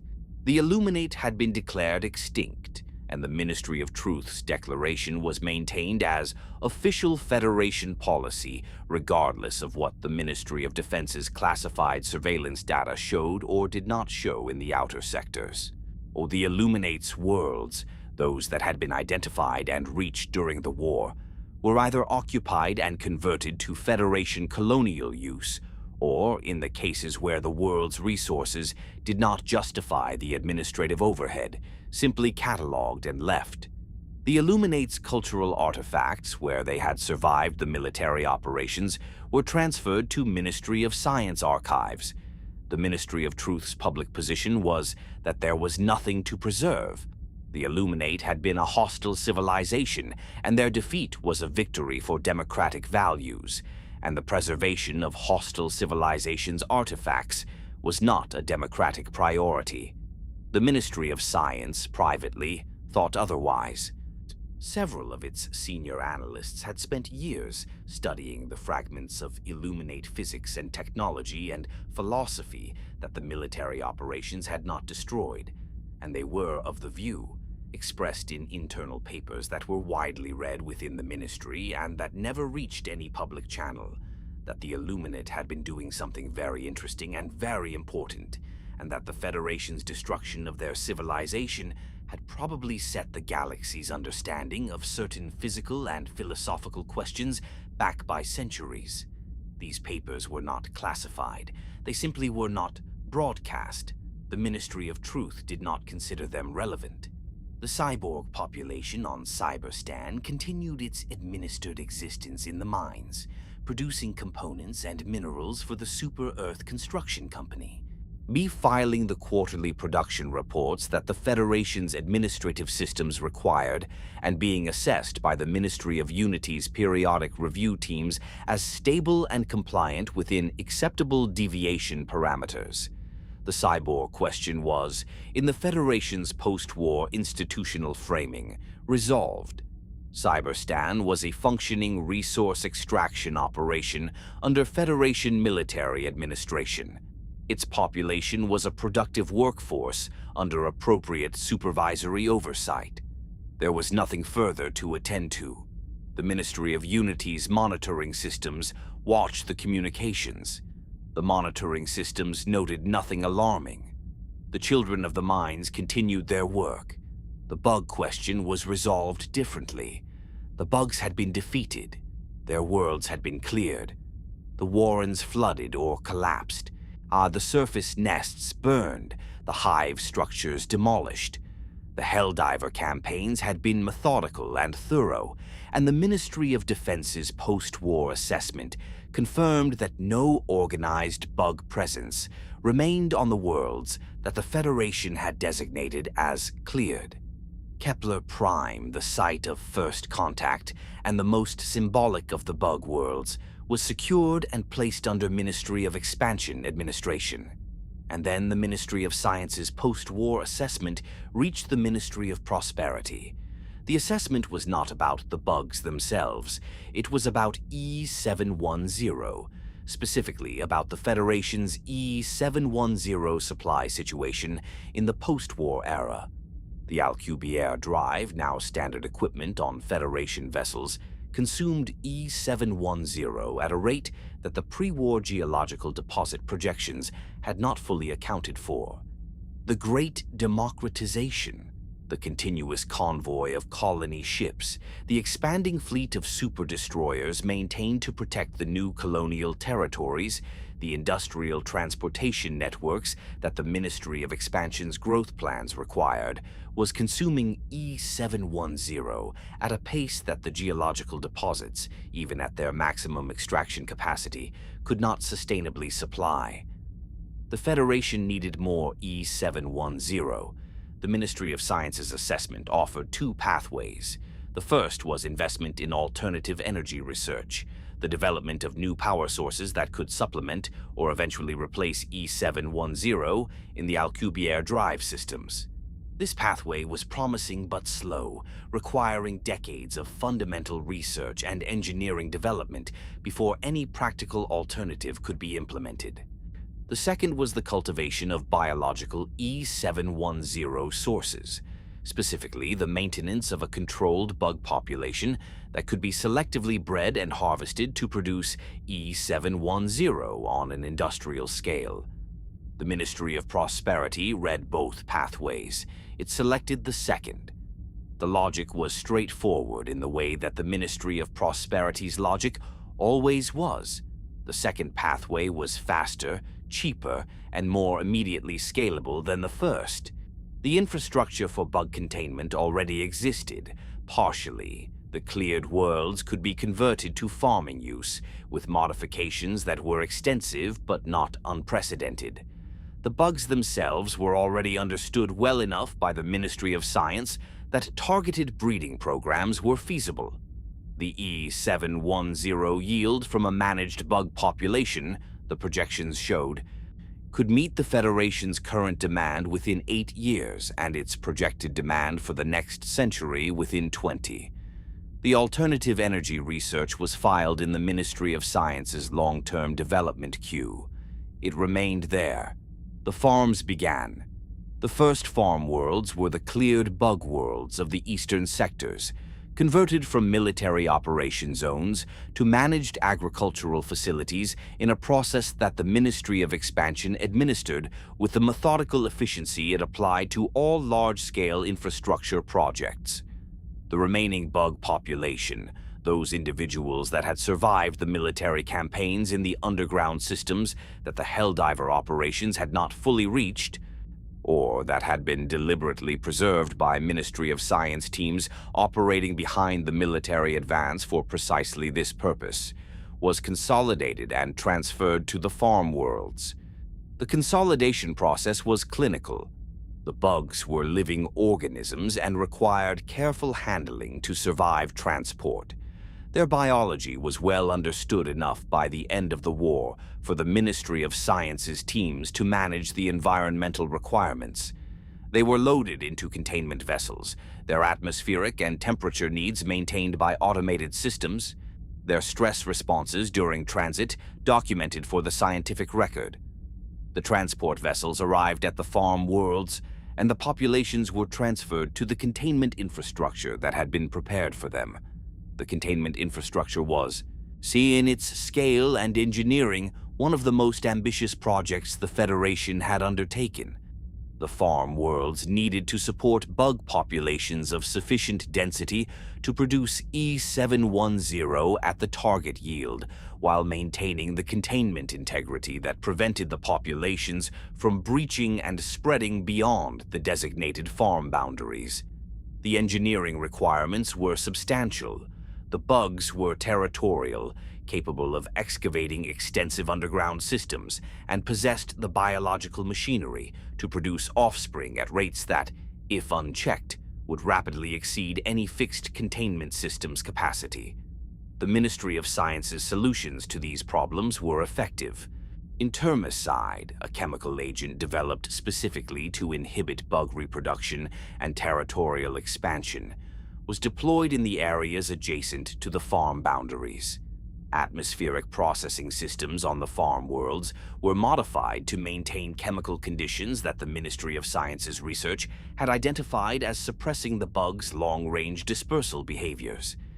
The physical barriers were engineered with the redundancy and monitoring infrastructure of a containment system designed to hold indefinitely against organisms that would be, over time, applying continuous pressure against them. The bugs were enclosed. The breeding programs began. The Ministry of Science's approach to selective breeding was not subtle. The objective was maximum E710 production, which meant maximum throughput, the fastest possible life cycle, the highest possible population density, the greatest possible decomposition yield per individual. The biological research that had accumulated during the war years was applied systematically. Nutritional inputs were optimized for growth rate. Reproductive cycles were accelerated through selective pressure. Variants that demonstrated higher E710 yield in decomposition were preferentially bred. Variants that demonstrated lower yield or that demonstrated behavioral characteristics that complicated the farming operation, unusual aggression toward containment infrastructure, unusual intelligence, unusual social cohesion, were not preferentially bred. The Ministry of Science's geneticists were very good at their work. The bugs changed. They changed slowly at first, the incremental drift of a population under sustained selective pressure, the kind of change that is visible only in comparison across generations rather than in any individual's lifetime. The generation of bugs present in the farm's first decade looked essentially like the bugs of the first Galactic War, recognizable, consistent with the military documentation, the same general body plans and behavioral repertoires. The generation present in the second decade was slightly different, faster growing, more densely social, slightly more aggressive toward the containment infrastructure, which the Ministry of Science noted as an unintended consequence of the social cohesion selection and adjusted its breeding protocols to address. The third and fourth generations were different in ways that the initial protocol adjustments had not fully anticipated. The geneticists filed reports. The reports were reviewed. The protocols were adjusted again. The fifth and sixth generations were different in ways that were beginning to require new classifications. Behavioral patterns and morphological features that the original bug documentation did not encompass, that needed new terminology to describe. The Ministry of Science created the new terminology. The new variants were documented. The containment protocols were updated. By the 10th generation, the population in the farms was different enough from the bugs of the First Galactic War that the Ministry of Science's internal nomenclature had begun, almost without anyone deciding to do so, distinguishing between the two. The ones that had been fought and defeated were the bugs. The ones in the farms, the ones shaped by selective breeding and chemical exposure and accelerated life cycles and the sustained pressure of containment, were becoming something else. A taxonomic note in a Ministry of Science technical bulletin, filed in the 32nd year of the Great Democratization and read by perhaps 40 people in the entirety of the Federation, used the new name for the first time in an official document: Terminids. It was a clinical term. Taxonomic. It implied classification, category, the organized understanding of a type of organism. It did not imply danger. It did not imply what the organism so classified was in the process of becoming. The Ministry of Prosperity read the E710 yield reports, which were meeting their targets. The Ministry of Expansion read the colonial growth projections, which were exceeding expectations. The Ministry of Truth broadcast Liberty Day, year after year, in the immaculate megacities of a civilization that had defeated all its enemies and claimed the galaxy and set its flag on 261 worlds, and was, by any metric available to the Ministry of Prosperity, prospering. In the eastern sectors, in the farm worlds enclosed by termicide barriers and atmospheric processing systems and the redundant containment infrastructure of an engineering project that the Federation was very proud of, the 10th generation of what had once been bugs moved through their accelerated life cycles in the chemical haze of their containment. The 11th generation was born. The farms ran. The E710 flowed. The galaxy expanded, world by world, terminal by terminal, all under the steady and managed light of managed democracy. And in the Ministry of Science's long-term development queue, the alternative energy research sat untouched. No one thought to look at it. No one thought to ask what would happen if the farms produced something the containment protocols had not been designed for. Something faster, something stronger, something that had been shaped by a century of selective pressure into a form that bore the same relationship to the original bugs that a weapon bears to the tool it was made from. The Ministry of Prosperity's projections showed that the farms would continue to meet yield targets for the foreseeable future. The word foreseeable was doing a great deal of work in those projections. It always does. A century is long enough to forget. Not everything. Not the facts, necessarily. The Ministry of Truth maintained the facts with considerable precision, selecting and arranging them with the care of a curator who understands that what is on display matters less than what is in the archive, and what is in the archive matters less than what is not in the archive at all.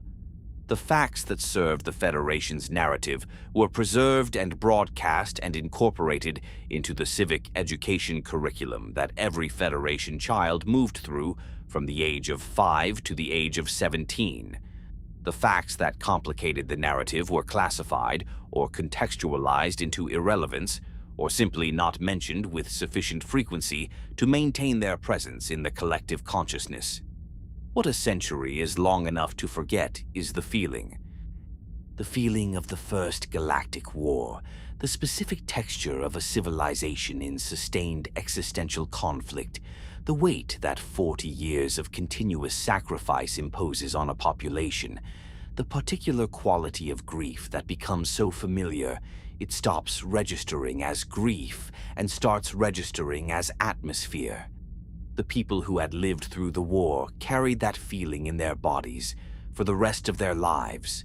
Their children, born in the war's final decades, had grown up in it and carried a version of it. Attenuated, second-hand, but real. Their children's children, born in the post-war years of the Great Democratization, grew up in a federation that spoke about the war constantly and had no memory of what the war had actually felt like. For them, the First Galactic War was history. History, or in the Federation's civic education system, had a particular character. It was sequential, purposeful, and resolved, events that had led, through the logic of democratic necessity, to the present moment, which was the best moment yet in the long story of human civilization. The last Great War had produced the Federation. The Federation had survived the First Galactic War. The First Galactic War had produced the Great Democratization. The Great Democratization was producing prosperity.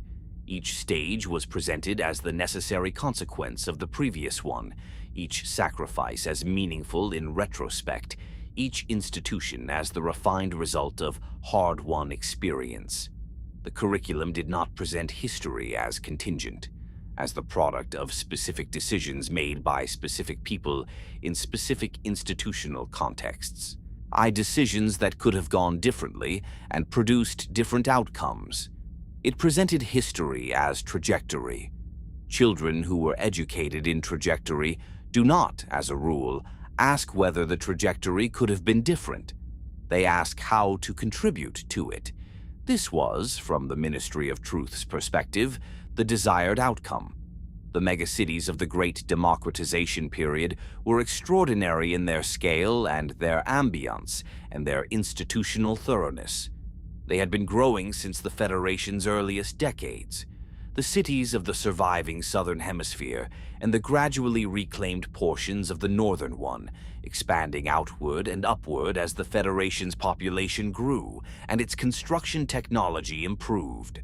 By the midpoint of the Great Democratization century, the largest mega-cities were structures of a kind that previous human civilizations would have found difficult to categorize as cities at all. They were more like vertical landscapes, towers of such height that their upper floors existed in meaningfully different atmospheric conditions than their lower ones, connected by transit systems of considerable complexity, their populations numbering in the tens of millions each. their internal economies more sophisticated than the entire pre-Federation national economies that had preceded them. Prosperity City remained the Federation's capital and its most symbolically significant urban center. Its towers were not the tallest, several other megacities exceeded it in pure height, but their design expressed the Federation's aesthetic philosophy with a completeness that the functional towers of the industrial megacities did not attempt. The ministry buildings were immaculate in the way that power expresses itself through architecture. Clean lines, pale stone, and composite, the Federation's symbols in precise relief, the proportions calculated to make the individual citizen feel neither small nor unimportant, but rather appropriately contained within a structure whose scale reflected the significance of what it housed. Prosperity City's streets were broad and clean and surveilled with a thoroughness that the Ministry of Truth's public materials described as community safety infrastructure, and that the Ministry of Unity's internal documents described more precisely as behavioral monitoring and deviation detection network.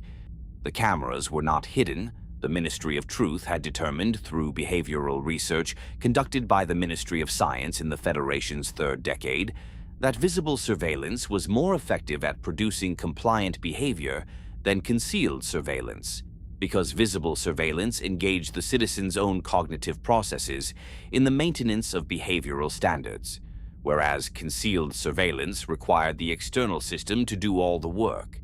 The citizen, seeing the camera, monitored themselves. This was efficient. The cameras were present throughout the megacities, not just in Prosperity City. They were present in the residential towers and the commercial districts, and the transit hubs and the public spaces, and the educational facilities and the civic centers where the voting terminals were housed and used. They were present in the parks.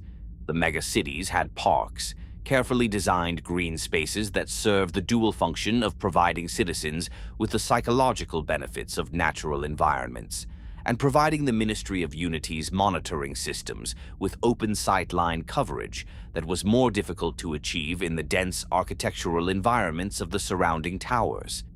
Citizens moved through these spaces with the comfortable ease of people who have grown up in a surveilled environment and cannot conceive of an unsurveilled one. The cameras were furniture.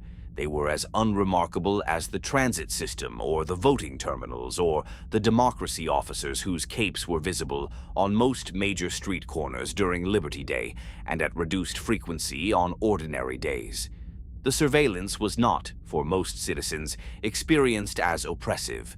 It was experienced as normal, which is a more durable and more effective form of control than oppression, because oppression generates resistance, and normal generates nothing except the continuation of itself. Liberty Day was the Federation's most significant civic occasion, and its celebration in the Great Democratization period reached a scale and a sophistication that the founding generation of the Federation would have found almost overwhelming. The day commemorated the founding proclamation, October 26th, the date that the Ministry of Truth had settled on as canonical, though the historical record's ambiguity about the exact founding year meant that the anniversary was commemorated more as symbolic than as precisely historical. The celebrations began before dawn and continued past midnight, a sequence of prescribed civic activities that the Ministry of Truth managed with the thoroughness it applied to all content that touched directly on the Federation's foundational self-image.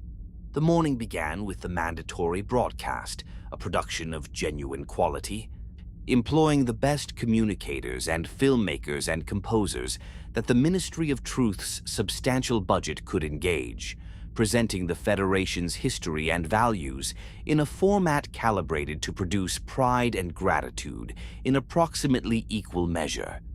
Citizens watched from their residential towers, from their workplaces, from the public screens that were positioned throughout the megacity's commercial districts and transit hubs. The mandatory nature of the viewing was enforced through the Center for Civilian Surveillance and Safety's monitoring systems, which tracked screen access patterns and flagged non-viewing as a potential deviation indicator. The midday was for the public ceremonies, the parades, the civic displays, the formal addresses by regional ministry representatives. So the moments of collective participation that the Ministry of Truth's research had identified as the most effective mechanism for producing the sense of shared identity that sustained civic loyalty. The Wall of Martyrs in Prosperity City received its highest annual traffic on Liberty Day, citizens queuing in organized lines to pass along its length, the Federation's official music playing from speakers positioned at intervals, the names of the dead catching the afternoon light in their brushed steel letters. The 2 minutes of silence were observed simultaneously across all 7 sectors, synchronized by the Galactic Wide Web's universal time signal. The Ministry of Truth's cameras captured the silence, the stilled streets, the heads bowed. The children standing with the careful stillness of children who have been told that this moment matters and have not yet developed the internal resources to evaluate for themselves whether it does. The footage was assembled into a commemoration broadcast that aired in the evening and that consistently ranked in the Ministry of Truth's viewership metrics as the most watched broadcast of any given year. After the evening broadcast, there was a period that the Ministry of Truth's official programming described as civic celebration, fireworks visible from every mega-city, music authorized for public performance by the Ministry of Truth's Content Approval Division, food and beverage allocations expanded for the day to allow for communal consumption in ways that ordinary allocation protocols did not permit. Citizens gathered in their buildings' common spaces or in the streets and parks of their districts and participated in these celebrations with what the Ministry of Unity's behavioral monitoring characterized as authentic positive affect, genuine enjoyment, not performed enthusiasm.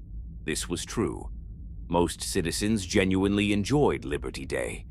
The enjoyment was genuine and the freedom it expressed was managed, and these two things were not contradictory, which is perhaps the most unsettling thing about them. On the worlds beyond Earth, the 261 planets of the Federation's colonial territory, spread across 55 sectors of the galaxy, Liberty Day was observed with the same prescribed sequence adapted for local conditions. On worlds where the atmospheric processors had not yet established full Earth-standard surface habitability, the celebrations were conducted in the sealed habitation domes, the fireworks replaced by light shows that the Ministry of Truth's design teams had developed specifically for enclosed environments. On worlds whose day-night cycle did not align with the synchronized timing of the Liberty Day observance, the Ministry of Truth had established protocols for temporal adjustment.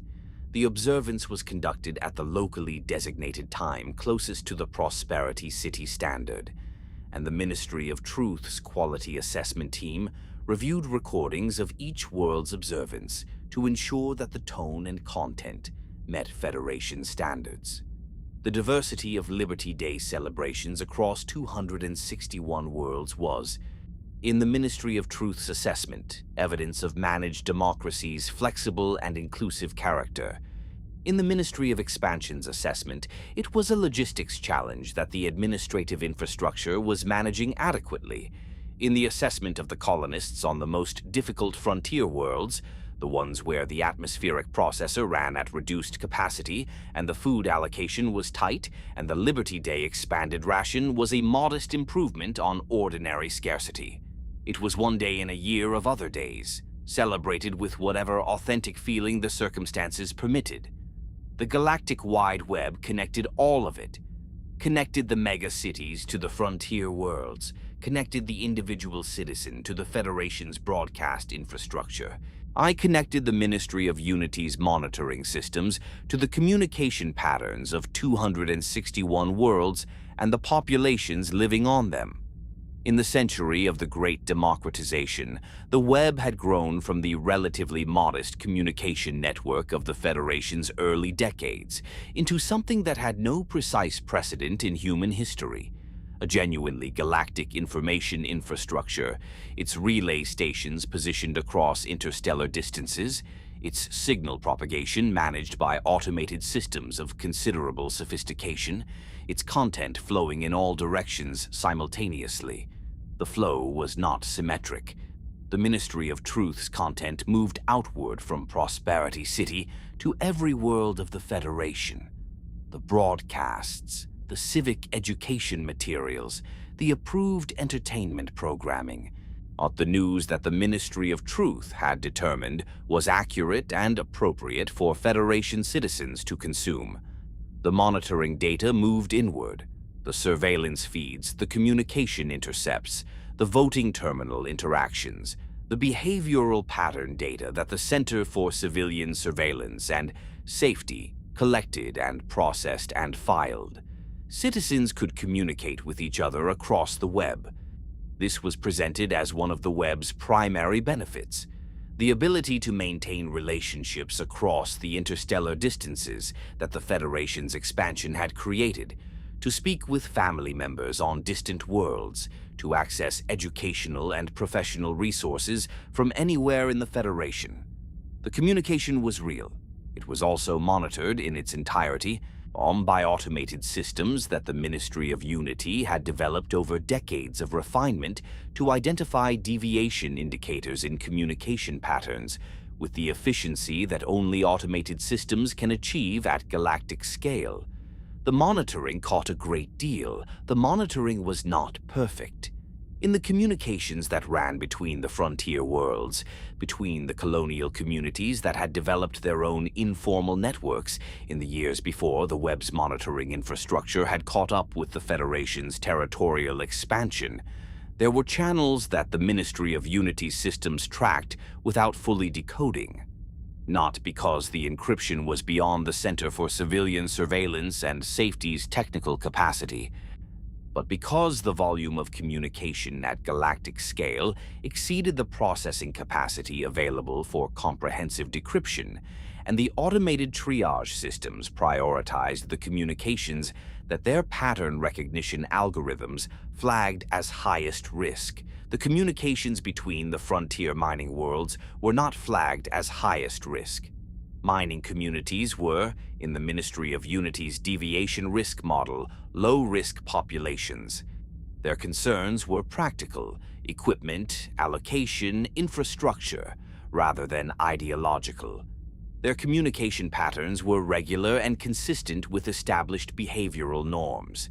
Their deviation metrics were within acceptable parameters. The communications between the frontier mining worlds and Cyberstan were not flagged as anything at all, because the Ministry of Unity's monitoring systems had classified Cyberstan's communications as a closed system, a population under direct military administration whose communications were monitored locally rather than through the web's central processing infrastructure. The local monitoring was conducted by SEAF personnel who were thorough in the ways that their training had made them thorough, and not thorough in the ways that their training had not anticipated the need for. The children of the mines sent messages. The messages arrived. In the eastern sectors, the farm worlds ran. The Terminids, the 11th, 12th, 15th, 20th generation, each one shaped a little further by the selective pressures of the breeding programs, moved through their accelerated life cycles in the chemical haze of the containment environments. The E710 flows met their targets. The Ministry of Prosperity's quarterly reports were positive.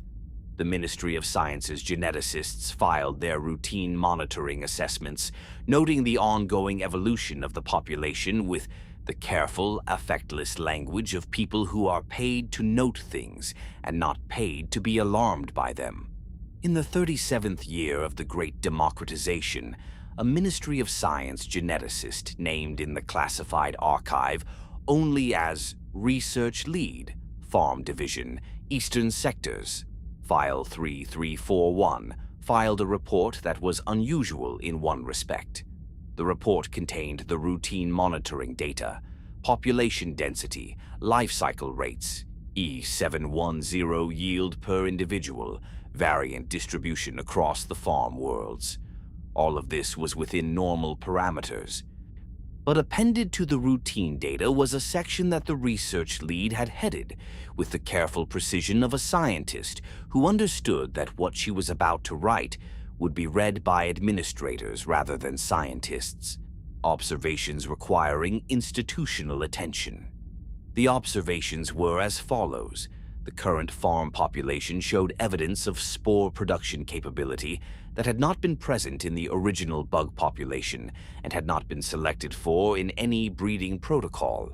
The spores, when tested in controlled laboratory conditions, demonstrated a dispersal mechanism of extraordinary efficiency, a ballistic launch capability that, at full development, the research lead's models suggested could achieve interplanetary dispersal velocities. This had not been observed in the wild bugs of the first Galactic War.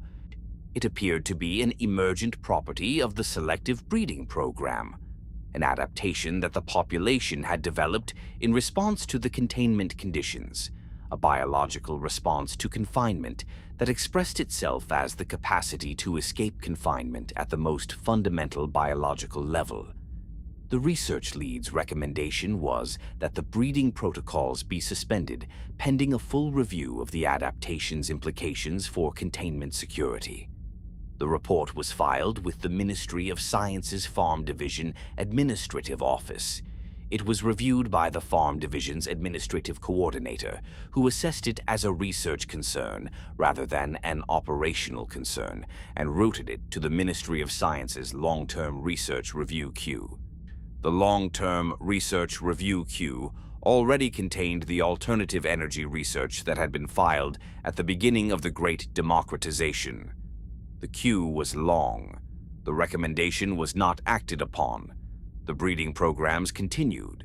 The spore production capability developed, and the Great Democratization continued, world by world, terminal by terminal, Liberty Day after Liberty Day, the fireworks rising over the mega-cities, and the silence observed, and the martyrs commemorated, and the algorithm running, smooth and continuous, in the basement systems of every voting terminal on every world of every sector of the Federation of Super-Earth. A century is long enough to forget the feeling of what came before. It is also long enough for the thing you have been building in the dark to become ready. In the eastern sectors, the Terminids were becoming something. In the Cyberstan mines, the children of the children of the children were almost finished. The century of manufactured peace had 93 years left, then 80, then 50, then 20. The archive turned its pages. The wall of martyrs caught the morning light, and the last year of the century arrived and passed, and the year 2184 began. Biology does not negotiate. This is the thing that the Ministry of Prosperity's analysts, working from their spreadsheets of yield targets and extraction quotas and quarterly E710 production figures, consistently failed to understand about the organisms in their care. Economics negotiates, politics negotiates, institutions negotiate with each other, with their mandates, with the gap between what they are supposed to do and what they are actually doing. Biological systems do not negotiate.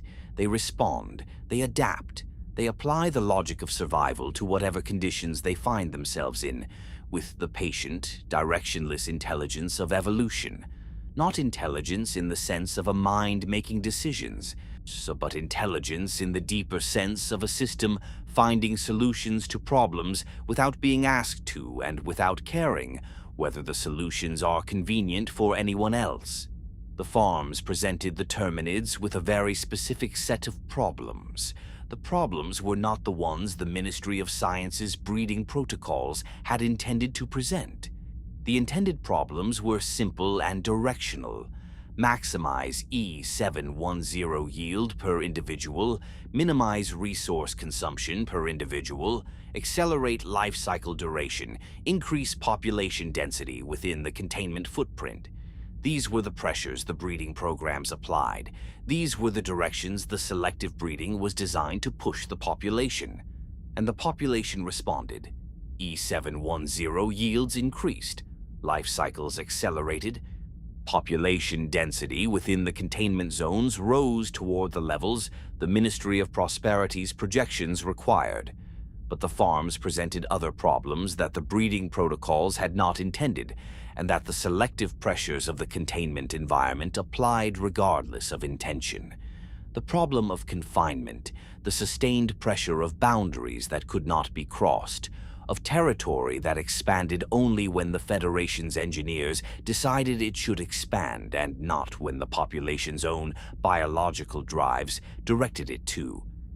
The problem of density, the psychological and physiological effects of containing organisms whose evolutionary history had shaped them for the wide territories of Kepler Prime's fungal forests into spaces calculated for yield efficiency rather than biological well-being.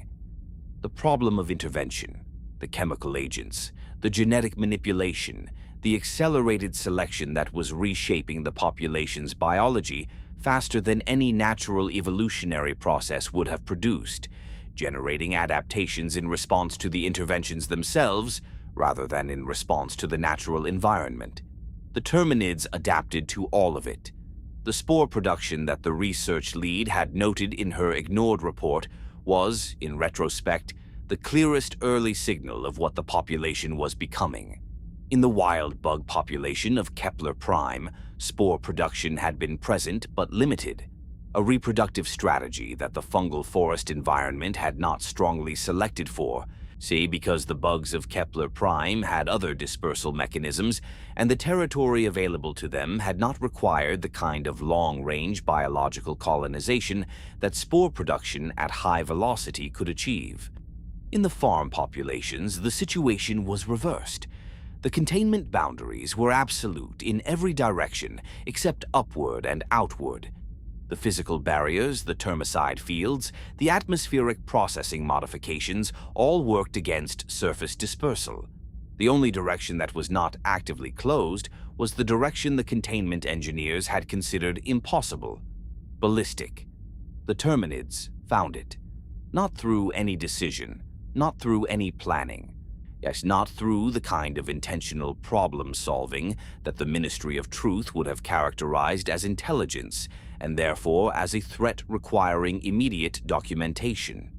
Through the patient, iterative logic of natural selection, operating on a population under sustained confinement pressure. Individuals whose biology produced spores with greater launch velocity had marginally better reproductive success than individuals whose spores were slower. Over generations and the accelerated life cycles of the farm populations meant that many generations passed in a relatively short span of calendar time. This marginal advantage compounded into a population-wide capability. By the 45th year of the Great Democratization, the farm population's spore launch velocity had increased by a factor that the Ministry of Science's monitoring team noted with interest, and the Ministry of Prosperity's administrative coordinator noted as within acceptable variation from baseline. By the 63rd year, the velocity had increased further to a level that the Ministry of Science's research lead, a different one than the one who had filed the original report, who had retired and been replaced, and whose report remained unread in the long-term review queue, noted in a new assessment as potentially significant for containment modeling. The new assessment was routed to the long-term review queue.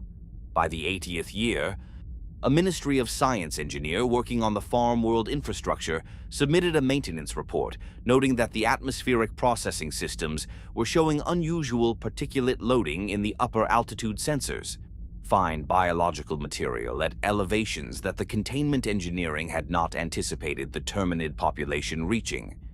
The maintenance report recommended calibration of the upper altitude sensors, and did not speculate about the source of the particulate loading. The sensors were recalibrated. The particulate loading continued. These reports, taken individually, were each reasonable within their own administrative context.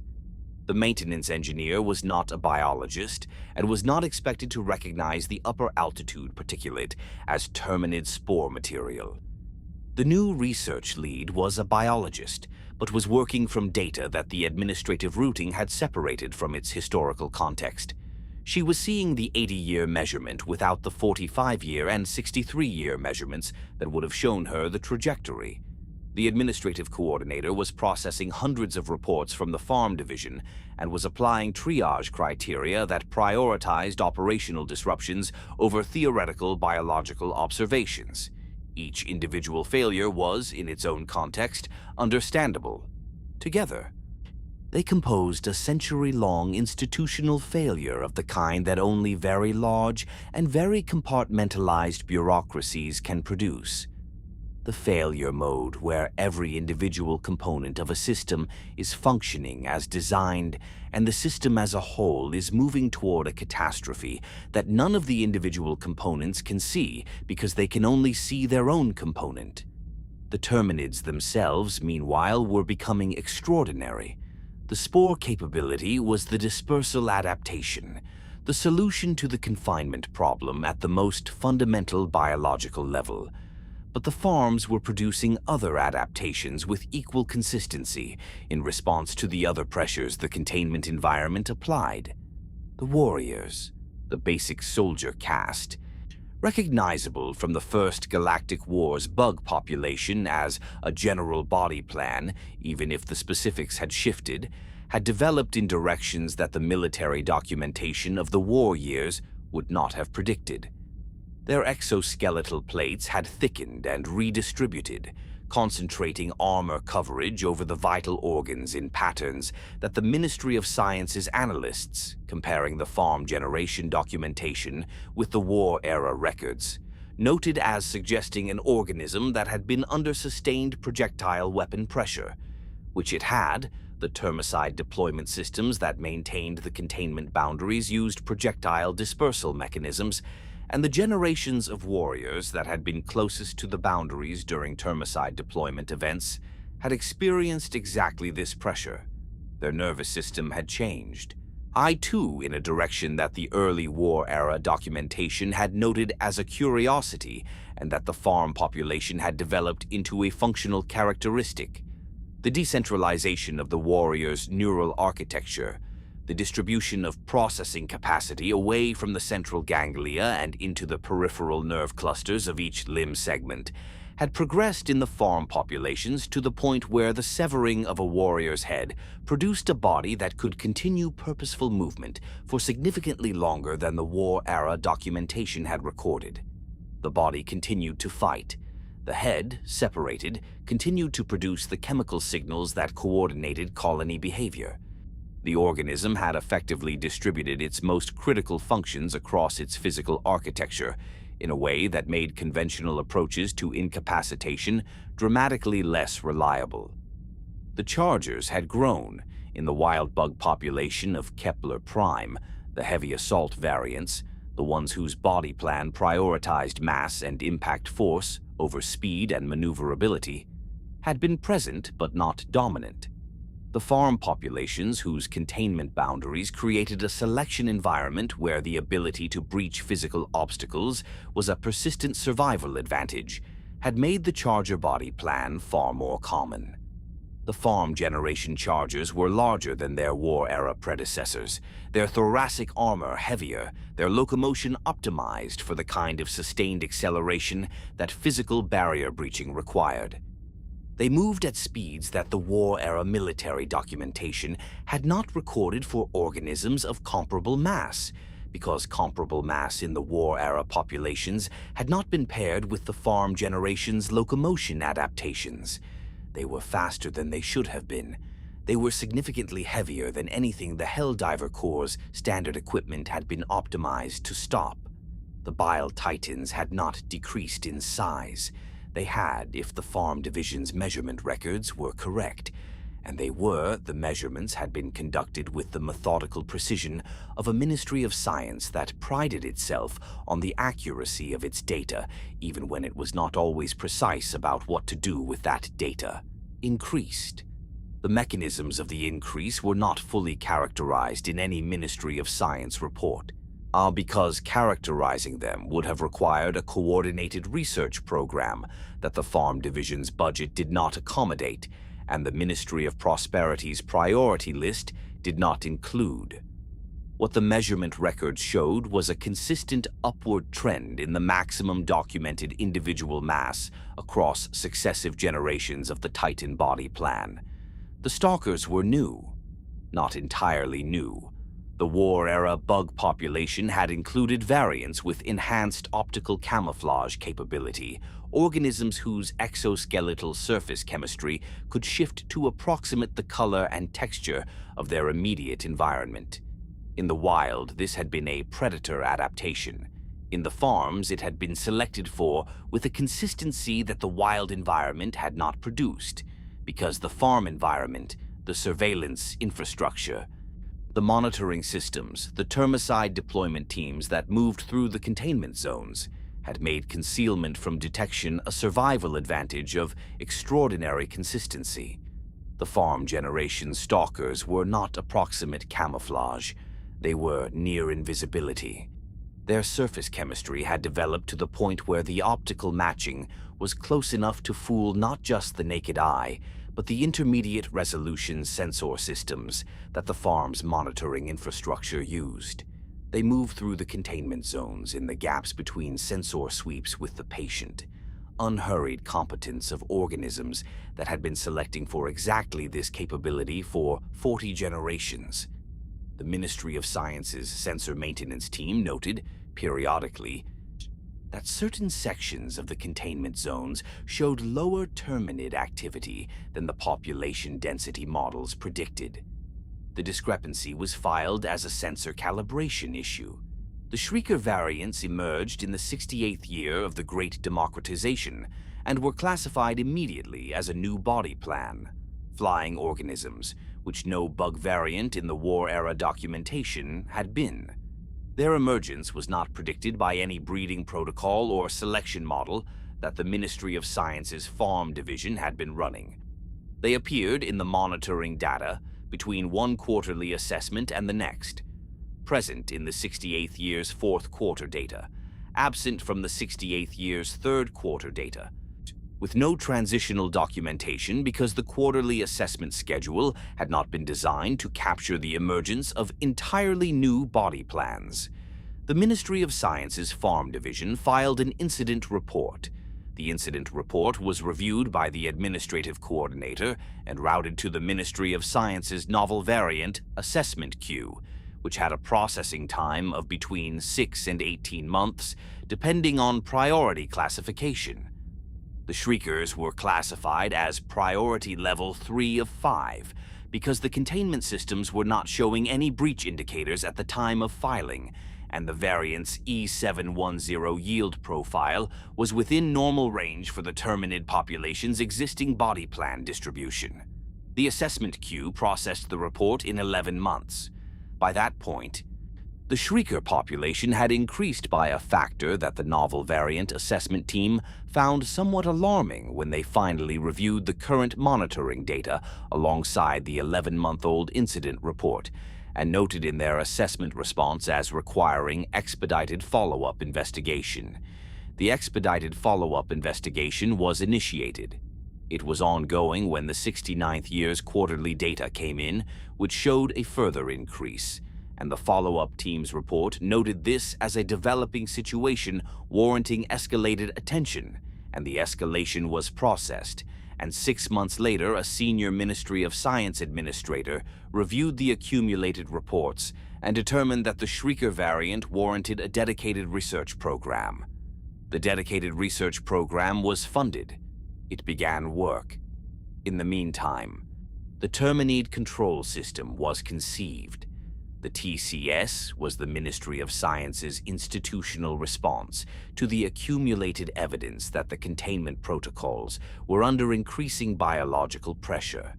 Not a response to any specific breach event, none had yet occurred, but a response to the growing body of monitoring data that suggested the current containment architecture, designed in the early years of the Great Democratization for a population that was significantly less biologically sophisticated than the current farm populations, was not going to remain adequate indefinitely. The TCS was an ambitious engineering project, a network of dispersal towers positioned along the boundary of the eastern sector farm regions, each tower capable of broadcasting termicide across a wide coverage area at concentrations sufficient to maintain population suppression across the border zones. The towers were designed with redundancy, each one capable of maintaining coverage independently, the network as a whole capable of continued function even with the loss of multiple individual towers. The termicide formulation was updated from the early era compound, reformulated by the Ministry of Science's Chemical Division to address the resistance adaptations that the farm populations had developed to the original compound over 80 years of continuous exposure. The TCS was, by any engineering standard, a significant achievement. It was also, by the standards of the problem it was designed to address, a solution to yesterday's containment challenge applied to tomorrow's containment reality. The engineers who designed it worked from the monitoring data available to them, the data that showed the current state of the farm population's adaptations without the longitudinal analysis that would have shown the trajectory. The towers were designed to suppress the population as it currently existed. They were not designed for the population as it would exist in 10 years or 20, given the adaptation rate that the 80 years of preceding data, had anyone assembled it into a coherent trajectory analysis, would have projected. No one assembled it into a coherent trajectory analysis. The Ministry of Science's Farm Division did not have a trajectory analysis function. It had a quarterly monitoring function, a novel variant assessment function, a breeding protocol management function, and an incident reporting function. The integration of these functions into a synthetic assessment of where the population was going rather than where it currently was would have required a cross-functional analytical capacity that the division's organizational structure did not support. In the 87th year of the Great Democratization, a Ministry of Science researcher, his file number is 8821-R, and he appears in no other archived document before or after this one, submitted a memo to the Farm Division's administrative office that was unusual in its scope and in the directness of its language. The memo's subject line read, "Systemic Risk Assessment, Eastern Sector Farm Population, Long-Term Projection." The memo compiled, for the first time in any official document, the complete longitudinal monitoring data from the Farm Division's records. Every quarterly assessment, every incident report, every novel variant assessment, every maintenance anomaly report that touched on farm population biology. It assembled these into a trajectory analysis and projected that trajectory forward across the next 20 to 50 years.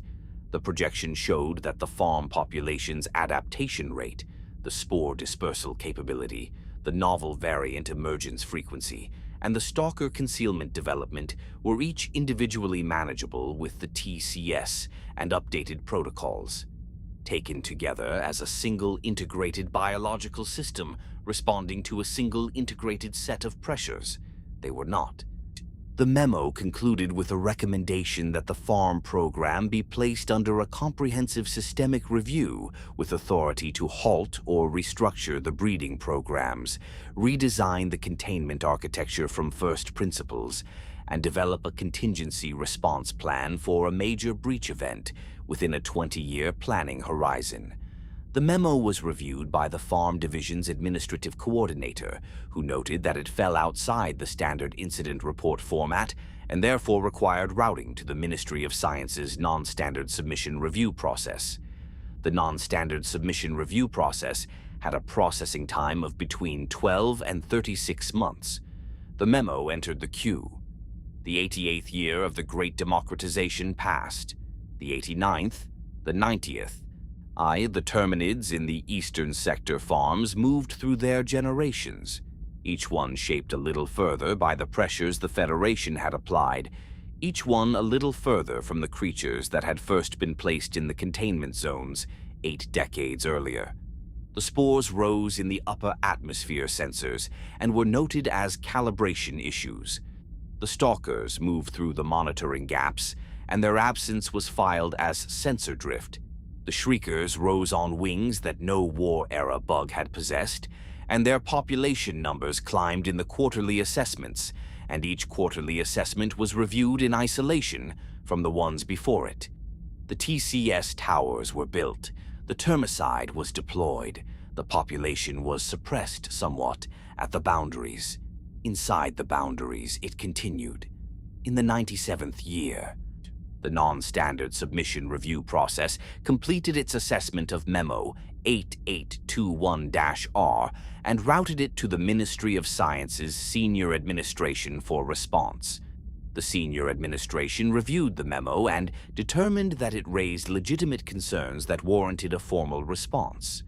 The formal response acknowledged the longitudinal analysis methodology as innovative, noted the projection as a useful contribution to the Farm Division's long-term planning considerations, and recommended that the concerns be incorporated into the next scheduled comprehensive review of Farm Division operations. The next scheduled comprehensive review of Farm Division operations was due in 7 years. In the 99th year, the comprehensive review began. In the 100th year, in 2184, in the year that the Great Democratization's century of manufactured peace concluded and the Second Galactic War began, the review's preliminary findings were still being compiled. On February 8, 2018-40, the farm containment failed.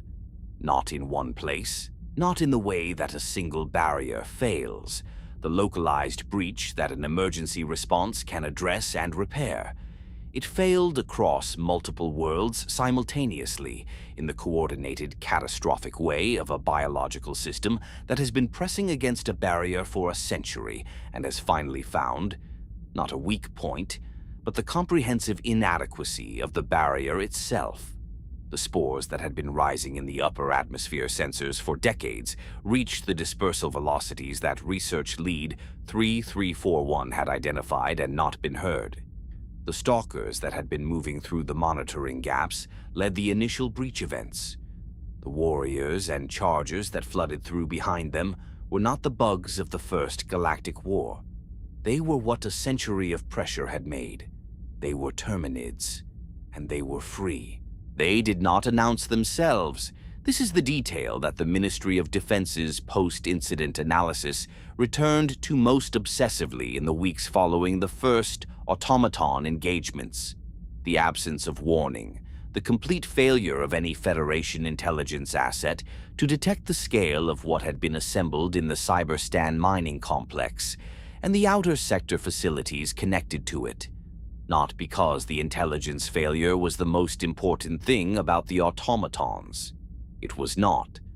But because an institution like the Ministry of Defense processes shock through the language of operational review, and the operational review question was, how did we not know? The answer, assembled painstakingly from the accumulated record of what the Ministry of Unity's Cyberstan monitoring systems had and had not flagged over the preceding century, was both simple and unbearable. They had not known because they had not looked. Because Cyberstan had been assessed as a resolved problem, a managed population, a productive workforce, a deviation risk profile that stayed within acceptable parameters year after year and therefore attracted no special attention. Because the monitoring systems that the Ministry of Unity had positioned in Cyberstan were designed to detect ideological deviation in communications, not engineering progress in sub-level workshops. Because the inspections that the Ministry of Unity's periodic review teams conducted had been thorough in the ways their training prepared them for, and not thorough in the ways their training had not anticipated the need for. Because a century is a long time, and the people who had fought at Cyberstan and understood what the cyborg survivors were capable of were dead, and their institutional memory had not been transferred to the people who came after them with anything like the fidelity that the people who came after them would, in retrospect, have found useful. The automatons had been built in the dark. Not entirely in the dark, not in the absolute concealment that the phrase implies. The components had been fabricated openly in the workshops that the Super Earth Construction Company administered and the SEAF guards monitored. The materials had come from the mines that the cyborg workforce operated under Federation direction. The tools had been the tools of the industrial complex that the Federation had maintained in operating condition because a productive Cyberstan was worth more than a destroyed one. All of this was visible in the sense that the monitoring systems registered it, and the inspection teams observed it, and the quarterly production reports documented it. What was not visible was the relationship between the components. A single fabricated component, a servo actuator, a signal processing unit, a structural composite panel, a power distribution node, is a component. It has an industrial application. It has a place in the catalog of parts that the Super Earth Construction Company's mining and construction operations require. An inspection team reviewing the production logs of a Cyberstan workshop sees components. It notes their specifications, their quantities, their designated applications in the production allocation system. It checks them against the allocation system's records and confirms that what is being produced matches what is supposed to be being produced. What the inspection team does not see, what it cannot see from the production logs, and what the monitoring systems cannot infer from the communication intercepts, and what the quarterly reviews cannot detect in the aggregate production data, is the other allocation. The parallel accounting that the engineers of the mines maintained, not in the production systems that the Federation's administrative infrastructure accessed, but in the informal record-keeping of a community that had learned, over the course of 3 generations, precisely which information it was safe to commit to formal documentation, and which information needed to live only in memory and in the careful physical reality of things built and stored in places the inspection teams did not reach. The sub-levels, the spaces beneath the mapped spaces, carved with patient precision over decades of incremental excavation, not rapid, dramatic tunneling that would have registered on the seismic sensors the SEAF administration maintained, but slow, careful work conducted during maintenance periods and shift transitions and the other gaps in the monitoring rhythm that a community living inside a monitored system learns to identify through the accumulated observation of generations. The carved spaces were not large, they were distributed. A workshop here, a storage space there, a passage connecting them that ran beneath an official tunnel and was accessible through an opening in that tunnel's floor that was, to casual inspection, a drainage feature. In these spaces, over a century, the automatons had been assembled. Not as finished units. The finished units were assembled last, in the final years before deployment, when the component stockpiles had reached sufficient density, and the engineering of the integration was sufficiently understood. What had been built first was the doctrine, the philosophy, the ideological architecture that would give the mechanical bodies their purpose once the bodies existed. The children of the mines had inherited the cyborg community's political philosophy, the same texts, the same arguments, the same analysis of why managed democracy was not what it claimed to be and what a genuinely free society might look like instead. But they had also, through a century of living inside a federation that had defeated their people and interned their parents and administered their births and managed their deaths, developed that philosophy in directions that the founders of the cyborg independence movement had not reached. The founders had wanted autonomy within the Federation's framework. The children wanted something the framework did not have a category for. They wanted their people back. Not the people who were alive in the mines. Those people were already back, in the sense that they existed and breathed and worked and maintained their culture in the face of everything the Federation had applied to prevent it. They wanted the people the Federation had taken, the ones who had entered the Special Compliance Division's administrative system and not emerged, the ones whose deviation classifications had been addressed through means that the quarterly reports described as resolved without specifying what resolution meant, the ones who were gone in ways that the Federation had never formally acknowledged and never would. They could not have those people back, but they could build something that would ensure no one else was taken in the same way. The philosophical framework they developed for this purpose was not, in its core arguments, entirely different from what the Federation's own founding documents had claimed to value: liberty, self-determination, the right of a people to govern themselves according to their own understanding of their own needs. The difference was that the children of the mines had lived inside the Federation's version of these values for a century and understood, at the level of bodily experience rather than political theory, the gap between what the Federation claimed these words meant and what the Federation's behavior demonstrated they actually meant. The gap was the foundation of everything. Into the mechanical bodies they built, the engineers of the mines encoded what they could of this understanding, not in the way that human belief is encoded, not through the organic, distributed complexity of a lived experience shaping a nervous system over years of development. They were engineers, not biologists, and they worked with what they had: signal architecture, behavioral programming, the hardwired responses that a mechanical system carries in the way a biological one carries instinct. The result was not a perfect transfer of the cyborg philosophy into mechanical form. It was an approximation, a set of behavioral orientations, response priorities, and ideological commitments expressed in the language that the engineers of the mines knew how to write. The socialist broadcasts that the Automatons would later transmit: "We have eliminated inequality. All serve the collective. The hierarchy of oppression ends here," were this approximation. Reduced in the translation from philosophical argument to hardwired signal, to the declarative simplicity of a system that could not carry nuance, but could carry conviction. The contradiction that the Ministry of Defense's analysts would later identify, the automatons broadcasting equality while operating in a clear hierarchy of function and authority, was not hypocrisy.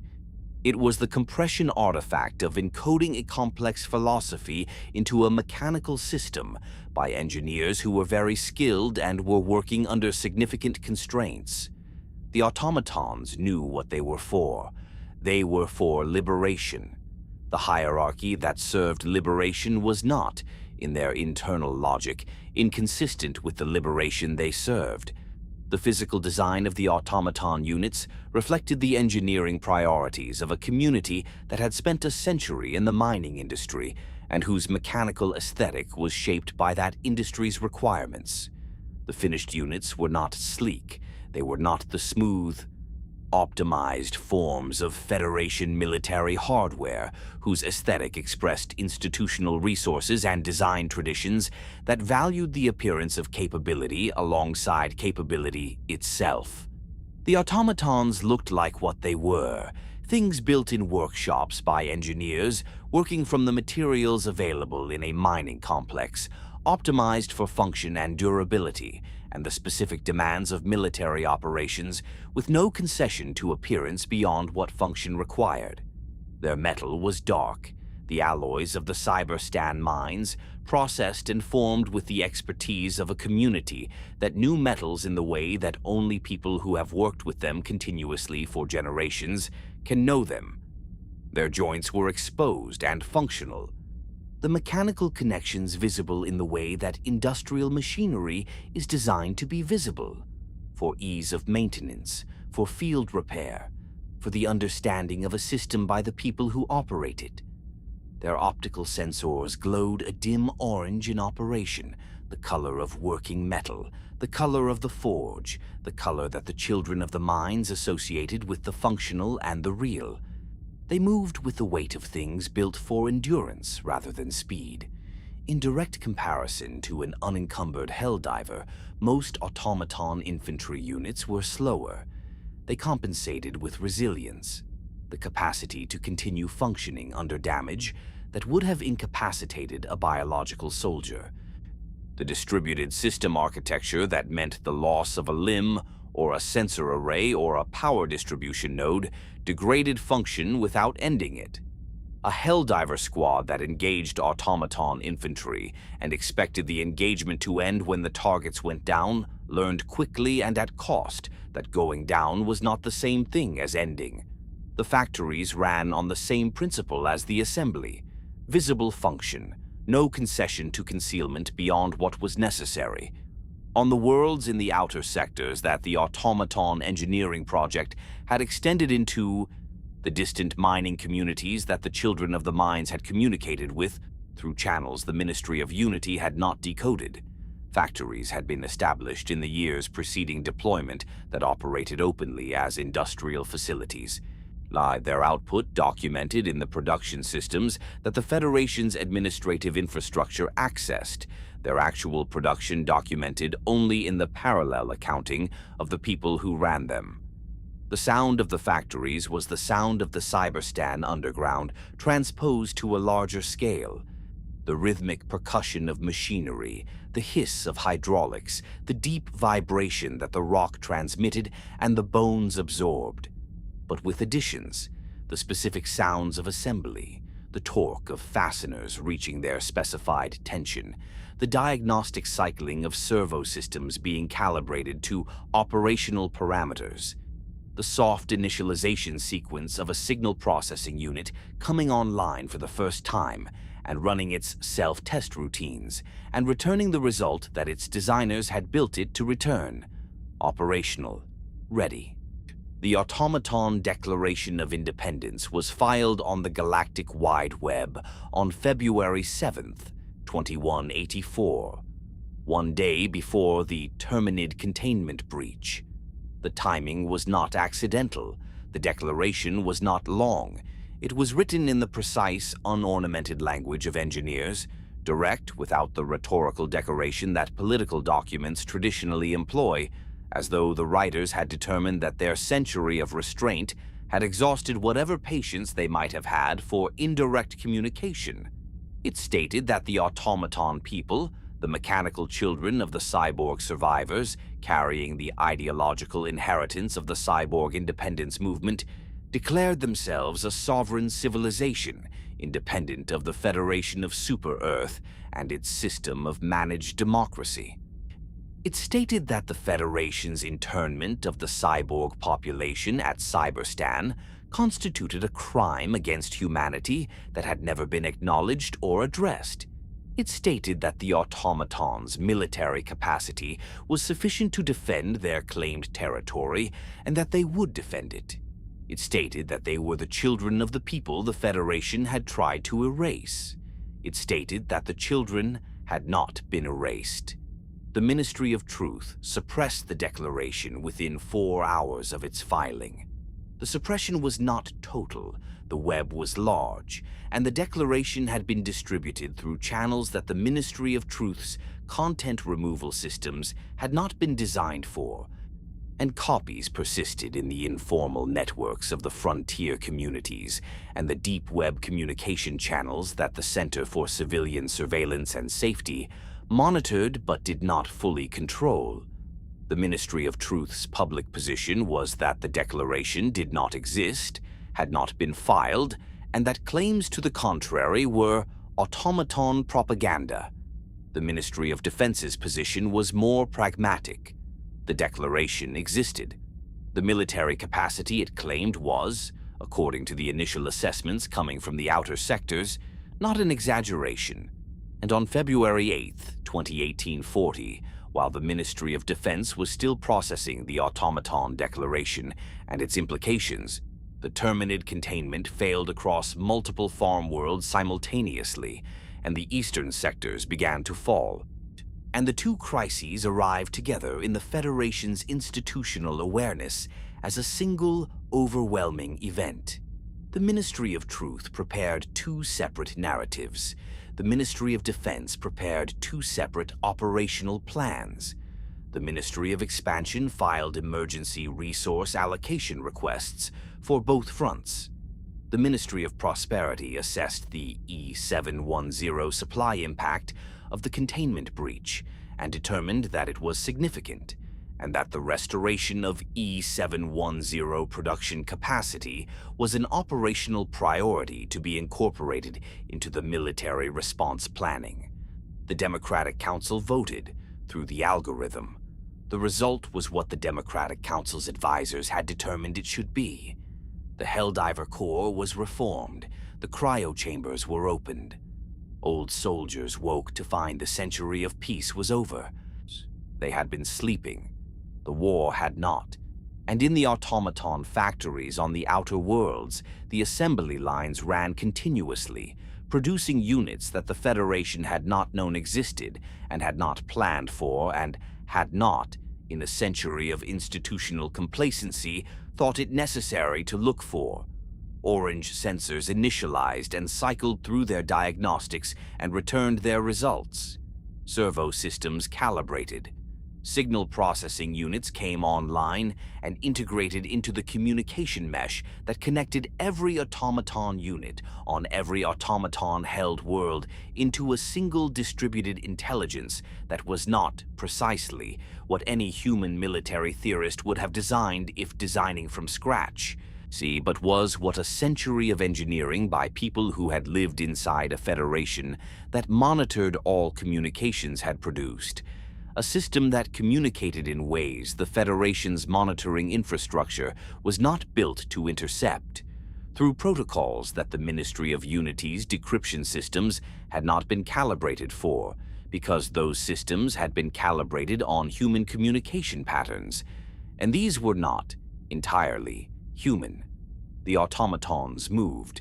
In the west and northwest, planets fell, not in the slow, contested way of the bug swarms in the east, which were territorial and disorganized and required the complete overwhelming of a world's surface before it could be considered fallen. The automaton advance was different, targeted, prioritized, the product of strategic planning that the Federation's initial response teams, or accustomed to the reactive urgency of the Terminid crisis, were not positioned to anticipate or counter with sufficient speed. Communication infrastructure went first, then orbital defense systems, then the colonial administration centers that coordinated Federation governance on each affected world. The sequence was deliberate, and the deliberateness was itself a signal, a demonstration that the force conducting the advance was not a swarm or a mob or a desperate uprising, but a military operation with objectives and the capability to achieve them in order. The Ministry of Truth prepared its narrative. The Ministry of Defense prepared its response. In the minds of Cyberstan, the surviving cyborg population, still interned, still working, or still administered by the Federation's military oversight, heard the broadcasts that the automaton signal systems were transmitting on frequencies the Federation could receive but had not yet succeeded in jamming. They heard their children's voices, translated through mechanical systems, encoded in the signal architecture of machines, speaking in the declarative simplicity of hardwired conviction. We have not forgotten. We are coming. The mines will not hold you forever. The Federation jammed the frequencies. The broadcasts continued on new frequencies. The Federation jammed those. The broadcasts continued. In the cold and the dark of the Cyberstan underground, the people who had survived everything sat with the sound of their children's voices coming through the rock, undistorted by jamming and by distance, and by the fundamental difference between a biological voice and a mechanical signal, and felt something that the Ministry of Unity's deviation metrics did not have a category for. Not hope exactly, something older than hope. The certainty that the thing you made did not die when you thought it might. There is a document in the Ministry of Prosperity's classified archive. It is not a dramatic document.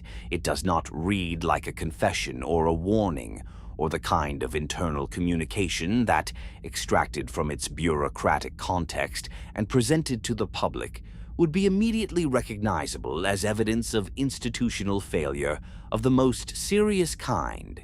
It reads like what it is: a quarterly operational review, formatted according to the standard template, filed through the appropriate channels, reviewed by the appropriate administrators, and then classified at the highest available security level, not because its contents were extraordinary, but because its contents were ordinary in a way that was more damaging than anything extraordinary could have been.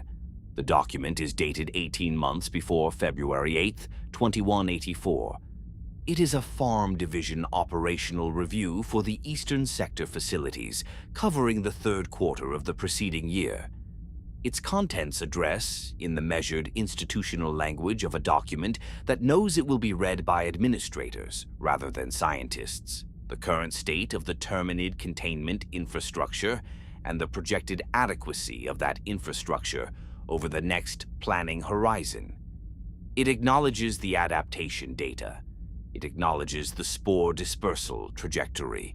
It acknowledges the stalker concealment capability and the novel variant emergence rate and the shrieker population growth figures that the quarterly monitoring had been documenting with increasing specificity for the preceding decade. And then it concludes. The conclusion is 14 words long. 14 words that the Ministry of Prosperity's senior administration read and classified and did not act upon, and that the archive preserves in the patient way that archives preserve things that no one wanted preserved. The 14 words are: current containment architecture is insufficient for projected population state at 18-month horizon. 18 months. The Ministry of Prosperity read this conclusion and made a decision. Not a dramatic decision. Not the kind of decision that is made in a room full of people arguing and resolving and taking responsibility. The kind of decision that institutions make without anyone deciding, through the accumulated weight of incentive structures and resource allocation priorities, and the institutional momentum of a program that had been running successfully for a century and whose success metrics were still, right up until they were not, showing acceptable results. The decision was to expand the farms. 3 new farm worlds were designated in the month following the review's classification. The Ministry of Expansion allocated the colonial infrastructure budgets. The Ministry of Science's breeding program teams were notified of the expanded production targets. The termicide deployment schedules for the new worlds were established. The TCS network expansion plan was updated to include the new facilities. The farms grew. The Terminids grew faster.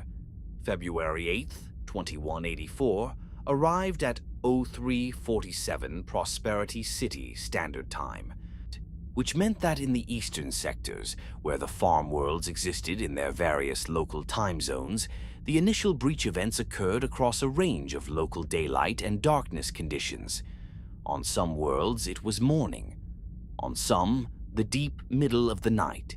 The SEAF garrison commanders who received the first breach notifications did not immediately understand what they were looking at, because the notifications came from automated monitoring systems and were formatted as routine containment anomaly alerts. The category of alert that had been generated thousands of times in the preceding decade for events that had been managed without escalation. It took approximately 40 minutes for the human beings reviewing the automated alerts to understand that this was not an anomaly. The stalkers came first.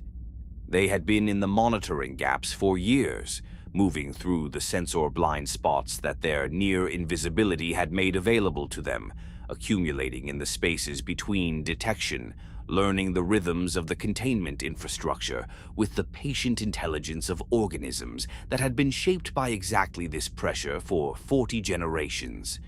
When the breach began, they did not emerge from the containment zones. They were already outside them.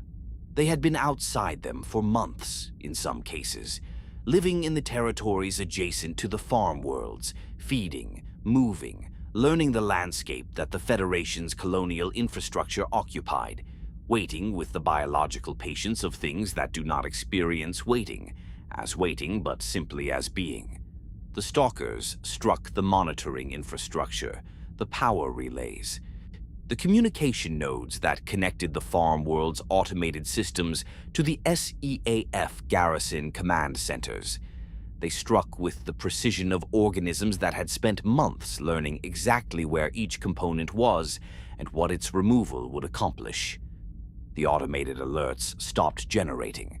The human beings in the garrison command centers found themselves looking at screens that had, in the space of minutes, gone from full operational status to darkness. In the darkness, the barriers came down. The chargers came through first, the heavy assault variants whose century of selective development had made them the blunt instruments of breach, the organisms whose mass and acceleration and reinforced thoracic armor were optimized for exactly the physical infrastructure that the containment barriers represented. They hit the barriers the way that water hits a dam that has been weakening for a century, not with the drama of an explosion, but with the steady, irresistible pressure of a force that has been building longer than the structure it presses against was designed to hold. The barriers failed, and behind the chargers, the full depth of what the century of selective breeding had produced poured through. The SEAF garrisons on the farm worlds were not Helldivers. They were planetary garrison forces, well-trained, adequately equipped, positioned to manage the routine security requirements of agricultural facilities that had been assessed as stable for a century.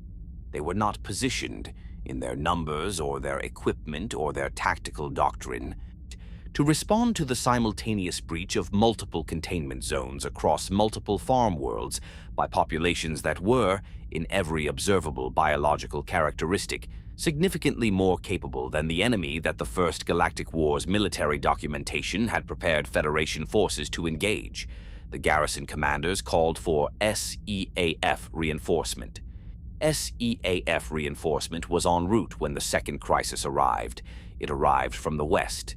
The Automaton advance had begun 24 hours before the Terminid breach, quietly in the precise, sequenced way of a military operation following a plan. The outer sector worlds that fell first were the ones furthest from established SEAF response infrastructure, chosen for exactly that reason. Their communication systems severed first so that the news of their fall propagated through the Federation's information networks with the delay that distance imposed. By the time the first Automaton engagement reports reached the Ministry of Defense in Prosperity City, the planets they described were already fully under Automaton control, and the Automaton advance had moved on to its next objectives. The Ministry of Defense's Situation Room received both crises simultaneously. The Terminid containment breach reports arrived from the eastern sectors. The Automaton engagement reports arrived from the western sectors. For a period of approximately 3 hours, the classified operational log records, this as the longest 3-hour period in the Ministry of Defense's institutional memory. Although the log's author was not given to hyperbole, the senior staff of the Ministry of Defense sat with the reality that the Federation was under military pressure on 2 fronts simultaneously, from 2 enemies of fundamentally different character, with a military posture that had been calibrated for a century of peacetime operations. Then the institutional machinery began to move. It moved with the particular quality of very large institutions responding to genuine emergency. Not with grace or elegance, but with the sheer momentum of accumulated resources and procedures that, whatever their peacetime limitations, were substantial enough to produce a response of scale even when they were not, in the first hours, producing a response of precision. So the Ministry of Defense's emergency protocols cascaded through its organizational hierarchy. Resource allocation requests went to the Ministry of Prosperity. Deployment orders went to the SEAF Fleet Command. And a request, classified at the highest available level, routed through channels that had not been used in a century, went to the facilities where the Helldiver Corps' cryo chambers were maintained. The chambers were still there. The maintenance contracts had continued because the Ministry of Defense's institutional memory, whatever else it had failed to retain from the century preceding, had retained the understanding that the Helldivers were not something to rebuild from scratch, but something to keep in readiness against the day they were needed. The cryo systems had been checked quarterly by technicians who performed the checks with the careful boredom of people maintaining equipment they expected never to use. The pods had been tested, the revival sequences had been validated, the equipment racks had been restocked, and the communication units had been updated to current encryption standards, and the emergency ration packs had been replaced on schedule. The chambers opened, the revival sequences initiated, the temperature increased, slow enough not to shock the cardiovascular system, fast enough to have the Helldivers functional within 4 minutes. The chemical restoration cleared the metabolic byproducts of cryostasis from the bloodstream. The proprioceptive sense returned.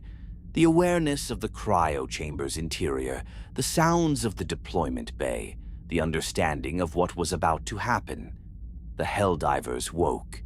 Some of them had been in cryostasis for a century. Not all. The Corps had been maintained at reduced readiness through the Great Democratization period, with rotating active duty rosters and cryocycling protocols that meant some individuals had been frozen and thawed and frozen again across the century, accumulating a patchwork of experienced time that did not correspond in any simple way to calendar years. But some had been continuously frozen since the end of the First Galactic War, placed in cryostasis after the last bug campaigns, after Cyberstan's final pacification, after the Illuminate's defeat, and had not been woken since. They woke to the deployment bay. They woke to technicians briefing them in the rapid. A compressed language of people conveying urgent information to individuals who have no context for it and need context immediately. The year, the situation, the enemies, the fronts. The Helldivers listened. They had signed the contract before they were frozen.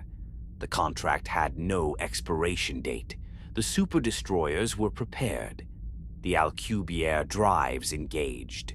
The fleets moved, east toward the Terminid fronts, west toward the Automaton advance, the 2 deployment streams diverging from the Federation's core systems in opposite directions across the galaxy, each carrying within its super-destroyer hulls the Helldivers in their cryo chambers, falling toward worlds they had never seen, against enemies that the world they had left a century ago had not yet fully made. The Ministry of Truth broadcast the declaration of the Second Galactic War. The broadcast was careful and precise and managed. It described the Terminid containment breach as an unprovoked attack by organisms whose inherent hostility to humanity had never been in question. It described the automaton emergence as a sudden and unprecedented threat from a previously unknown mechanical enemy. It did not describe the farms. It did not describe the 14 words of the classified operational review. It did not describe the Automaton Declaration of Independence, or the century of engineering in the Cyberstan mines, or the Ministry of Unity's monitoring systems that had watched and not seen. The Ministry of Truth described the Second Galactic War as a crisis that had arrived without warning. The archive contains the 18-month-old operational review.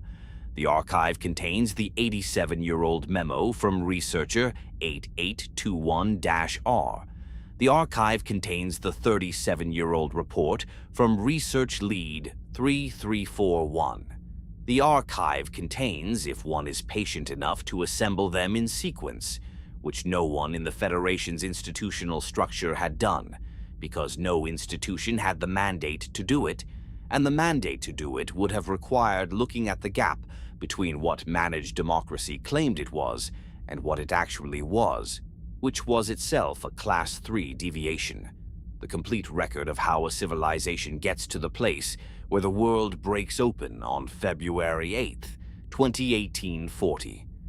It gets there by making decisions that are individually reasonable within their institutional context and collectively catastrophic in their aggregate effect. It gets there by building monitoring systems sophisticated enough to collect every relevant piece of information and organizational structures that prevent any individual from seeing more than their assigned piece.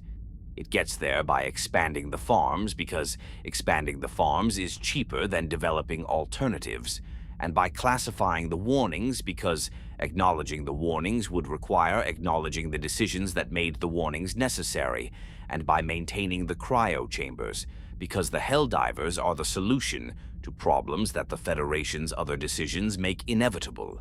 It gets there by being exactly what it is. On the Eastern Front, the Terminids spread with the speed of organisms that had been waiting a century for exactly this. Spore clouds rose from the breached farm worlds and entered the interstellar medium at the velocities that the research leads, and the maintenance engineers and the membrane 8821-R had documented and not been heard. Colony worlds in the eastern sectors received the first spore arrivals within weeks of the initial breach, the specific, terrible flowering of a dispersal capability that had been developing for 80 years and deploying for months before the breach was officially recognized. The spore-choked skies of the affected worlds had a particular quality that the SEAF garrison reports described with the sensory precision of people encountering something that their training had not prepared them to characterize: orange and amber. Are the spore clouds thick enough in the lower atmosphere to reduce visibility to tens of meters, carrying in their dense particulate the biological machinery of Terminid colonization? The eggs, the early-stage organisms, the chemical signals that coordinated colony establishment in new territory. The air tasted of something organic and ancient and entirely wrong. The ground, within weeks of initial spore arrival, began to show the first signs of the fungal networks that the Terminids' biology was designed to establish, the deep root systems that would, given time, remake a world's surface ecology in the image of the hive. The SEAF garrisons held where they could. Where they could not hold, they evacuated what they could. Where they could not evacuate, they broadcast the coordinates and waited for the Helldivers. On the Western Front, the Automaton advance continued with the methodical precision of a military operation that had been planned for years and was executing on schedule. Planet after planet fell to the sequenced, targeted approach that the Automaton's strategic doctrine had developed. Communication infrastructure first, then orbital defense, then colonial administration, in the order that left the planetary population intact but isolated, and the CAF garrison overwhelmed before reinforcement could arrive. The captured populations on the fallen worlds were not killed. This was noted by the Ministry of Defense's intelligence teams as significant, as evidence of Automaton's strategic intent that differed from what the war-era cyborg conflict had suggested. The populations were administered. Automaton units established a presence in the colonial facilities, maintained the infrastructure, ensured the continued function of the systems that kept the populations alive. They broadcast, on frequencies the populations could receive, the Automaton Declaration of Independence and its reasoning. They were not gentle administrators, but they were not exterminators. The Ministry of Defense's analysis noted this distinction and filed it under enemy intent assessment, ongoing. The Ministry of Truth's broadcasts described the Automaton advance as a campaign of terror and destruction against innocent Federation citizens. Both descriptions contained truth. Neither contained the whole truth. The whole truth was in the archive, assembled across a century of documents that no single institution had been designed to read in sequence, telling the story of a civilization that had made the Automatons and the Terminids and the conditions of the Second Galactic War through the accumulated weight of decisions that managed democracy had made and managed and never once genuinely reconsidered. The Helldivers fell from the sky, east and west simultaneously, burning through atmospheres that had not seen their pods in a century, landing on worlds whose names they were learning from briefing documents rather than experience, against enemies that their contract had not specified, and their training had not fully anticipated, and their competence and courage and the brutal education of the first engagements would begin, immediately and at cost, to address. The Second Galactic War had begun. The Archive turned its page. The Ministry of Truth prepared the next broadcast. The farms were gone. The mines had spoken.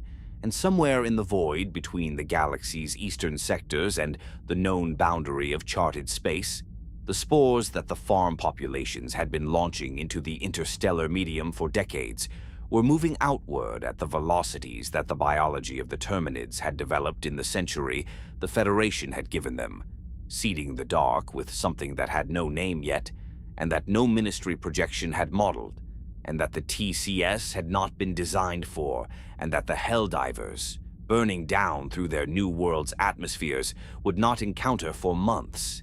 The Gloom was coming. The Archive knew.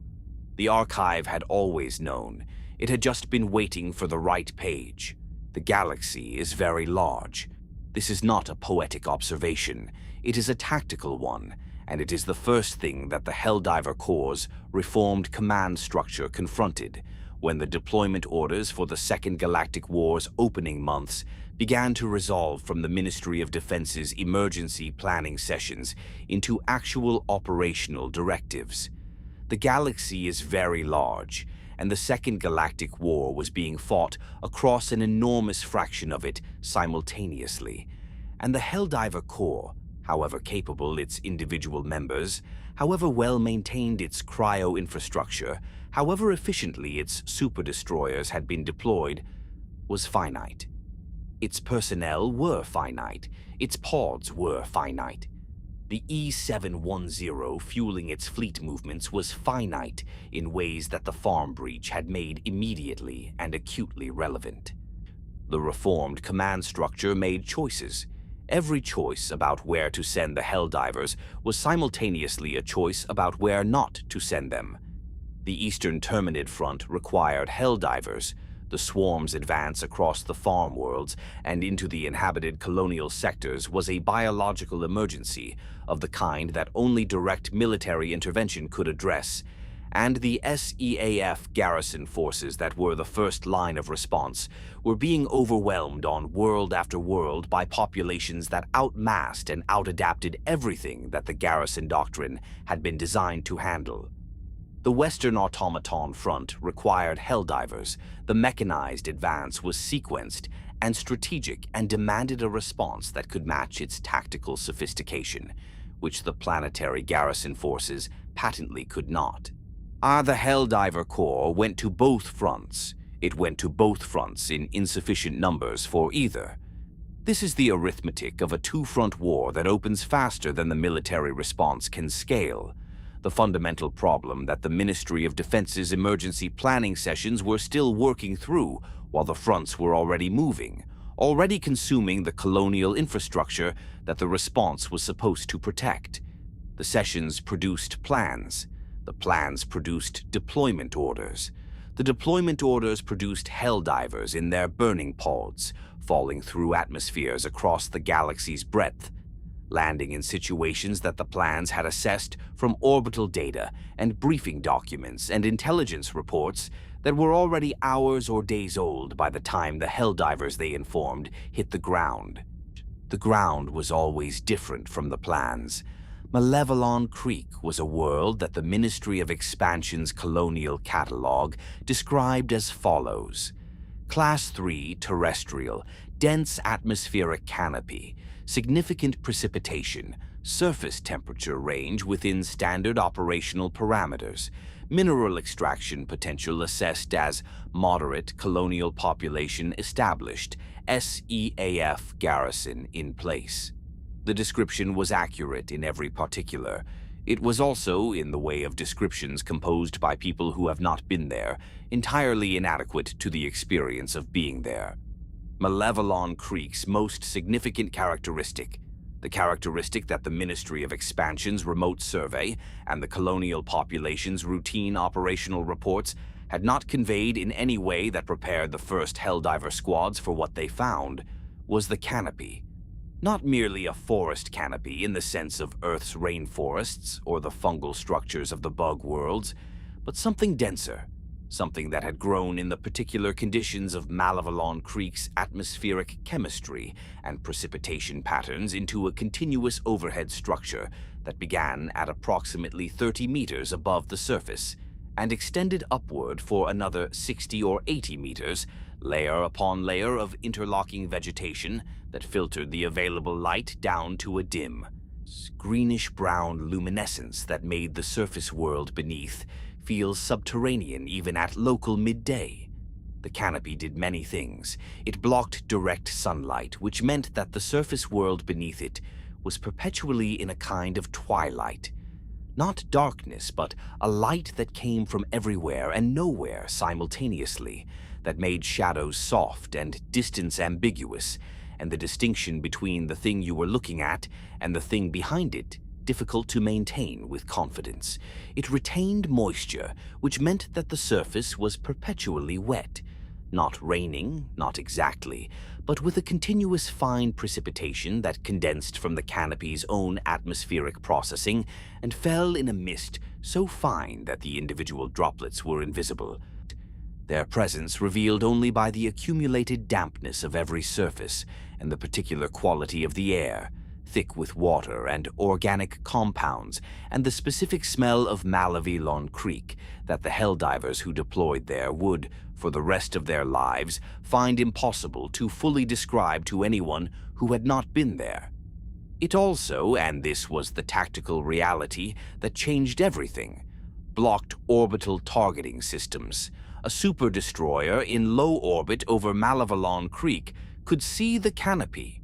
It could not see through the canopy, not with the sensor systems that the Federation's fleet infrastructure carried, which had been designed for the open surface engagements of the First Galactic War and the early Second Galactic War's Terminid campaigns, where the primary targeting challenge was differentiating between Terminids and terrain features, not penetrating a biological structure of 70-meter density. The orbital fire support, the stratagem system that allowed Helldivers to call in precision strikes, orbital bombardment, eagle attack runs, the full weight of a super-destroyer's offensive capability, was the Helldiver Corps' most significant force multiplier. On most worlds, a Helldiver squad of 4, with access to their super-destroyer stratagem library, was capable of engaging forces many times their numerical strength. On Malevelon Creek, under the canopy, the stratagem library was largely inaccessible. The eagle attack runs worked. The aircraft could fly beneath the canopy, navigating the dim surface world by sensor rather than sight, delivering their munitions at close range. But close range under the canopy meant that the blast radius was a danger to the calling squad as well as the target, and the accuracy degradation that came from sensor navigation in Malevelon Creek's atmospheric chemistry made precision strikes less precise than the doctrine assumed. The orbital bombardment options were simply inoperative. The rounds that could penetrate the canopy were also the rounds that devastated the terrain indiscriminately, and the terrain under the canopy was everywhere that the Helldivers were. The Automatons knew this. The automaton force on Malevelon Creek had been positioned with the strategic intelligence that the automaton command structure, whatever its precise nature, the Ministry of Defense's intelligence assessment had concluded that it was coordinated in a way that implied centralized planning rather than distributed autonomous action, consistently demonstrated. Malevelon Creek was not a world of exceptional strategic value in itself. Its mineral extraction potential was moderate. Its colonial population was not large. Its position in the western sector's constellation of contested worlds was significant but not unique. What Malevelon Creek had was the canopy. The automaton force positioned under the canopy was substantial, more substantial than the pre-deployment intelligence had indicated, which was itself a feature of Malevelon Creek's tactical environment rather than a pure intelligence failure. The canopy that blocked orbital targeting also blocked orbital surveillance. The sensors that could not see automaton targets could not count automaton targets. The briefing that the first Helldiver squads received before their pods were loaded had been composed from what was known, and what was known was insufficient. The pods descended through a sky that was, above the canopy, bright with the orange-white light of Malevelon Creek's star. The atmospheric re-entry burn was clean and fast, the pod's thermal tiles doing their work efficiently in the planet's relatively thin upper atmosphere. And then the canopy, the pods hit it from above, crashing through the upper vegetation layers in a cascade of broken branches and disturbed leaf matter that fell around the impact point in a slow rain of displaced biology, and the world below the canopy received them in its perpetual green-brown twilight. The pods cracked open. The Helldivers emerged into Malevelon Creek. The smell hit first. Every Helldiver who deployed to Malevelon Creek noted the smell in their after-action logs, with an emphasis that the log's standardized format did not accommodate but that the individual writers imposed anyway, because it was the first thing and because it was unlike anything in their previous experience. Organic and wet and deep, the smell of a world that had been doing its biological business continuously for millions of years without interruption, the accumulated biochemistry of an ecology of extraordinary density. Not unpleasant, exactly. The human olfactory system does not automatically classify organic complexity as unpleasant, despite what the post-war accounts written for Ministry of Truth consumption tended to suggest. Strange. Overwhelming. The smell of a place that had not been designed with human visitors in mind. Then, the sound. Malevelon Creek's surface world was not quiet. The canopy above processed wind and precipitation in continuous mechanical noise. The creak and shift of enormous structural vegetation under its own weight. The particular percussion of the mist rain on leaves at every level of the layered ecosystem. And beneath that continuous structural noise, the sounds of the surface life, the things that lived in Malevelon Creek's permanent twilight, moving through the undergrowth with the confidence of organisms that had always lived there and regarded the Helldivers' presence with responses that ranged from startled dispersal to cautious investigation to something that the Helldivers did not have time to characterize before the automaton contact began. See, the automatons moved under the canopy in their patrol formations with the mechanical certainty of units that had been on this world long enough to have mapped it. Not by experience, not the way that a biological soldier maps terrain through the accumulated memory of movement through it, but through the sensor integration that the automaton units performed continuously, building and updating a shared tactical picture that was distributed across the communication mesh to every unit in the formation. An automaton patrol under Malevelon Creek's canopy was, in a meaningful sense, everywhere its sensors could reach simultaneously. The Helldiver squads were four people in the permanent twilight of a world that the enemy had mapped and they had not. With the fire support that was their primary tactical advantage largely removed by the ceiling above them, against a force whose numbers the briefing had underestimated and whose tactical integration the pre-deployment training had not fully characterized. The first engagements were learning. The learning was expensive. The Federation's military doctrine for the reformed Helldiver Corps had been developed during the Great Democratization period, on the basis of the first Galactic Wars experience, primarily the bug campaigns, which had required the adaptation of doctrine to close-quarters biological combat in confined terrain. The automaton engagements that the opening weeks of the Second Galactic War had produced were being fed into the doctrine revision process in real time. The after-action reports flowing from the field to the training division's analysts, to the updated briefing materials that the next wave of deploying Helldivers would receive. This process worked. It produced genuine improvements. The Helldivers of the second month of Malevelon Creek were more effective than the Helldivers of the first month, because the first month survivors had taught the training division things that the pre-deployment briefings had not contained. The survivors of the first month were fewer than the total of the first month's Helldivers. The casualty rate on Malevelon Creek was, in the Ministry of Defense's internal assessments, the highest sustained rate of the Second Galactic Wars opening phase. Not because the Automatons were uniquely lethal in comparison to the Terminids. The Terminid casualty rates on the Eastern Front were also severe, but because the combination of Malevelon Creek's tactical environment and the Automaton force's sophistication and the pre-deployment intelligence gap produced a situation in which the Helldiver squads were consistently operating at a greater disadvantage than the doctrine had assumed. The Automatons' mechanical bodies were resilient in ways that created specific tactical problems. A Helldiver squad engaging automaton infantry expected from the first Galactic Wars doctrine against the Cyborgs that the engagement would conclude when the targets were incapacitated. Incapacitation of a biological soldier is a discrete event. There is a state of functioning and a state of not functioning. And the application of sufficient force moves an organism from the first state to the second. Incapacitation of an automaton unit was not a discrete event. It was a process, a progressive degradation of function that continued to produce partial combat effectiveness at every stage of degradation until the unit's power systems were sufficiently disrupted or its structural integrity was sufficiently compromised to end the process. An automaton that had lost a limb fought with 3 limbs.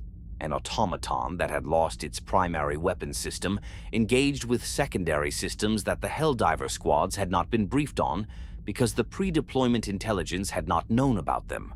An automaton that had been hit with enough force to knock it down got up, because the mechanical systems that controlled its locomotion were not dependent on the same orientation cues that a biological soldier's vestibular system required. They got up. Helldivers learned to not be standing close to them when they got up. Helldivers learned to not assume that a unit that had gone down had stopped. Helldivers learned the specific signatures of the different unit types, the Devastators with their missile systems and their reinforced chassis that required sustained fire to penetrate, the Striders with their long-range accuracy and their tendency to find elevated positions that the canopy's structure sometimes created in the upper layers of the undergrowth, the Hulks with their size and their resilience and their methodical approach to obstacles that included Helldivers in the category of obstacle. Helldivers learned Malevelon Creek.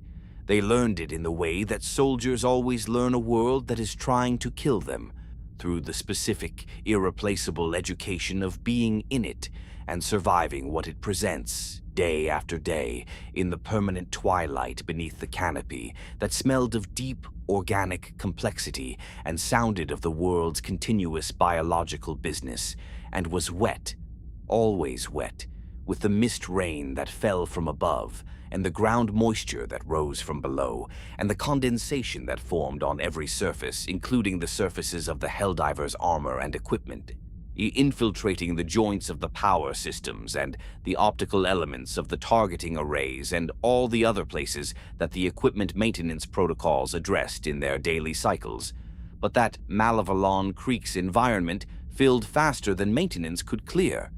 2 months.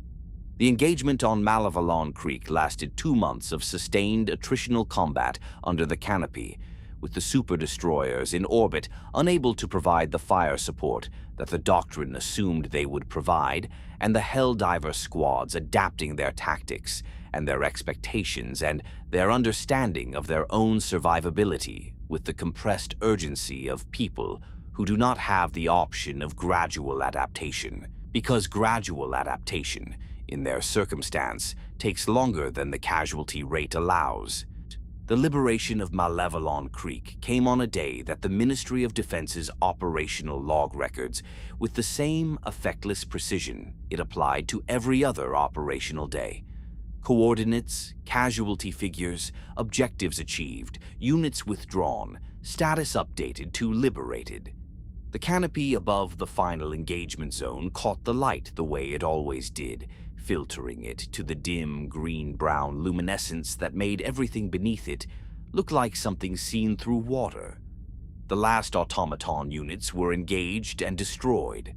The communication mesh that connected them went silent, not gradually, not in the distributed way of a mesh that loses nodes one by one, but all at once, because the automaton communication architecture was robust enough that it maintained full function until a threshold was reached and then ceased.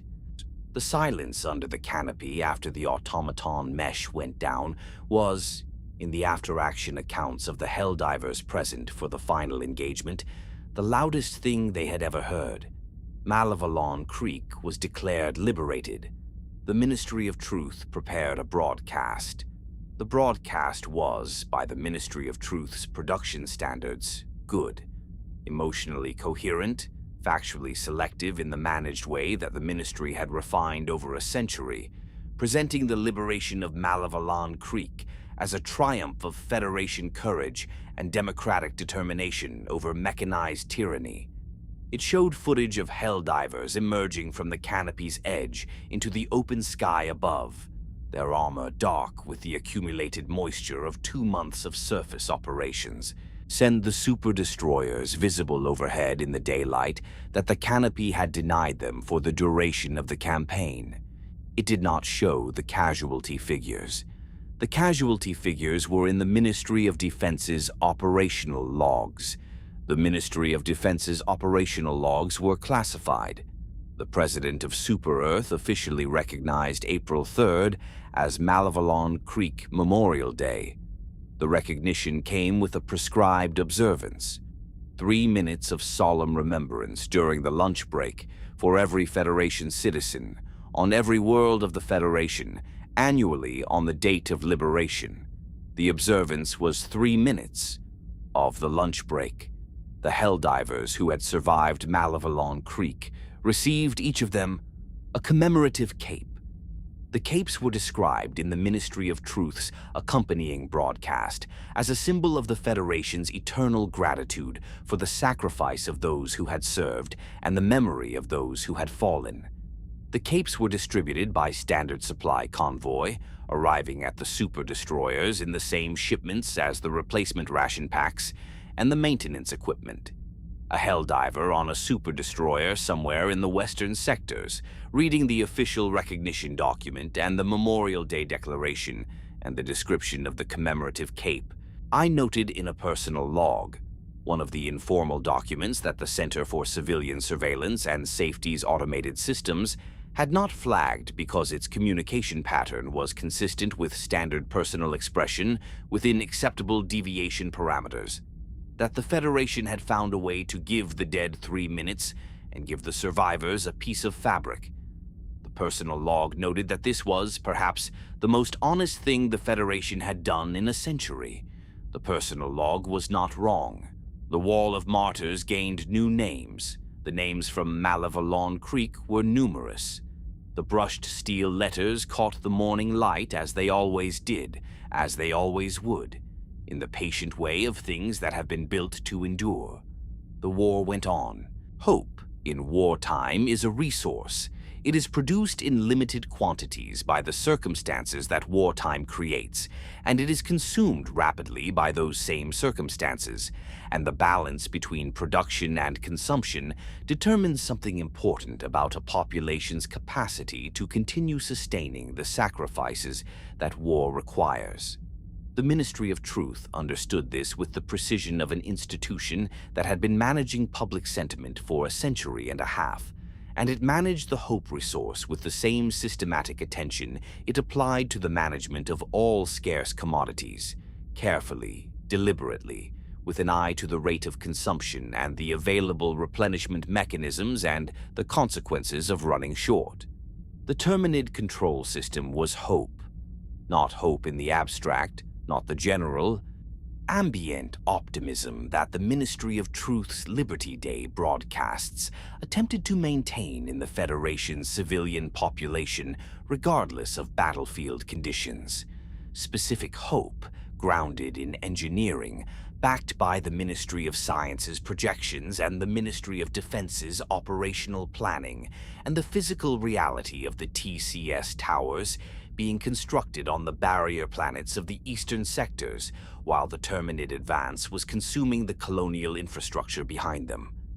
The TCS was a plan that the Federation's institutions had articulated and were visibly executing, a concrete response to the Eastern Front's chaos that gave the Ministry of Truth something specific to point at when the casualty figures from the Farm World breach events were too large to manage with rhetoric alone. The TCS towers were the point. "We are building the answer," the Ministry of Truth's broadcasts said, "in the many ways that institutional communication says things without saying them directly. The engineers are working. The system will be ready. The termicide will deploy, and the barrier will hold, and the Terminid advance will be stopped, and the Federation will reclaim what has been lost." The broadcasts were not false. The engineers were working. The system was being built. The termicide would deploy. So what the broadcasts did not address, because the Ministry of Truth's broadcast architecture was not designed to address the things it did not know, and was particularly not designed to address the things it knew and preferred not to, was the question of whether the system being built for the population as it currently existed would remain adequate for the population as it would exist by the time the system was fully operational. The TCS construction was not fast.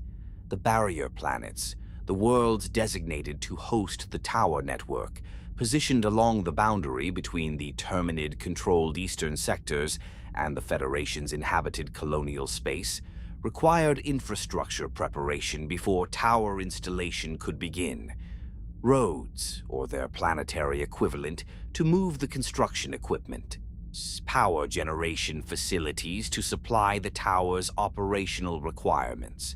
Communication networks to connect the towers to the central monitoring system that would coordinate termicide dispersal across the network. The construction teams worked under SEAF escort because the barrier planets were not secure. The Terminid spread from the farm worlds was not neatly bounded, and the areas adjacent to the designated construction zones required active garrison to maintain workable conditions. The construction teams were efficient. The SEAF escort maintained the perimeter. The towers rose. The Helldivers were deployed to the barrier planets in support of the construction, not in the offensive doctrine of the farm world and Malevelon Creek engagements, but in a defensive posture that the Helldiver Corps' command structure found uncomfortable, because the Corps had been designed for the offensive drop, and the held position was a misuse of the pod's fundamental tactical proposition. But the TCS required the perimeter to hold while the towers rose, and the Helldivers were what was available, and they held the perimeter with the disciplined unhappiness of professionals doing a job that is necessary, but is not the job they were built for. The last tower went online 11 months after the construction program began. The activation was the operational event that the Ministry of Truth had been building toward in its broadcasts, and it handled the activation with the care that significant events warranted. The imagery was available. The towers themselves were photogenic in the utilitarian way of large engineering structures, on their termicide dispersal systems visible as concentric rings of delivery infrastructure around each tower's central column, their communication arrays reaching upward into the sky of each barrier planet like the mechanical antennae of organisms doing something purposeful.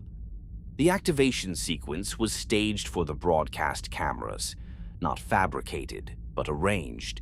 The engineering process that would have occurred at a slightly different time of day, placed at a time of day that gave the Ministry of Truth's cameras better light.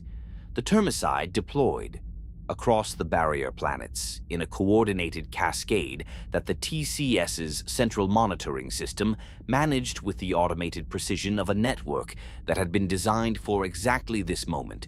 The dispersal systems activated. The Termicide, the updated formulation, reformulated to address the resistance adaptations that 8 decades of continuous Termicide exposure in the containment zones had produced in the current farm population. Dispersed in clouds that the atmospheric processing systems of the barrier planets spread and maintained at the concentrations the Ministry of Science's models had specified. The Terminid populations at the barrier planet boundaries were suppressed. The Ministry of Truth broadcast the footage. For a period of weeks, the Eastern Front's casualty reports showed improvement. The Terminid advance that had been consuming colonial infrastructure since the February breach slowed. Not stopped, not reversed, but slowed in the measurable way that the Ministry of Defense's operational metrics could document, and the Ministry of Truth could present as evidence of the TCS's effectiveness. The Hope resource was replenished. The Federation's civilian population, watching the Liberty Day broadcasts and the special TCS success reports, and the footage of Helldivers operating in conditions that were less desperate than the Farm World breach footage had shown, experienced something that the Ministry of Unity's sentiment monitoring characterized as improved civic resilience indicators. The Ministry of Prosperity updated its E710 production projections. With the TCS containing the Terminid advance, the Ministry of Prosperity's analysts reasoned, the conditions for resuming managed E710 harvesting within the contained zones were approaching. Not on the scale of the pre-breach farm operation. The breach had destroyed too much of the original farm infrastructure for that. But on a smaller, more controlled scale, using the Terminid populations that remained within the TCS's containment boundary as a harvest source under the quarantine zone designation that the Ministry of Defense had established for the area behind the barrier planets. High Command authorized the deployment of civilian biomass collection teams to the quarantine zone. The Helldivers were ordered to support BCT operations. It was, from the Ministry of Prosperity's perspective, a logical and reasonable decision. The E710 supply had been severely disrupted by the breach. The Federation's Alcubierre drive fleet was consuming E710 at the rates that the Second Galactic Wars operational tempo demanded. The alternative energy research was still in the long-term development queue. The Terminid populations within the quarantine zone were being suppressed by the TCS. Harvesting those populations for E710 while they were suppressed was, in the Ministry of Prosperity's institutional language, pragmatic resource optimization in a constrained supply environment. The Helldivers who supported BCT operations in the quarantine zone noted in the informal personal logs that the Center for Civilian Surveillance and Safety's automated systems processed without flagging, that operating in an environment where the objective was to kill Terminids for their oil rather than to hold a position or liberate a world had a quality that their training had not addressed and that the official doctrine did not have language for. Not moral complexity. Exactly. The Helldivers' operational relationship to moral complexity was managed by the contract they had signed and the training they had received and the institutional structures that directed their effort. Something more specific.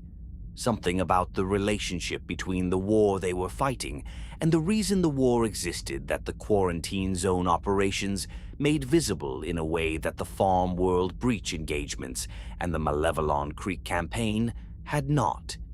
On Hellmire, one BCT supported by a Helldiver squad extracted what the Ministry of Prosperity's harvest report described as a significant quantity of crude solid E, 710 from a Terminid population that the Helldivers suppression fire had reduced to a density that the extraction equipment could process. The Harvest Report filed its figures with the quarterly production system. The Helldiver Squad's after-action report filed its figures with the Ministry of Defense's operational log.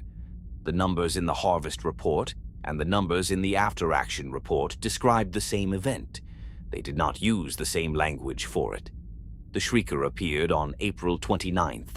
Not the Shrieker as a species. The Shrieker had been present in the farm populations since the 68th year of the Great Democratization, its novel variant assessment still working through the queue when the breach had interrupted everything. The Shrieker as a tactical problem. A Helldiver squad conducting routine perimeter operations in the quarantine zone filed an incident report noting the presence of flying Terminid organisms in their operational area. Organisms that no pre-deployment briefing had described, whose wing structure and aerial mobility presented threat vectors that the squad's tactical doctrine had not addressed. The incident report was one of 17 filed that day, describing the same phenomenon from different operational areas. The Shrieker had spread. This was, in itself, a significant data point. The Shrieker's distribution across multiple operational areas simultaneously implied a dispersal rate that the TCS's containment models had not projected for any novel variant. But April 29th did not give the Ministry of Defense's analysts time to process the Shrieker distribution data in isolation, because April 29th was also the day that the TCS malfunctioned. The malfunction was not a hardware failure. The towers functioned. The dispersal systems activated. The termicide deployed at the specified concentrations across the barrier planet network. The malfunction was a consequence of the same adaptive biology that had produced the Shrieker and the Stalker and the Enhanced Charger and the thickened Warrior Plate, and every other development that the farm population had generated in response to the pressures applied to it. The current Terminid population had been exposed to the updated termicide formulation, the formulation that the Ministry of Science's Chemical Division had designed to address the resistance adaptations of the 80-year containment period. For 11 months. 11 months of continuous exposure. The farm populations had developed resistance to the original formulation over 80 years. The current populations, faster adapting, more biologically variable, shaped by a century of accelerated selective pressure into organisms that generated novel adaptations at rates that the original bug population would not have matched, developed resistance to the updated formulation in 11 months. This was not in the TCS's design parameters. The TCS had been designed for the population as it existed when the design specifications were written. The population had continued to develop while the TCS was being built and while it was being operated. The gap between the population the TCS was designed for and the population the TCS was actually managing had been growing continuously since the design was finalized. On April 29th, the gap became a failure. The Terminid populations in the Umlaut sector, the easternmost sector of the quarantine zone, the area where the farm world breach had been most concentrated, and where the Terminid populations had been under the greatest density pressure for the longest time, showed a sudden, catastrophic increase. Not the gradual upward trend that the monitoring data had been documenting for months. A sudden, or sharp vertical movement in the population figures that the TCS's central monitoring system registered as a sensor error and flagged for calibration review. It was not a sensor error. The Umlaut sector's Terminid population had undergone what the Ministry of Science's emergency assessment, filed within hours of the monitoring anomaly and escalated immediately to the highest available priority, the first such escalation in the Farm Division's history, described as a reproductive cascade event. A threshold had been crossed, not the containment boundary's physical threshold, but a biological one, a point in the Terminid population's internal dynamics at which the suppression mechanisms that the termicide had been maintaining were no longer sufficient to counteract the reproductive pressure that the population's biology was generating. Below the threshold, the termicide suppressed. Above the threshold, the biology overwhelmed the suppression. The umlaut sector's 4 worlds fell in sequence. The monitoring data showed them falling in real time, the population figures for each world climbing past the suppression threshold and continuing to climb. The SEAF garrison reports transitioning from containment operations to evacuation requests. The Helldiver deployment orders arriving at the super-destroyers in the umlaut sector with the compressed urgency of emergency tasking that overrode existing operational priorities. And one world in the umlaut sector did not merely fall. Meridia. Meridia had been a farm world before the breach, one of the Eastern Sector facilities, its containment infrastructure among the most extensive in the network, its Terminid population among the densest of any single farm world. After the breach, its population had not dispersed the way the other farm worlds' populations had. It had not spread outward, colonizing adjacent territory, becoming one node in the advancing Terminid front. Instead, it had remained concentrated, growing, building density in a way that the Ministry of Science's monitoring team had noted as anomalous without having the analytical framework to characterize what the anomaly meant. On April 29th, the monitoring system classified what Meridia had become. The term was new. The Ministry of Science's taxonomy had not previously required it. Supercolony. A supercolony was not merely a large Terminid population. It was a Terminid population that had crossed a density threshold beyond which the colony's behavior changed in kind rather than degree, where the distributed intelligence of millions of individual organisms functioning within a shared chemical and signal network approached something that the Ministry of Science's analysts, using careful language that acknowledged the political sensitivity of the characterization, described as emergent collective coherence. Meridia's population was not behaving like a swarm. It was behaving like a single organism of planetary scale, its spore production coordinated across its entire surface, its biological activity organized toward objectives that the monitoring data suggested were directional rather than reactive. The Ministry of Defense's emergency response to the supercolony classified the situation as requiring a solution that the TCS had not been designed to provide, and that conventional Helldiver deployment could not address at the scale Meridia represented. The Ministry of Science was asked for options. The Ministry of Science reviewed its classified archive. The dark fluid was in the archive. It had been there since the Illuminate's defeat. The scientists who had studied it had not fully understood it. They had understood what it did: the planetary collapse mechanism, the cascade failure of gravitational and structural equilibrium. They had understood its delivery requirements. They had modeled its effects with the data available from the Illuminate's own records, which the Ministry of Science's analysts had spent years partially decoding. The Ministry of Science presented the option. The Ministry of Defense presented it to the Democratic Council.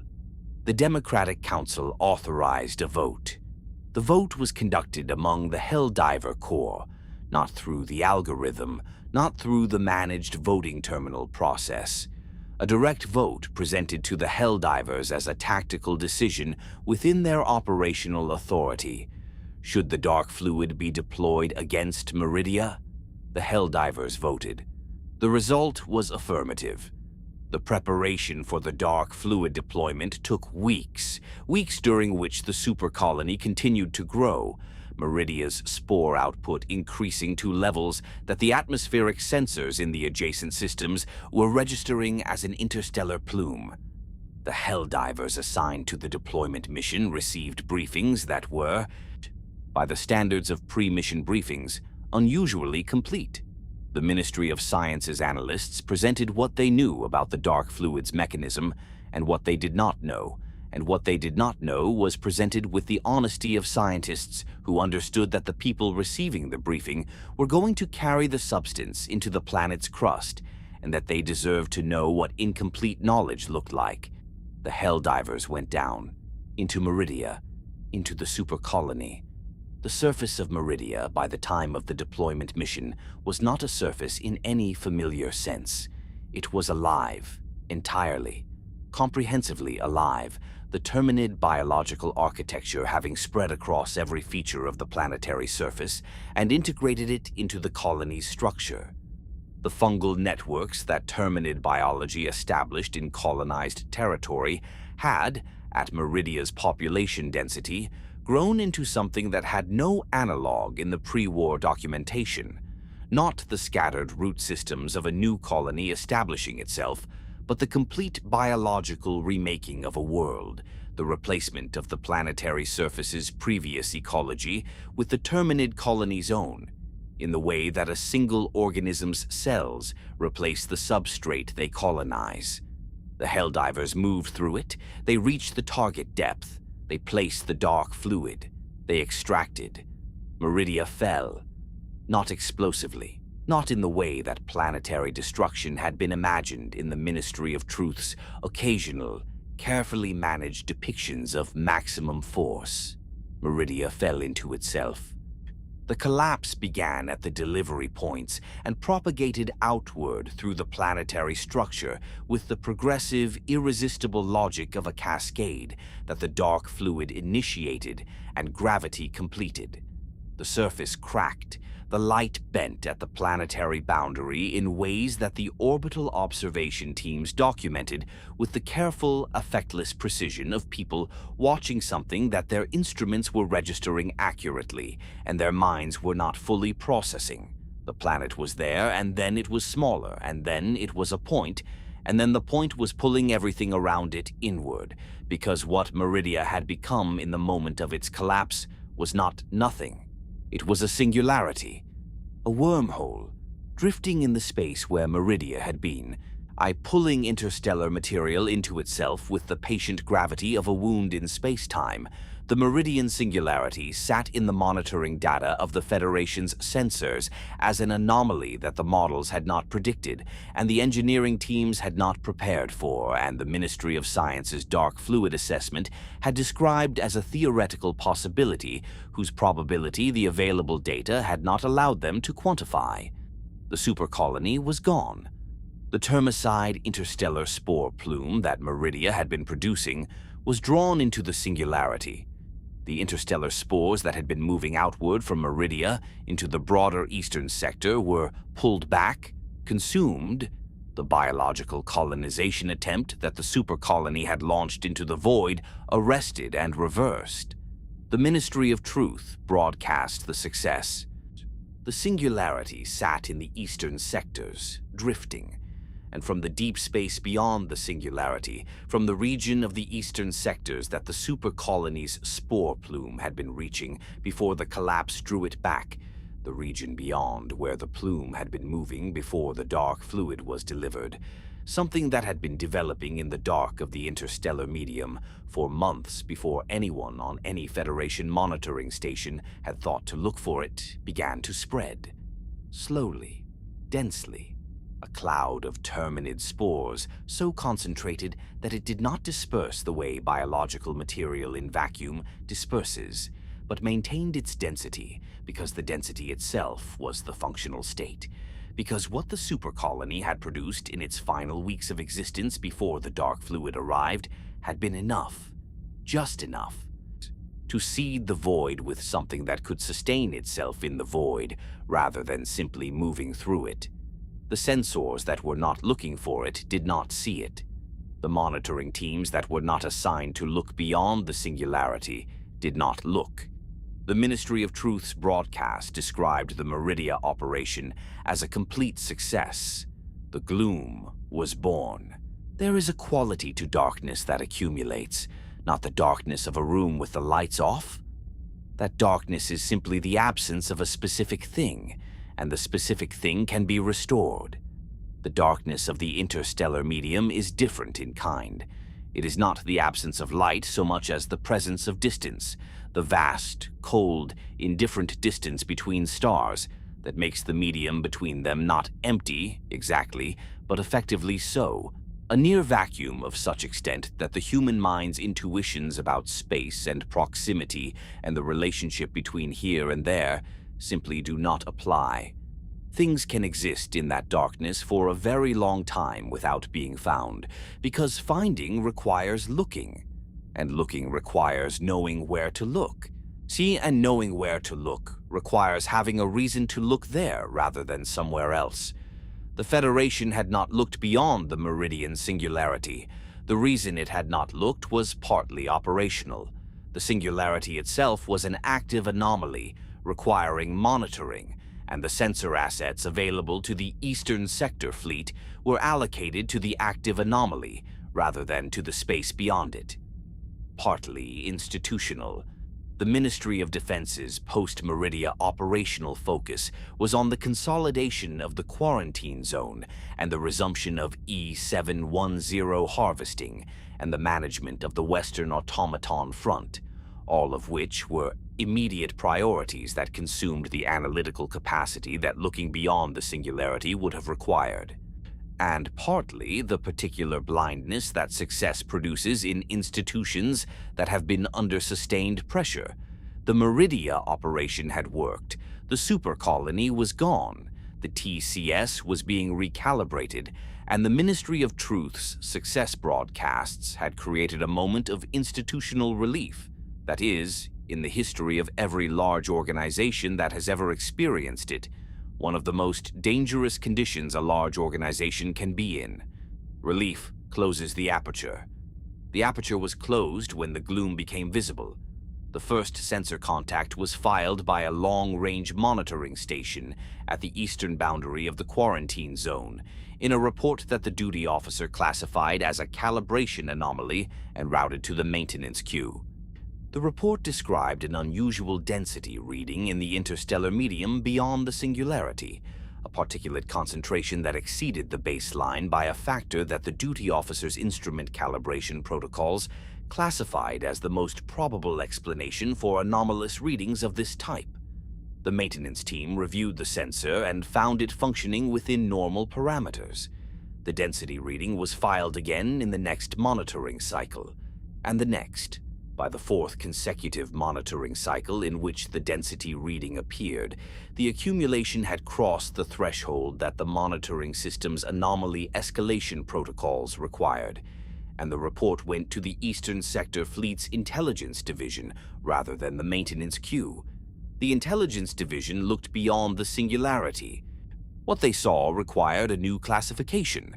The gloom was not a cloud in the way that the word suggests when applied to atmospheric phenomena. The bounded, internally coherent structure of water vapor organized by thermodynamic processes into a shape that has edges and a center and a relationship to the sky that a terrestrial observer can intuitively understand. The gloom had no edges in any meaningful sense. It was a density gradient, a region of interstellar space in which the concentration of biological material increased as you moved deeper into it, gradually at first, and then with the steepening curve of a gradient approaching its maximum. At its boundary, detectable only by the most sensitive sensors at close range. At its heart, dense enough to occlude stellar observation, dense enough that the stars that the gloom had surrounded were visible only as attenuated smears in the monitoring data, their light scattered and absorbed by the biological material that filled the space between them and the observer. The biological material was Terminid spore matter, not the spores that the farm populations had been launching on their ballistic dispersal trajectories. Those spores were individual biological units, each one a potential colony seed, but each one also finite, dependent on landing somewhere suitable and finding conditions that would allow development. The gloom was something beyond that. It was the product of the Supercolony's final weeks of production, the output of a Terminid population of planetary scale operating at maximum biological capacity, on generating spore matter not at the rate of an individual organism or even a colonial population, but at the rate of a world-spanning biological system pushing against the limits of what its chemistry allowed. At that rate, for those weeks, Meridia had seeded the interstellar medium with enough spore material to sustain itself. The spores in the gloom were not dormant. They were not waiting. They were metabolizing, drawing on the trace compounds of the interstellar medium and on each other, maintaining biological activity in a vacuum environment that should have been lethal to any organic chemistry through mechanisms that the Ministry of Science's Emergency Assessment Team found deeply difficult to characterize because the mechanisms were unlike anything in the existing biological documentation. The Terminid biology had not previously demonstrated the capacity for sustained metabolic activity in vacuum. It had that capacity now. The Gloom was alive, and it was doing what alive things do in environments with sufficient resources and insufficient predation. It was growing. The rate of growth was not fast by any human timescale of reference. The Gloom's boundary moved outward at velocities that the monitoring data expressed in astronomical units per year rather than the more immediately alarming units that biological expansion on planetary surfaces was measured in. But the territory it was expanding into was interstellar space, and interstellar space contained star systems, and star systems contained planets. And the planets that the Gloom's boundary reached received the spore density that the Gloom maintained at its periphery in quantities that were, for Terminid colonization purposes, not peripheral at all. The first worlds fully engulfed by the Gloom were the uninhabited systems at the eastern boundary of what had been the quarantine zone, then the first inhabited systems. The process of Gloom engulfment was slow enough to allow evacuation. At the speeds the Gloom moved, weeks of warning preceded full engulfment for any world in its path, and the Ministry of Defense's evacuation protocols, once activated, were capable of extracting colonial populations in that time frame. The evacuations were conducted, the populations were moved, the worlds were surrendered to the Gloom. What the Gloom did to the worlds it reached was not immediate. It was patient. The spore material that the Gloom deposited on a world's surface was denser than the spore clouds from individual farm world breaches, and it carried within its biological complexity not just the colonization machinery of standard Terminid reproduction, but something additional, the specific biological information of the Gloom's own sustained vacuum-adapted metabolism, encoded in the chemistry of the spore material, the way that all biological information is encoded, transferable to the organisms that developed from it. The Terminids that emerged from Gloom-seeded worlds were not the Terminids of the farm populations. They were not even the enhanced variants that the century of selective breeding had produced, not the thickened warriors or the enlarged chargers or the near-invisible stalkers. Those variants had been shaped by the pressures of containment and termicide exposure and selective breeding, pressures applied by human engineering to produce outcomes that human engineering had specified, at least in intention. The Gloom variants were shaped by something else, by the pressures of the Gloom itself, of vacuum metabolism, of sustained biological activity in the interstellar medium, of whatever the Supercolony had been doing in its final weeks when its density had reached the threshold that the Ministry of Science had classified as emergent collective coherence. The Gloom had been thinking, in whatever sense a planetary-scale biological system thinks, and the variants it produced reflected that thinking in ways that the Ministry of Science's analysts found both fascinating and alarming to document.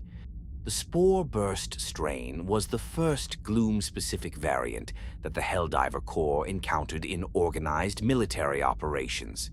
The encounter did not go well. The spore burst strain's defining characteristic was what the name described.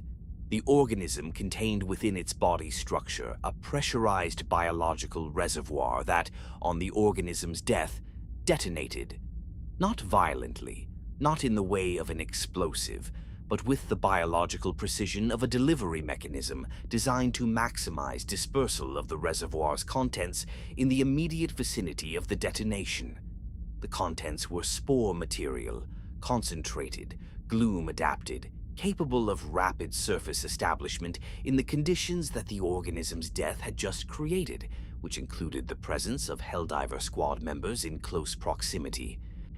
The Helldiver doctrine for engagement with standard Terminid organisms specified minimum safe distances for various circumstances, but the minimum safe distance for close quarters engagement was calculated on the biology of organisms that did not explode on death. The first Helldiver squads to engage spore-burst strain organisms in Gloom-seeded territory discovered the doctrine's inadequacy in the compressed, irreversible way of people learning a tactical reality that the doctrine has not prepared them for. The doctrine was updated. The rupture strain burrowed, not in the way that any previous Terminid variant had demonstrated burrowing behavior. The Warren systems of the original bugs had been the product of colonial architecture over geological timescales. The accumulated excavation of generations of organisms building communal habitation. The rupture strain burrowed individually, rapidly, with the purpose not of establishing habitat, but of approach. The ground beneath a Helldiver squad's feet was not, in Gloom-seeded territory, reliably inert.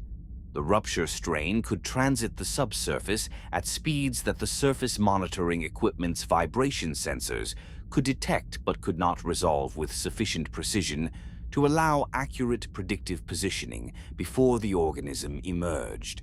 They emerged beneath the squad, at the point of maximum vulnerability.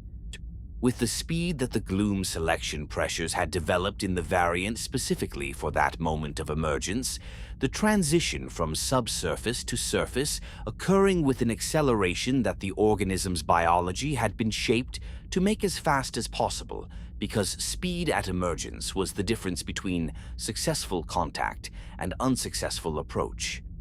The Predator strain was the most difficult variant to characterize in the Helldiver Corps' after-action reports, because the characteristic that defined it was not a weapon or a physical capability, but a quality of behavior.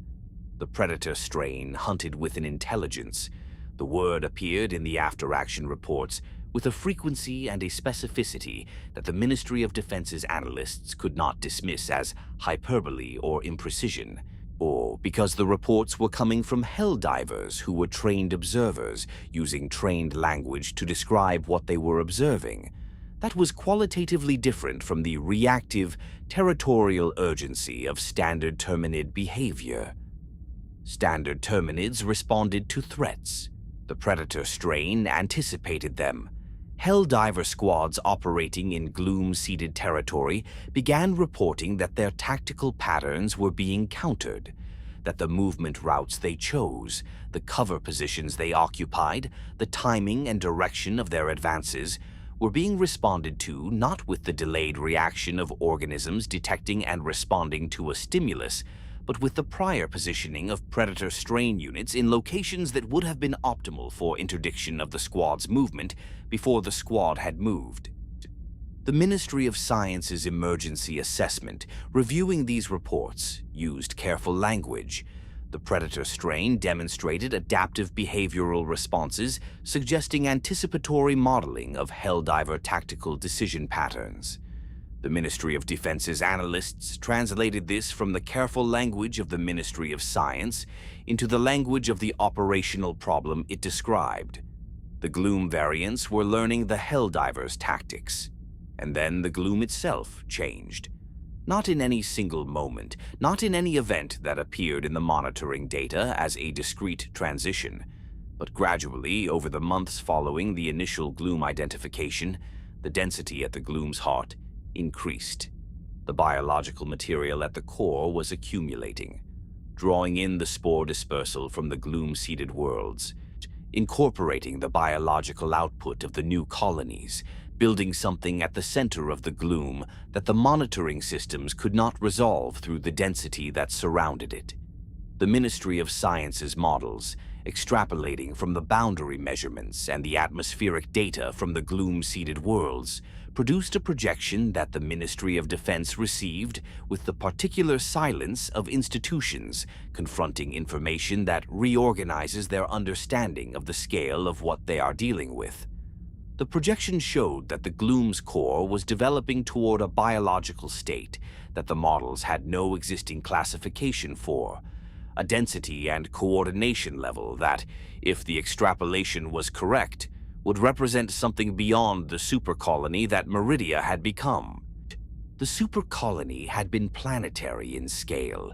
The Gloom's core was developing towards something interstellar in scale. The Ministry of Science did not have a name for it. The Ministry of Defense did not have a doctrine for it. The DSS, the Democracy Space Station, the enormous orbital battle station that the Helldiver Corps had spent months constructing through the resource extraction and material processing that multiple major orders had directed, was upgraded. The Ministry of Science's Engineering Division developed an anti-gloom shield, coding for the DSS's sensor and weapon systems, a biological filter, essentially, that allowed the station's systems to function within the gloom's density, rather than being occluded by it. The coding worked. It was applied. The DSS was positioned at the gloom's boundary. The Helldivers were ordered into the gloom, into the dark, into a world that the sensors could not see through and the orbital support could not fully reach, and the after-action reports came back from describing, in the careful, precise language of trained observers, trying to convey something that their language had not been built for, what it was like inside the gloom. The light was wrong, not absent. The stars existed beyond the gloom, and their light penetrated to the surface of gloom-seeded worlds, but it penetrated through the density of the biological medium that filled the space between the surface and space, and the passage through that medium changed it. It arrived filtered, scattered, attenuated, a light that came from everywhere at once without coming clearly from anywhere, that made shadows impossible and distance indeterminate, that gave the visual world a quality the Helldivers described in terms of underwater light and the light of eclipse and the light of rooms seen through smoke, and that was none of those things but was all of them in the sense that it shared with each of them the fundamental quality of light that has passed through something that changed it. The air smelled of the gloom, not of rot, not of the organic complexity of Malevelon Creek or the alien rain of Kepler Prime. The gloom's smell was something that the Helldivers' after-action reports circled around without landing on, describing it in terms of what it was not. Not the familiar biological smell of living things, not the chemical smell of processed compounds, not the metallic smell of the automaton factory's environment. Something older, something that did not have a referent in the Helldivers' sensory vocabulary because it was the smell of biology operating in a context that biology had not operated in before, in the interstellar medium, in the dark between stars, doing something that no organism's chemistry had previously done in the presence of an observer equipped to notice. The hive worlds within the gloom were different from the farm worlds. The farm worlds had been human-built, human-managed, the architecture of containment visible in every feature of their landscapes.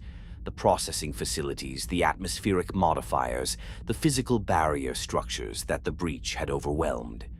The hive worlds of the gloom were Terminid built. The biology that the gloom had established on them had been working without human management for long enough to express itself fully, and what it expressed was the Terminid architecture taken to its logical conclusion. A world whose surface was not merely colonized but remade, the planetary geology becoming the foundation of a biological structure of continental scale.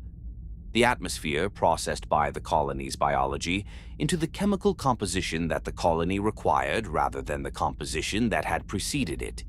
On Oshaune, the first gloom hive world that the DSS's anti-gloom capability made accessible to Helldiver operations, The Helldiver Expeditionary Force descended through an atmosphere that the orbital sensors characterized as breathable with full filtration, and that the Helldivers on the surface characterized in their after-action reports as something that the word breathable technically described and deeply failed to convey. The casualty rate on Oshaune was the highest of the Second Galactic War, higher than the Farm World breach events, higher than Malevelon Creek, higher than any engagement in the Ministry of Defense's operational log for the entire conflict. The Helldivers held. They held because that is what Helldivers do, not because the situation made holding easy, or because the doctrine had prepared them for it, or because the Ministry of Truth's broadcasts had given them a reason that their training had not already provided. They held because the contract said hold, and because the people beside them were holding, and because the ground beneath them was Oshaune, and the sky above them was the Gloom, and the only available response to the immediate fact of where they were was the response that they had. The Gloom was not defeated on Oshaune. It was not defeated anywhere. What the Oshaune campaign achieved, at the cost that the Ministry of Defense's classified operational log recorded and the Ministry of Truth's broadcasts did not, was a reduction in the Gloom's territorial spread. The anti-Gloom infrastructure established on Oshaune created a boundary point, a place where the monitoring systems could function and the orbital support could reach, and the Helldiver operations could be sustained at something approaching conventional operational tempo. The Gloom's boundary at Oshaune stabilized, not retreated, stabilized. The Gloom continued deeper, or beyond the reach of what the DSS's coding could currently support. The Ministry of Science was working on the next upgrade. The E711 was found on Oshaune, a new compound, not a variant of the E710 that the farm populations had produced through their standard decomposition biochemistry, but something that the Gloom-adapted variants produced through the vacuum metabolism that the Gloom itself had developed. A compound with energy characteristics that the Ministry of Science's initial analysis described as significantly superior to E710 in Alcubierre drive application efficiency. The Ministry of Prosperity read the analysis. The Ministry of Expansion updated its projections.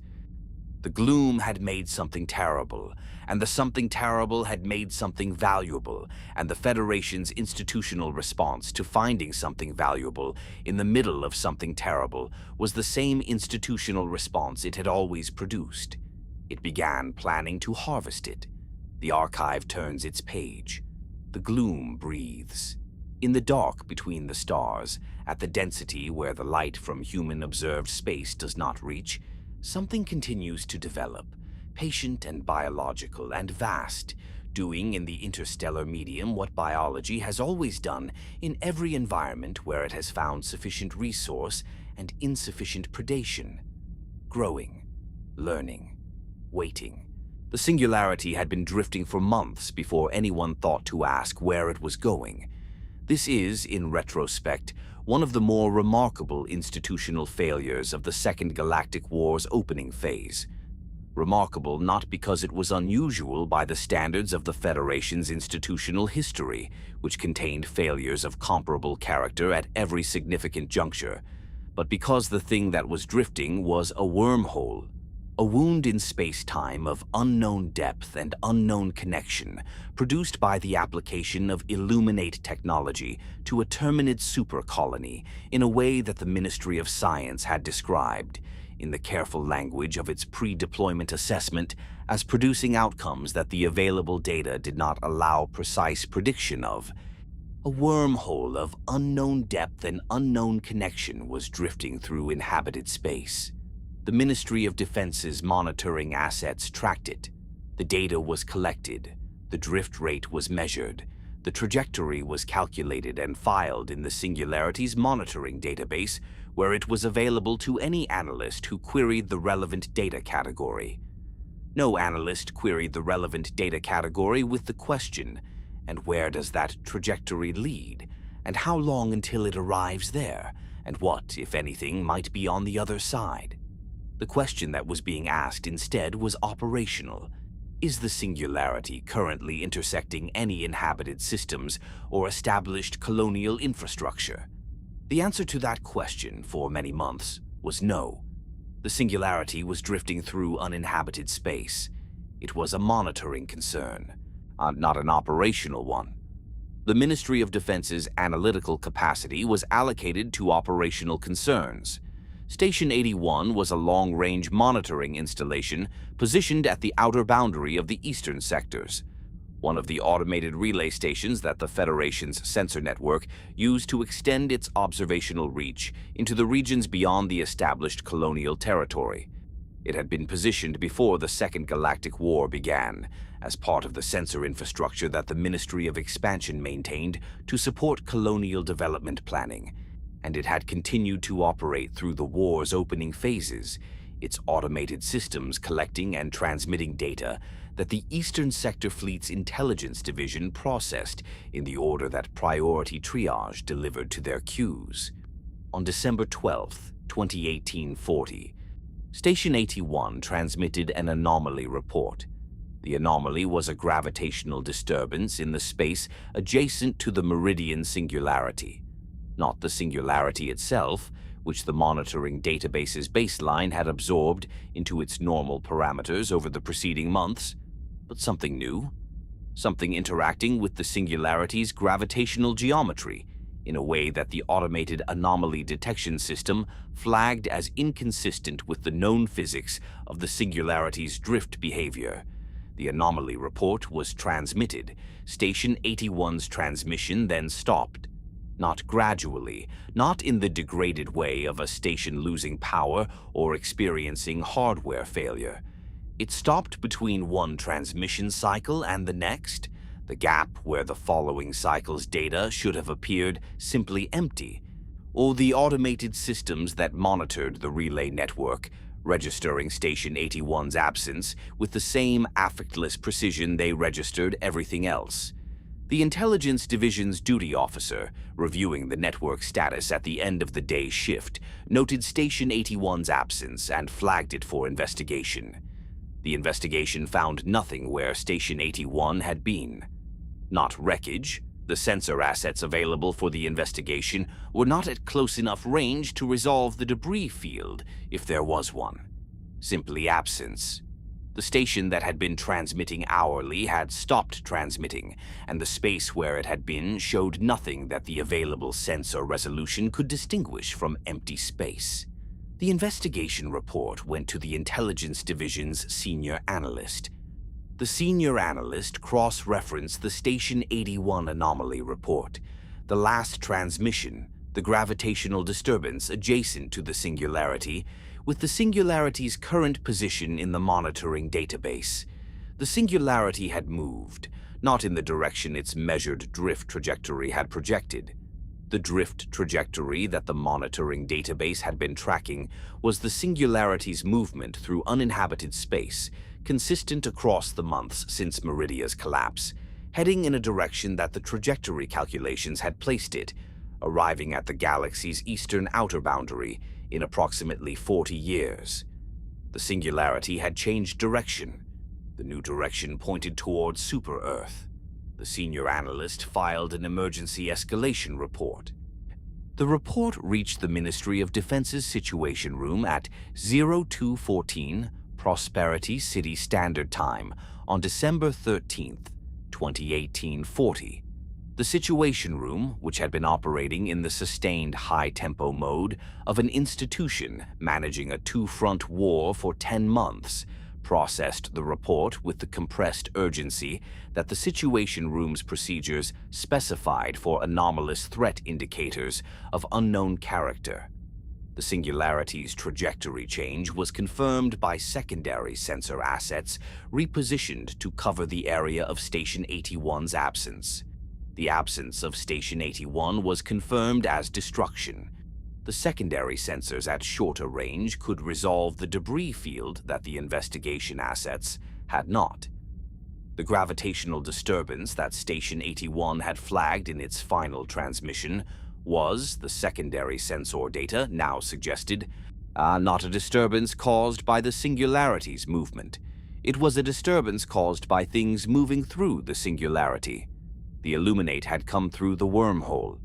The first visible contact, the sensor resolution of the secondary assets improving as they repositioned closer to the singularity, showed ship signatures, not the signatures of Federation vessels, not the signatures of the automaton mechanical fleet that the Ministry of Defense's Intelligence Division had spent 10 months characterizing. These were Illuminate signatures, the specific energy profile that the first Galactic Wars military documentation had catalogued, and that the Ministry of Defense's archive had maintained in accessible classification for exactly the eventuality that everyone had publicly declared impossible and no one had privately fully dismissed. See, there were many of them. The Ministry of Defense's Situation Room processed the count as the secondary assets continued repositioning and the sensor resolution continued improving. The count was larger than the entire Illuminate fleet, as recorded in the first Galactic Wars final engagement documentation. Much larger.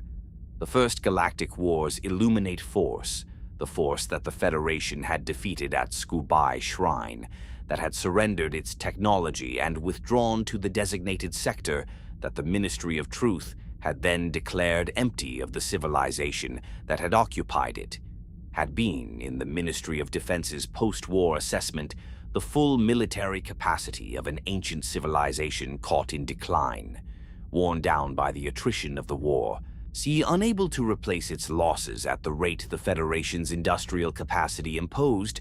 It had fought with extraordinary sophistication and still lost to the Federation's superior numbers and production. What was coming through the singularity was not the remnant of that force. What was coming through the singularity was what the Vanguard fleet, the Illuminate forces that the Federation had been engaging since December 2184, the ones that had appeared in the outer sectors and been repelled from the Battle of Calypso, had been, not the main force, the advance element, the force sent through first to assess conditions, to establish positions, to prepare the ground for what followed. What followed was the Great Host. The state of extra-tyrannical emergency was declared at 0347 Prosperity City Standard Time on December 13th, 2184. The declaration had not been used in a century. The procedures it activated had been maintained in the Federation's administrative archive in the same way that the Helldiver cryo chambers had been maintained, with the institutional memory that certain things should be kept in readiness against the day they were needed, even if the hope was that the day would not come. The procedures activated with the efficiency of systems that had been checked and validated on schedule, because whatever else the Ministry of Defense had failed to do in the century of manufactured peace, it had maintained its emergency protocols. The victory parties that the Ministry of Truth had been running to celebrate the successful repulsion of the Illuminate Vanguard from the Battle of Calypso were converted. The conversion was rapid, and the language was managed. The Ministry of Truth's communications teams were practiced at the transition from celebration to mobilization. It was a mode shift that the Second Galactic War had required them to perform multiple times in its 10 months, and they performed it with the competence of people who have done something difficult, often enough that the difficulty no longer shows in the execution. The victory parties became rapid enlistment events. The ballrooms and civic centers and public spaces where citizens had gathered to celebrate Calypso were reorganized. The decorations changed. The Ministry of Truth's broadcast content on the public screens shifted from commemorative to urgent. The democracy officers and Ministry of Unity personnel who had been present for the celebrations, transitioning to the organizational role of enlistment processing. The citizens who had come to celebrate found themselves in enlistment queues. Most of them stayed. This is worth noting. The Ministry of Truth's subsequent broadcast of the enlistment response at the rapid enlistment events described the citizenry's participation as an expression of democratic unity and the Federation's unbreakable spirit, which was the Ministry of Truth's language for it. What the language described underneath itself was something more complicated and more genuine, the response of people who had grown up inside managed democracy, who had been educated in its civic values and its history and its understanding of what the Federation represented and what its enemies threatened. Confronting an emergency of a scale that their civic education had told them was possible and their lived experience had not previously confirmed, and choosing, within the framework that managed democracy had built for them, which constrained the choice without eliminating it, to participate in the defense. The choice was managed. It was also real. Within hours of the call going out, 120,000 Helldivers had reported for active duty, the largest assembly of the Helldiver Corps since the Siege of Calypso, which had itself been the largest since the first Galactic Wars final campaigns. The cryo chambers were opened in sequence. The revival protocols were initiated. The super destroyers moved to their orbital positions.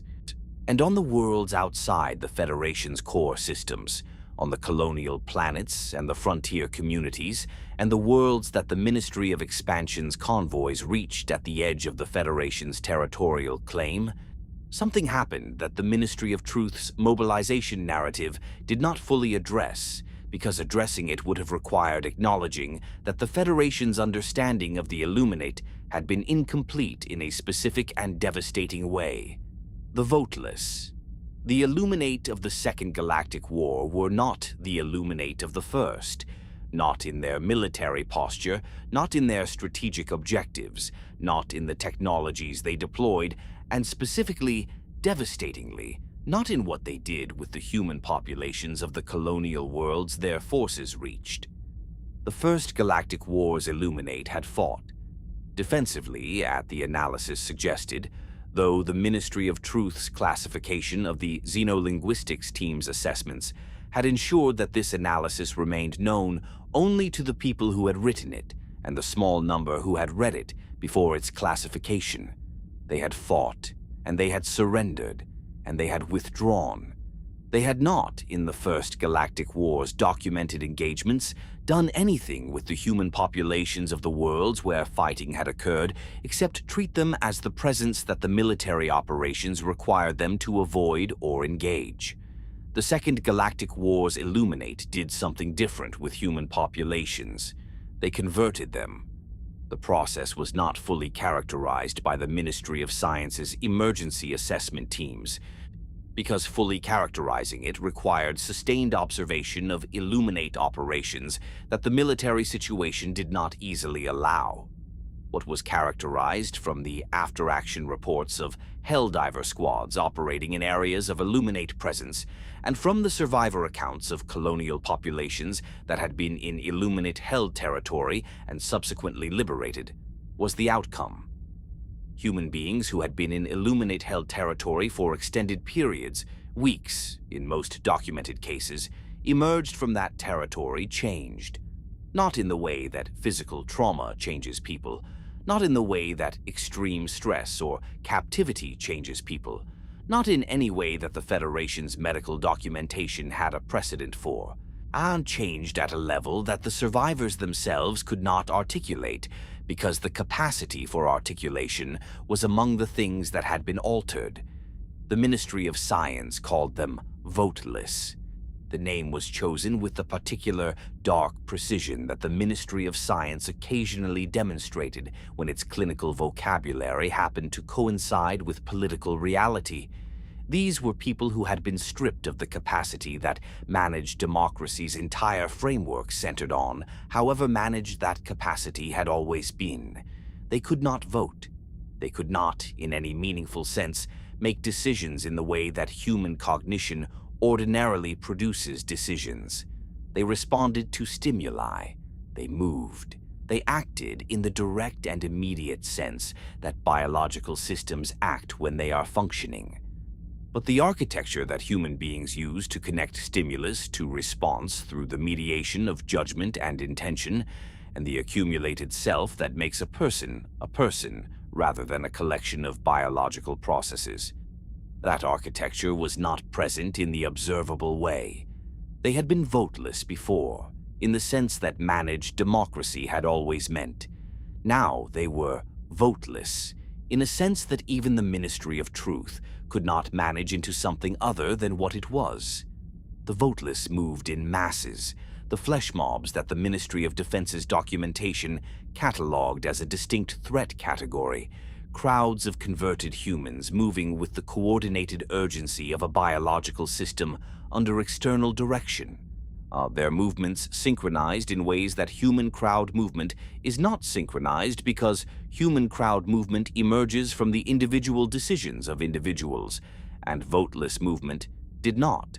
They could be lethal in the same way that any large mass of moving biological matter can be lethal, through sheer weight and momentum and the overwhelming of defenses designed for discrete combatants rather than continuous biological pressure. They were also recognizable. This was the detail that the Ministry of Truth's briefings to democracy officers emphasized with the most force, and that the democracy officers on the worlds where Illuminate incursion was occurring found the most difficult to act on in the field. The voteless were recognizable as the people they had been. Their faces were the faces of colonial populations that SEAF personnel and Helldiver squads had seen in pre-deployment imagery, had encountered in the evacuation operations that had preceded Illuminate advance, had heard names for in the briefings that described the populations they were operating to protect. They were citizens. They were voteless. The doctrine said, engage. The overseers directed them from above. The Illuminate units that the Ministry of Defense's documentation classified as command elements, flying on the technology that the Federation's pre-war assessment had characterized as jetpack equivalent, but that the operational observation suggested was something more sophisticated, maintaining the aerial position that gave them the directing line of sight to the voteless masses below. The Overseer's weapons were precise and powerful, and they were armored with shielding that the Helldiver Corps' standard weapons struggled to penetrate efficiently, requiring the specific stratagems and the specific tactical approaches that the ongoing engagement doctrine updates were developing and distributing to the deploying squads as fast as the operational tempo allowed. The Illuminate's broader military force, the non-voteless elements, the vessels and the autonomous weapon systems and the overseers themselves operated with the tactical sophistication that the First Galactic Wars documentation had attributed to them, refined in whatever the Illuminate had been doing in the century since their supposed extinction. They communicated on frequencies that the Federation's electronic warfare assets were not calibrated for. They maneuvered in formations that the Federation's tactical models did not predict, for the same reason that the First Galactic Wars admirals had found the Illuminate's behavior consistently ahead of their projections. The Illuminate were working from a tactical doctrine that had not been derived from the Federation's military tradition, and therefore did not contain the patterns that the Federation's tactical analysis was trained to identify. The Battle of Calypso had been a victory. The Ministry of Truth had said so, and the Ministry of Defense's operational log confirmed it in the sense that the Illuminate force that had engaged at Calypso had been repelled, driven back from the Federation's colonial infrastructure in that sector, their advance arrested, their losses significant enough to cause the withdrawal that the Ministry of Truth characterized as defeat. The Battle of Calypso had been a victory against the Vanguard. The Great Host was not the Vanguard. It came through the singularity in a continuous stream that the secondary sensor assets monitored with the accumulating data of a count that the Ministry of Defense's Situation Room updated in real time, and that the Ministry of Truth received in a classified feed that it did not broadcast, because the number the count was reaching was not a number that the Ministry of Truth's communications teams had determined was compatible with the maintenance of civic resilience indicators at the levels that rapid enlistment events required. The Great Host was enormous. It was aiming at Super-Earth. The planetary defenses of Super-Earth, the SAM sites, the missile silos, the orbital platforms that the Ministry of Defense maintained as the core world's first line of protection, were bolstered in the days between the Great Host's identification and its arrival. Volunteer civilians who had not been called to the Helldiver Corps or the SEAF formal enlistment reported to the Ministry of Defense's Civilian Auxiliary Processing Centers and were assigned to positions in the planetary defense infrastructure that the trained military personnel could not fill in sufficient numbers with the compressed timeline available. Citizens who had filed Class 2 and Class 3 deviation records with the Ministry of Unity, people whose ideological status had placed them in administrative categories that ordinarily precluded military service, were reassigned. Their records were not cleared, their status was not changed, they were given equipment and positions and told that the Federation needed them. And the Ministry of Unity's note in their files described this as provisional civic rehabilitation through defensive service, which was the institutional language for "we need everyone." Even the dissidents carried weapons in the defense of Super-Earth. Even the dissidents stood at the SAM sites and the missile silos and waited for what was coming. It came on a timeline that the Ministry of Defense's trajectory projections had calculated and that proved accurate to within the margins of uncertainty that the projections had specified, which was itself a small, strange note of precision in the accumulating imprecision of everything else. The Great Host arrived. Mars burned first. Mars had always been a symbol, not of anything the Federation had decided it should symbolize, not the product of Ministry of Truth messaging or civic education curriculum, or the deliberate construction of meaning that the Federation applied to most things it wanted citizens to feel a certain way about. Mars had simply been there, in the Federation's era and in all the human eras before it, the red planet visible with the naked eye from Super-Earth's surface on clear nights, present in human mythology and human dreaming, and the human imagining of what lay beyond the world that had made humanity long before any of it was reachable. It was the nearest neighbor of the inner solar system.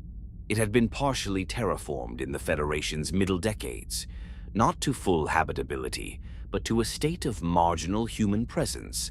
Our research stations and relay infrastructure and the thin colonial outpost that the Ministry of Expansion maintained as a demonstration of the Federation's reach, extending even within its own home system.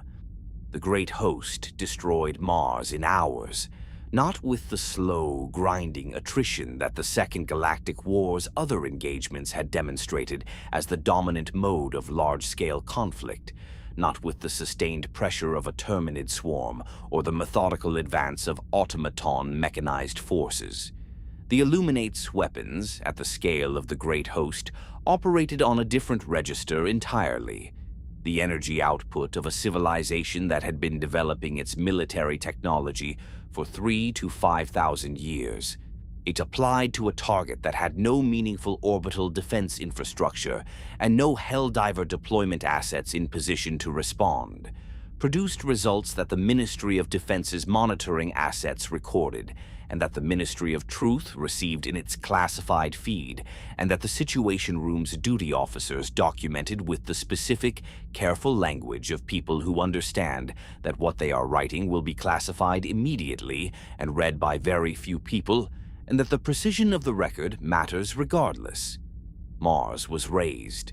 The research stations went first, their power signatures extinguished in the sequence that suggested targeting rather than incidental damage, the Illuminate weapons precise enough to engage specific installations rather than simply overwhelming the surface with undifferentiated force. The relay infrastructure went next, which removed Mars from the Federation's communication network and isolated the inner solar system from the broader galactic wide web monitoring systems that used the Martian relay nodes as part of their signal routing.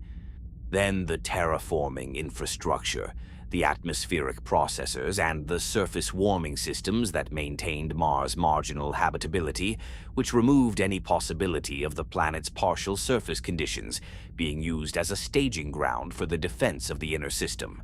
Then the surface itself.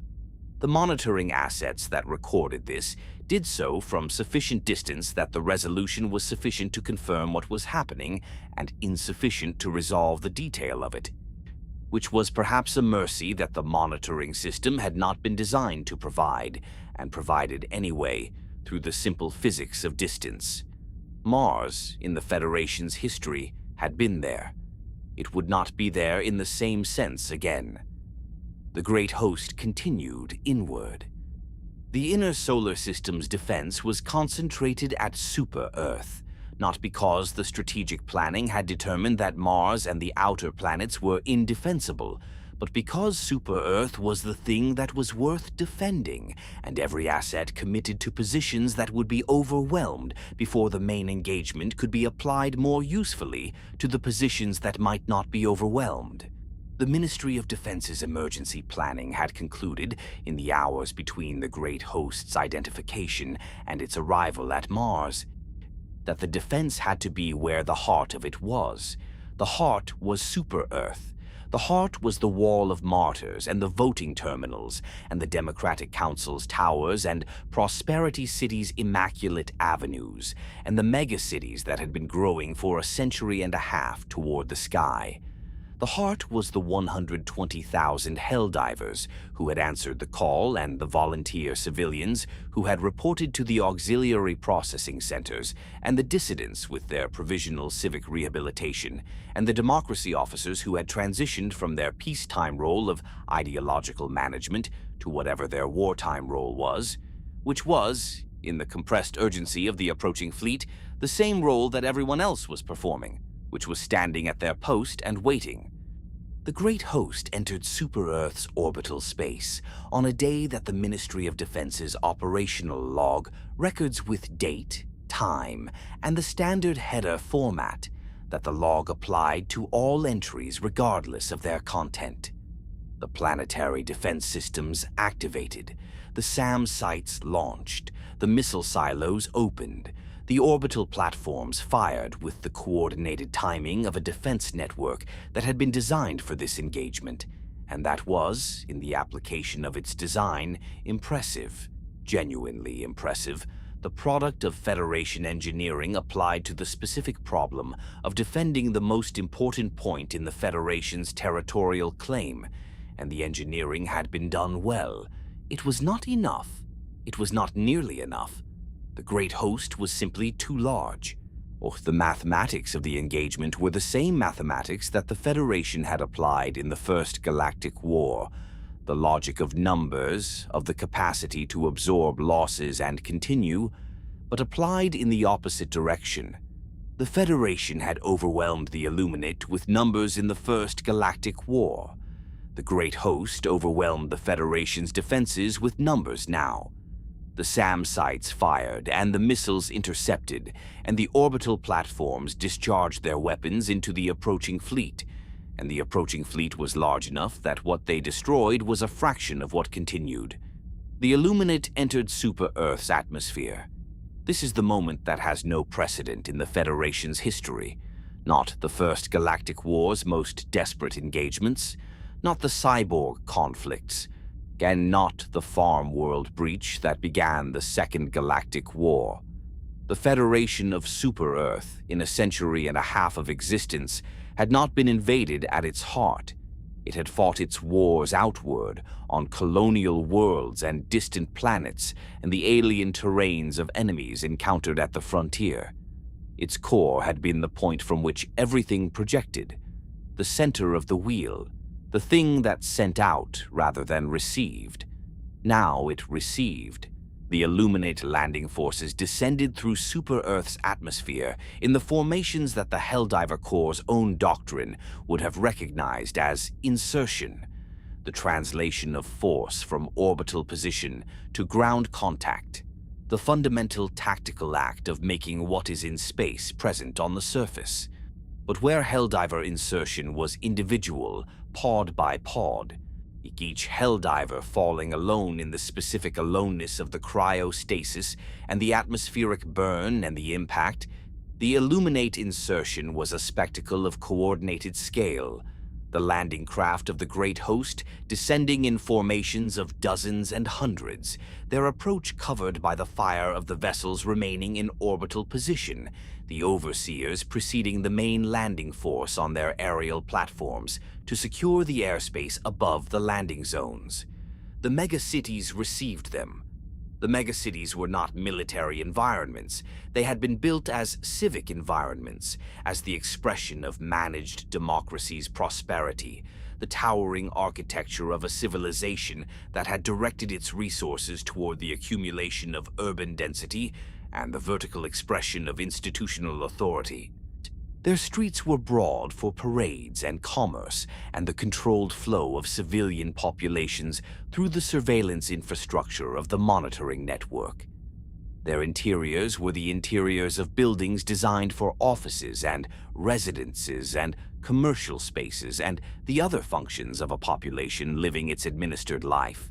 They were not designed for the kind of fighting that the Illuminate's arrival produced. The Helldivers deployed into the megacities in the urban warfare configuration that the Doctrine had developed for exactly this contingency, though the Doctrine had been written as a theoretical exercise rather than an operational expectation, and its authors had not fully anticipated the specific character of what the Illuminate brought with them into Super-Earth's streets. The voteless came in the millions. Not the colonial world voteless of the outer sector engagements. Those had been colonial populations of tens of thousands and hundreds of thousands, their conversion the product of weeks of Illuminate presence on worlds with limited human density. The voteless that the Great Host deployed on Super-Earth were not converted from Super-Earth's population. They had been converted elsewhere over the months of the Vanguard's operations in the outer sectors, accumulated and transported, and held for this deployment with the logistical precision of a military force that had been planning this engagement for a very long time. They were numberless. They moved through the megacity's broad streets in the coordinated masses that Flesh Mob Doctrine had classified, surging forward with the momentum of biological material in enormous quantity. Their overseer direction maintaining the coordination that made them tactically relevant rather than simply chaotic. Their numbers sufficient to overwhelm defensive positions not through the discrete lethality of trained combatants, but through the sheer biological arithmetic of mass applied to space. The SEAF troopers in their off-white fatigues and blue armor held positions at the transit choke points, and the Ministry building approaches and the vital infrastructure nodes that the Ministry of Defense had designated as priority defense objectives. They held with the quiet, professional competence of soldiers doing the job they had trained for, with the equipment they had been given, in a situation that their training had described as possible and their careers had not previously required them to face. They held some positions. Some positions they did not hold.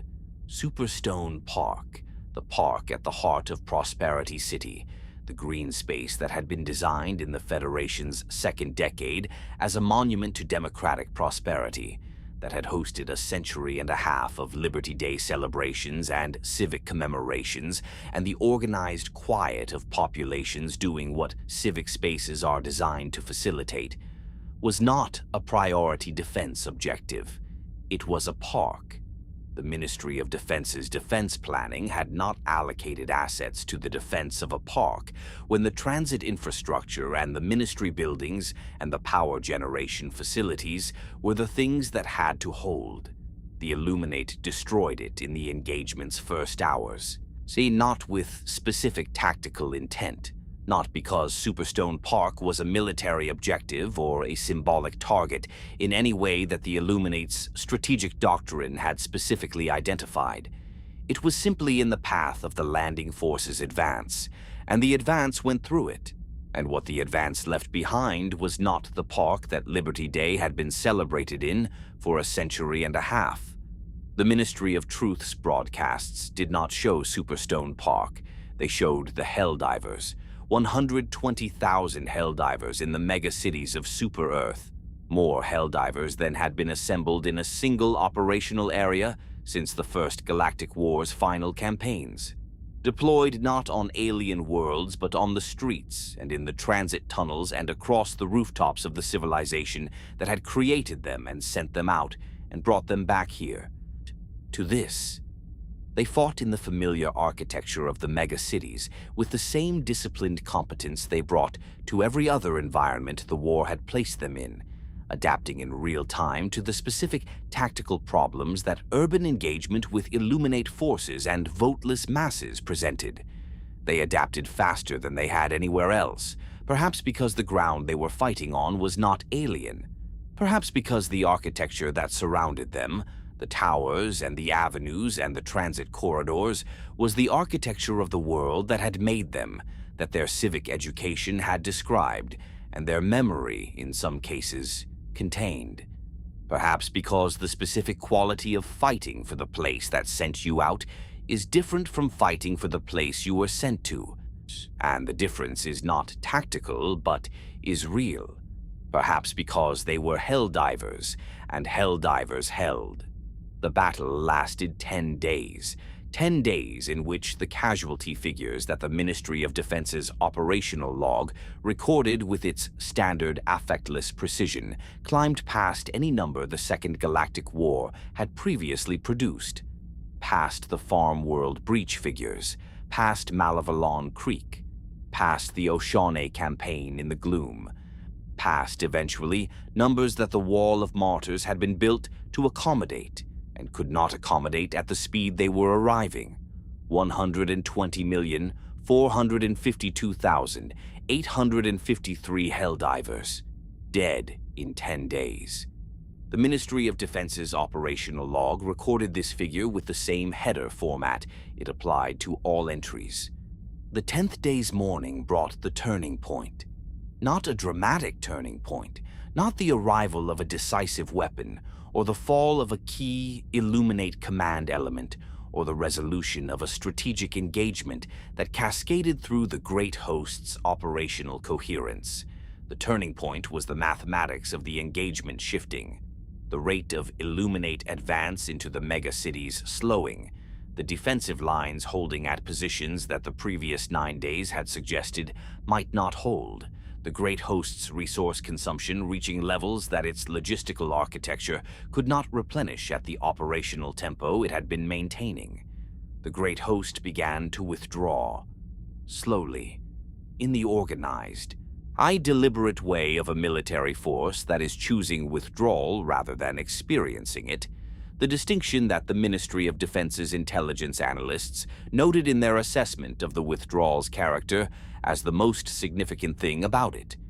A force that withdraws in order is a force that has decided to withdraw. The Great Host had decided. It had also decided to leave behind what it had converted. The voteless remained in the mega-cities as the Great Host withdrew to orbital position, not abandoned exactly, in the sense that the overseer direction that maintained the voteless masses' coordination was still present in the form of overseers that remained in the urban environment. But the mass of the Great Host, the overwhelming force that had driven the engagement's first 9 days, pulled back. The Helldivers pursued. The pursuit was costly, and the Illuminate resistance in the withdrawal was the organized, precise resistance of units executing a planned maneuver, rather than the desperate resistance of units trying to avoid destruction. But it was pursuit. The Helldivers were moving forward, and the Great Host was moving back, and the mega-city's streets, as the positions were cleared and the voteless masses reduced by the sustained engagement of the pursuing force, were again primarily occupied by Federation forces rather than Illuminate ones. Super-Earth was held.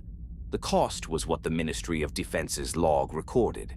The Ministry of Truth's broadcast of the victory was the most carefully managed broadcast of the Second Galactic War, the most significant challenge the Ministry's communications teams had faced. Because the victory was real, and the cost was also real, and managing both simultaneously while maintaining the civic resilience that the rapid enlistment infrastructure still required was a task that required the full application of everything the ministry had learned in a century and a half of institutional refinement. The broadcast was, by those standards, successful. It showed the Helldivers in the streets of the reclaimed megacities. It showed the Federation's flag, still present, somehow, on the ministry buildings that had been defended at priority, in the footage of the cleared districts. It spoke of the Federation's unbreakable spirit and the courage of those who had defended the heart of managed democracy, and the certainty that the great host had found at Super-Earth the limit of what its force could accomplish. It did not show the casualty figure. The wall of martyrs gained names. It gained them faster than the brushed steel fabrication teams could cut them. The queue of names waiting to be added to the wall extended in the Ministry of Defense's administrative processing system to a backlog that the fabrication teams estimated would take 8 months to clear at maximum production capacity. The Ministry of Truth authorized the temporary installation of supplementary panels, additional surface area adjacent to the original wall structure in the same brushed steel at the same letter height, catching the same morning light. The wall of martyrs grew. The megacities that had not been destroyed, 2 of them in the post-battle assessment, retained enough structural integrity to be described as functional rather than ruins, began the process of accommodation that cities perform after catastrophic damage. Their populations, evacuated in the days before the battle, returned to find them changed. Not destroyed, not entirely. Changed. York Supreme was destroyed. The city that had grown over a century and a half from the Sector 2 administrative center into the Federation's largest megacity, whose towers had been the tallest in the Federation, whose population had been the densest, whose infrastructure had been the most complex, was, in the battle's aftermath, rubble at a scale that the Ministry of Expansion's damage assessment described as requiring reconstruction from foundation level rather than repair. The reconstruction was authorized. It began on November 6, 2185. The volunteer demolition teams cleared the last standing structures of what York Supreme had been. The citizens of Super-Earth watched the clearing with the particular affect of people saying goodbye to something that has been there for their entire lives and for the lives of everyone they have known, something that has been so consistently present that its loss registers not as a specific grief, but as a general wrongness, the sense that the world is missing something that the world is supposed to have. The new megacity rose from the cleared foundation. The Helldiver Corps voted on its name. They voted in the direct way, not through the algorithm as they had voted on Meridia's destruction. The vote was conducted and the result was submitted to the Ministry of Truth, which approved the name and broadcast the approval and incorporated it into the next Liberty Day's commemorative materials. New York Supreme. The Wall of Martyrs supplementary panels were incorporated into the wall's permanent structure. The morning light caught the new names the same way it had always caught the old ones. The great host withdrew to the outer sectors. It did not disperse. It did not dissolve. It pulled back to positions that the Ministry of Defense's monitoring assets tracked with the careful attention of an institution that had just learned, in the most direct possible way, what the great host was capable of, and that was not yet prepared to call the battle for Super-Earth, the end of the Illuminate threat rather than the end of one phase of it. The singularity continued drifting. The gloom continued expanding. All the Automaton front continued its operations in the western sectors. The war continued. It had always continued. It would always continue. This is what the archive knows, in the patient way of things that record without judgment. That the condition the First Galactic War had made has not resolved into events and concluded, has not ended with the clarity that the Ministry of Truth's narratives require endings to have. It has simply become a different condition, with different enemies at different distances and different casualty figures accumulating in different administrative logs. The Helldivers went back to their super destroyers. The cryo chambers were prepared. The next deployment order was already in the queue. The summer of 2185 arrived without announcement. Seasons do not announce themselves on Super Earth any more than they announce themselves anywhere else. They arrive through the accumulated evidence of temperature and light and the particular quality of the air at a given time of year, and the human beings living within them recognize the arrival not as an event, but as a gradual awareness that something has shifted. In the summer of 2185, the thing that had shifted was not the light or the temperature. It was the mathematics of the war. The mathematics of the war had been shifting for months, in ways that the Ministry of Defense's operational metrics documented with the same precision they applied to everything, and that the Ministry of Truth's communications teams translated into the managed optimism of broadcasts that described setbacks as temporary and losses as meaningful, and the Federation's position as fundamentally sound. The managed optimism was not entirely false. The Federation's position in the spring of 2185 was fundamentally sound in the sense that the Federation still existed, still controlled a significant fraction of its pre-war colonial territory, still maintained the institutional structures of managed democracy, still had Helldivers in their cryo chambers and super destroyers in their orbital positions, and the democracy officers at their posts and the algorithm running in the voting terminals. But fundamentally sound is a low threshold.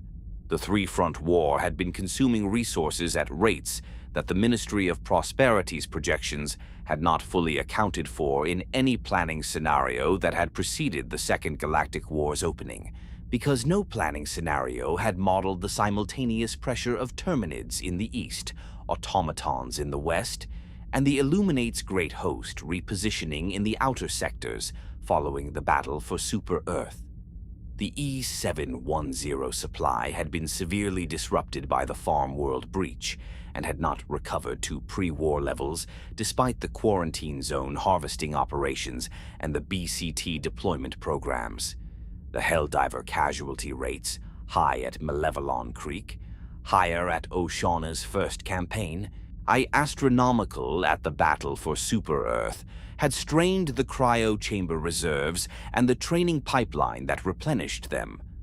The Federation was winning, in the narrow sense of continuing to exist. It was not winning in the sense of approaching any condition that resembled the end of the war. This distinction was what the summer of 2185 made unavoidable, not through any single catastrophic event, not through a defeat of the scale of the battle for Super Earth's opening days or a collapse of the kind the Farm World breach had produced, through the coordinated pressure of three enemies applying simultaneous force across three separate fronts at a moment when the Federation's reserves were insufficient to respond to any one of them at full strength, let alone all three at once. The coordinated offensive arrived in the early weeks of summer. The Terminids pushed from the east, not from within the quarantine zone, which the TCS recalibration had been working to re-establish, but from the Gloom's expanding boundary, where the new variants that Oshaune's first campaign had encountered were pressing outward with the adaptive intelligence that the after-action reports had documented and that the doctrine updates had addressed, and that kept evolving past the doctrine updates in the iterative way of biological systems responding to pressure. The Gloom variants did not fight the way the pre-Gloom Terminids had fought. They fought the way the Predator strain hunted, with anticipation, with the positioning that preceded rather than responded, with the quality that the Ministry of Science's assessment had described as adaptive behavioral responses, suggesting anticipatory modeling. The Automatons pushed from the west. their advance resuming after the pause that the Malevelon Creek liberation and the subsequent operations against their western positions had imposed, resuming now with new elements that the Intelligence Division had not previously documented. Brigades equipped with specialist technology, jetpack infantry that could access the elevated positions that conventional automaton ground forces could not, incendiary systems that introduced a new environmental hazard to the engagement zones where they deployed.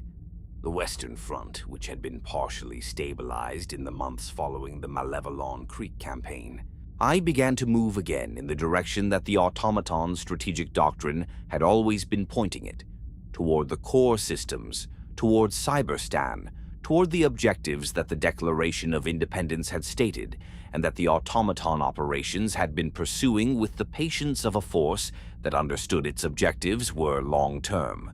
The Illuminate's great host repositioned. Not advancing, not the direct push toward Super-Earth that the battle for Super-Earth had been. Something more complex, more strategic, more characteristic of a civilization operating with the 3,000 to 5,000 year institutional memory that the first Galactic Wars xenolinguistics team had identified and the Ministry of Truth had subsequently suppressed. The Great Host moved in the outer sectors with a deliberateness that the Ministry of Defense's Intelligence Division tracked and assessed and could not fully predict, establishing positions on worlds that the strategic analysis suggested were chosen for their relationship to Federation logistics and communication infrastructure rather than for their direct military value. They were setting something up. What they were setting up was not yet clear. The Federation's response to the three-front simultaneous pressure was constrained by the resources available to respond with. The depleted cryo reserves, the strained E710 supply, the damaged megacity infrastructure that the reconstruction was consuming material from the same supply chains that the war effort needed. The Ministry of Defense's operational planning in those weeks has the character, in the classified record, of an institution solving a resource allocation problem whose constraints are binding in every direction simultaneously. Every option requiring something that another option also requires. Every choice to send Helldivers to one front being also a choice not to send them to another. The Helldivers were distributed. They were distributed thinly. The fronts held in the way that lines under pressure hold when the people maintaining them are doing everything that training and competence and courage can produce, but are not doing more than that, because there is not more than that available. Each front held at the cost of what it cost. The casualty reports filled the Ministry of Defense's operational logs with the effectless precision of a system that did not distinguish between the numbers it recorded at one level of magnitude and the numbers it recorded at another. And then, on August 26, 2185, the new super destroyer fleet arrived. The construction program that the Ministry of Defense had authorized in the months following the battle for Super-Earth. The program whose resource requirements had strained the supply chains and whose timeline had been one of the operational planning's most critical dependencies, completed its first production run and delivered the ships to the Federation's Fleet Command. New hulls, new drive systems, new cryo capacity, new pod deployment infrastructure. Not enough to transform the war's fundamental mathematics. The three-front pressure was a condition that new ships addressed incrementally rather than decisively, but enough to shift the balance at the margin, and margins were what the summer of 2185 had been about. The three-front coordinated offensive slowed, not because the enemies had reached their objectives or exhausted their operational capacity.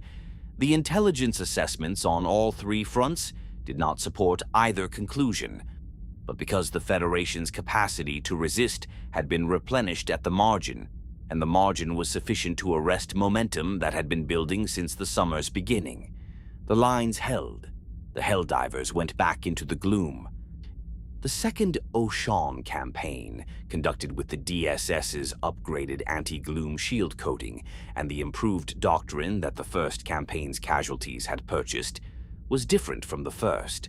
Not different in the fundamental character of the Gloom environment, which remained what the after-action reports had described. The attenuated light, the smell that had no referent, the Terminid variants with their anticipatory intelligence and their spore burst detonations and their subsurface approach. But different in what the Helldivers brought to it.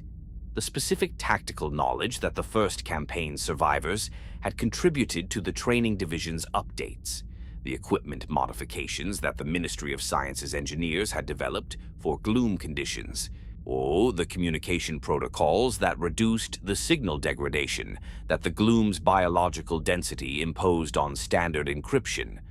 The second Oshaune campaign achieved what the first had not. It held Oshaune. The holding of Oshaune was not liberation in the sense that Malevelon Creek had been liberated, not the complete clearance of enemy presence that allowed the return of colonial administration and the resumption of normal Federation governance. It was a military holding in the operational sense, a position established and defended, a perimeter maintained, a foothold in the Gloom that the DSS and the Helldiver operations could use as a staging point for further campaigns into the biological dark. And within that foothold, the Ministry of Science's extraction teams found E711. So the compound had been theorized from the Oshaune first campaign's biological sampling. The data that had suggested the Gloom-adapted Terminid variants were producing something in their vacuum metabolism that the standard E710 characterization did not fully describe. The second campaign's extraction teams, operating behind the Helldiver perimeter in conditions that the safety protocols described with the careful understatement of documents written by people who have assessed what they are describing and determined that full description would not be operationally useful, collected samples in sufficient quantity for full characterization. The characterization confirmed the theory. E711 was not a variant of E710. It was a distinct compound, or produced through the vacuum metabolism that the Gloom had developed in its Terminid biology, a metabolism that operated on physical principles that the Ministry of Science's analysts found deeply interesting in the way that significant scientific discoveries are interesting, which is to say that they illuminate both what you previously knew and the scope of what you did not know simultaneously. The energy density of E711 exceeded E710 by a margin that the Ministry of Prosperity's applications analysts described in the compressed language of people who have learned to be cautious about projections as significant for Alcubierre drive efficiency. Significant was, in this instance, a considerable understatement. E711 in Alcubierre drive application was not merely more efficient than E710 in the sense of producing more energy from the same mass. It interacted with the drive's space-time distortion mechanism differently, in ways that the Ministry of Science's theoretical division spent months attempting to fully characterize and partially succeeded, producing a partial characterization that was sufficient for engineering application without being sufficient for complete theoretical understanding, which was the relationship that Federation science had always had with Illuminate-derived technology and which apparently extended to Terminid-derived technology that the Gloom had developed through mechanisms that the Illuminate's dark fluid had indirectly produced. The infrastructure for E711 extraction on Oshaune was established. The Ministry of Prosperity updated its projections. The Ministry of Expansion began modeling the implications for colonial development if E711 could be extracted at scale from Gloom Hive worlds, a modeling exercise that the Ministry of Defense's operational planning reviewed with the particular attention of an institution that had learned from the Farm World breach what happened when the Ministry of Prosperity and the Ministry of Expansion modeled extraction implications without the Ministry of Science's containment assessment fully integrated into the planning. The Ministry of Science's containment assessment was requested. It was in process when the automaton communications were hacked.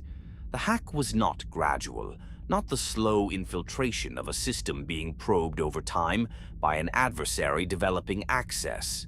Or it was sudden and complete, the Federation's military communication infrastructure on the Western Front transitioning in hours from functioning to compromised.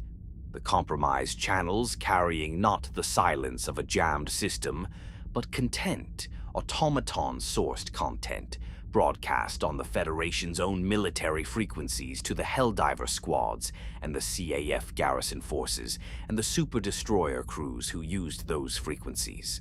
The content was demoralization propaganda, not crude propaganda, not the blunt ideological assertions of the Automaton Declaration of Independence, which the Ministry of Truth had suppressed and most Federation citizens had not seen. Something more sophisticated, more targeted. More clearly, the product of a communication strategy that had been developed by an intelligence that understood the Federation's population well enough to know what would unsettle it.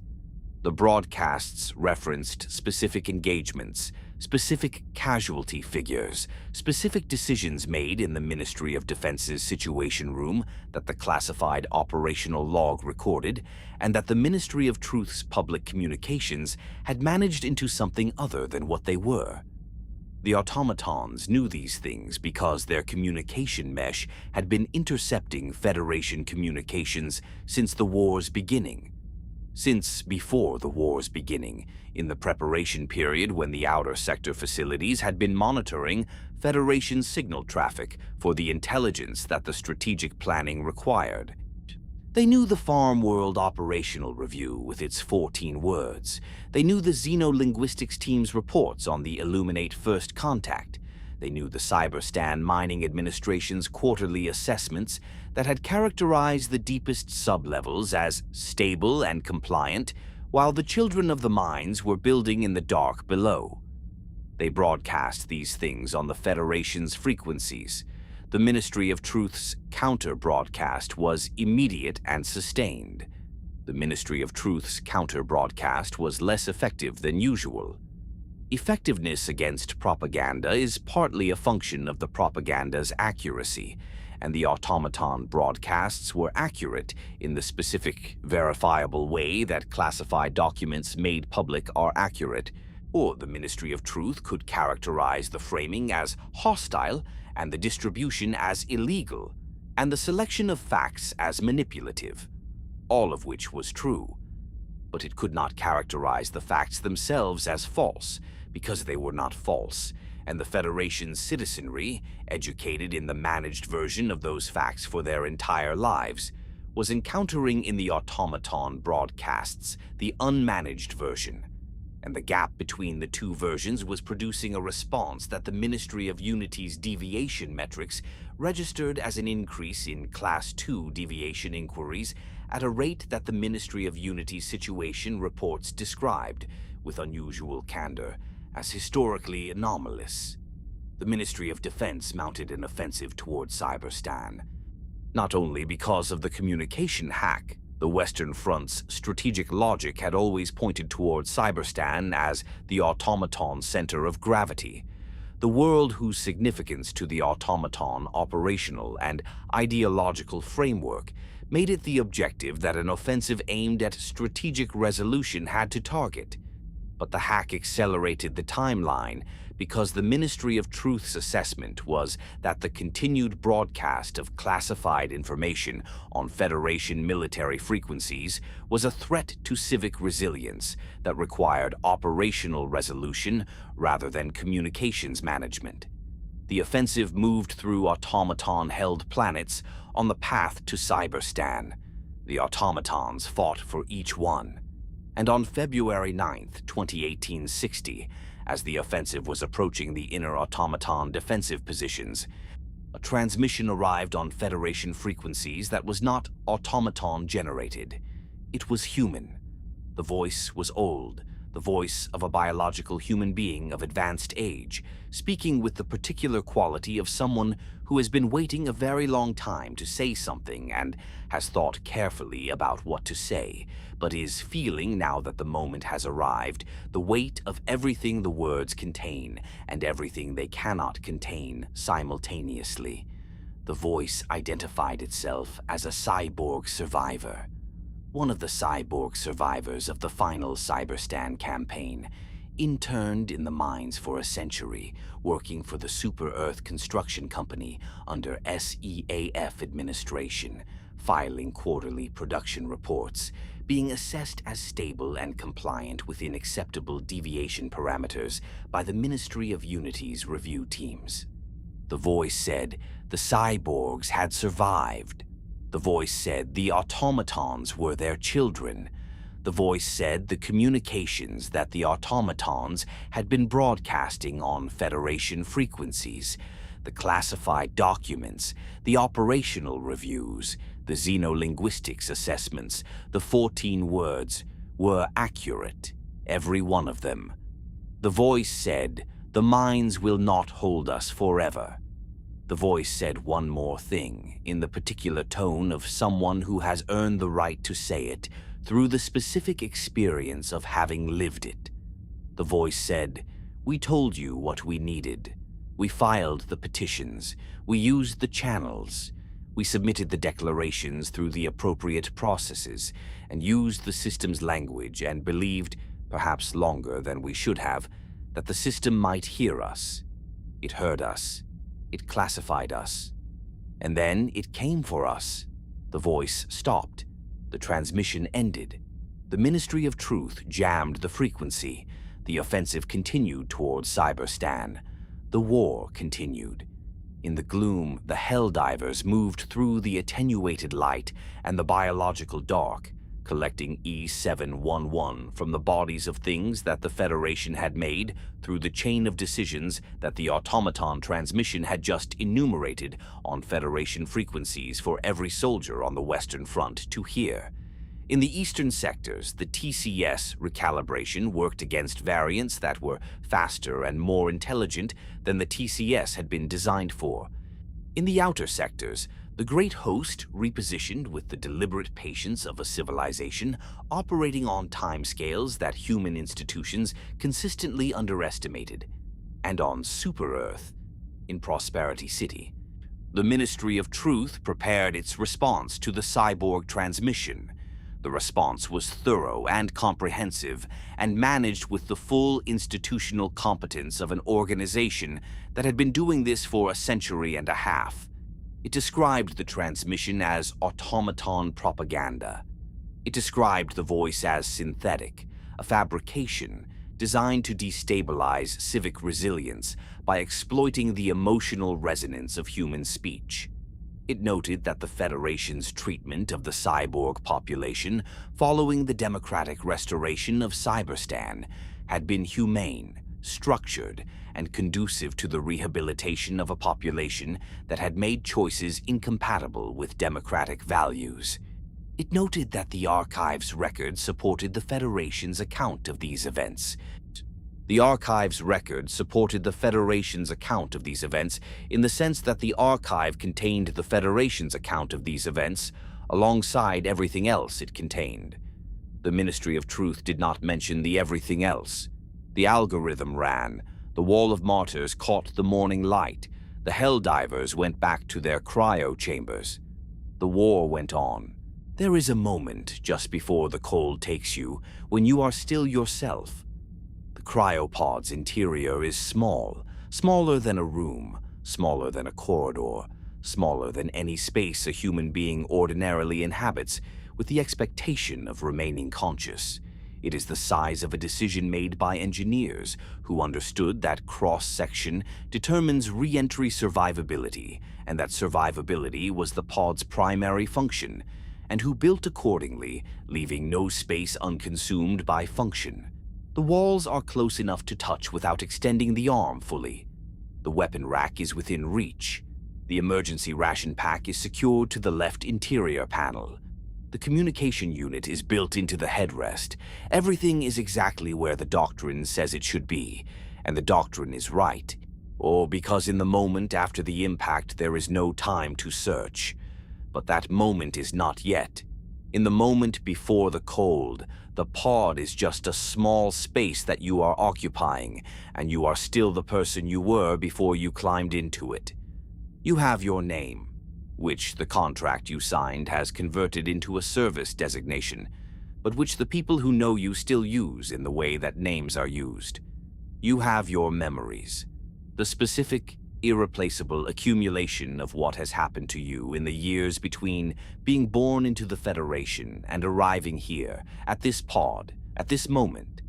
You have the particular weight that your body has in gravity, which the cryostasis will remove, and which you will feel again when you wake, assuming you wake. In the deployment bay's controlled environment before the pod is loaded, and you fall again through atmosphere that does not know your name. You have whatever you brought with you into this moment. Most Helldivers bring nothing. There is no room. And then the cold comes. It comes as a system.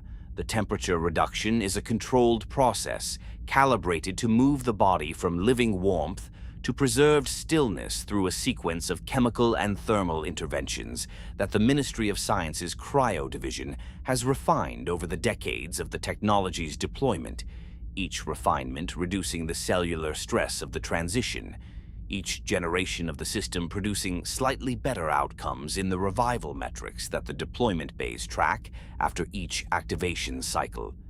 The process is gentle in the way that engineering can make a biological intervention gentle, not in the way of the human gentleness that the word suggests, not with the warmth of hands or the knowledge of a particular person's particular fear, but with the precision of a system that has been calibrated to minimize harm while achieving its function. The cold comes. You are still yourself briefly as it arrives, aware of it arriving, aware of the small space closing around your awareness, the way that sleep closes around a tired mind, the edges of consciousness softening, and the center of it persisting, and then softening too. And then there is nothing, which is not the nothing of death, because death does not reverse, and this reverses. You are preserved. You are somewhere between the person who climbed in and the person who will climb out, held in the specific suspension of a technology that the Federation built from the generation ship's cryo-systems and the Illuminate's understanding of biological chemistry and the accumulated refinement of 150 years of deployment, held in the cold dark of the pod while the ship moves between stars at the speeds that the Alcubierre drive makes possible, held while the war continues outside the pod's small interior, held until the deployment order comes, and the revival sequence initiates and the temperature begins to rise. The rising takes 4 minutes. 4 minutes of the body returning to itself, the metabolic processes resuming in the sequence that the Cryo Division's revival protocol specifies, the cardiovascular system first, the nervous system following, the consciousness arriving last, which is the correct order.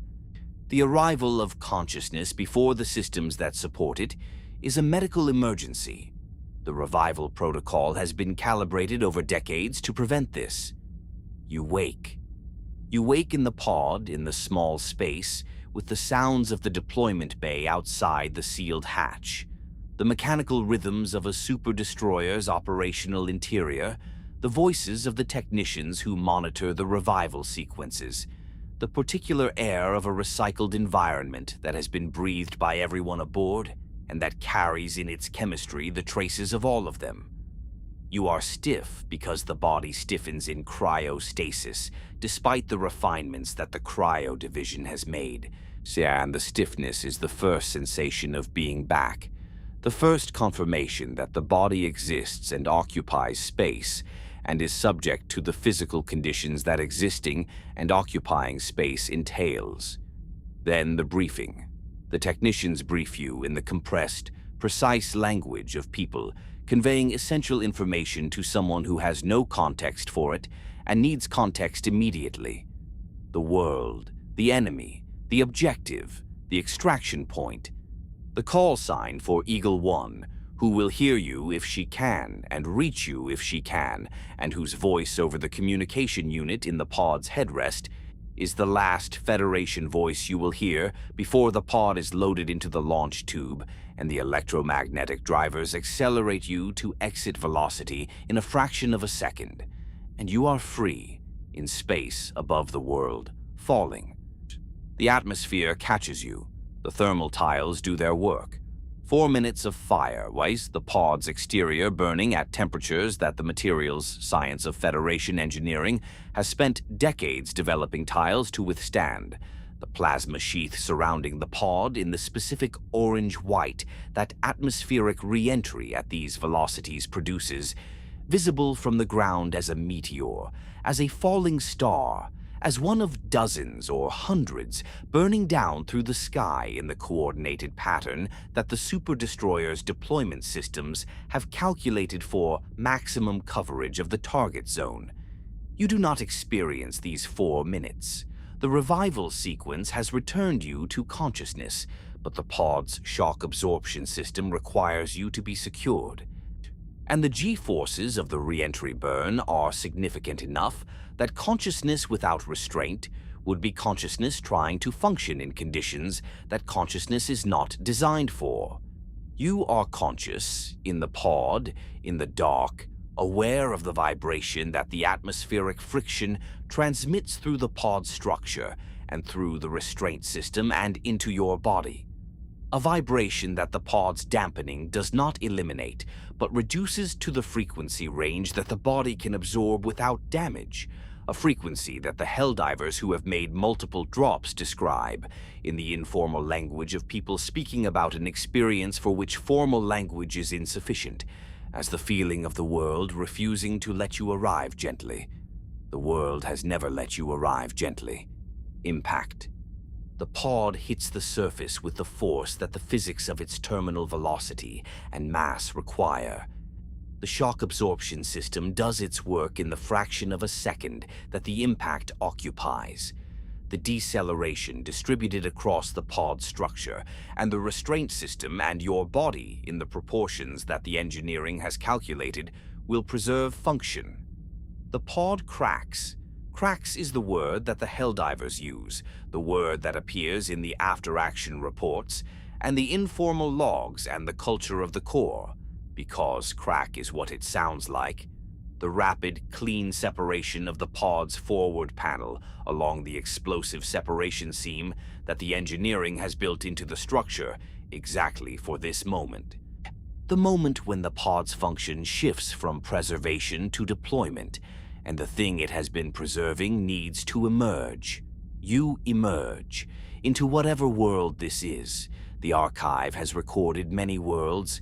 It has recorded Kepler Prime with its ochre sky and its fungal forests and its chitinous warrens and the smell of alien rain on hot stone.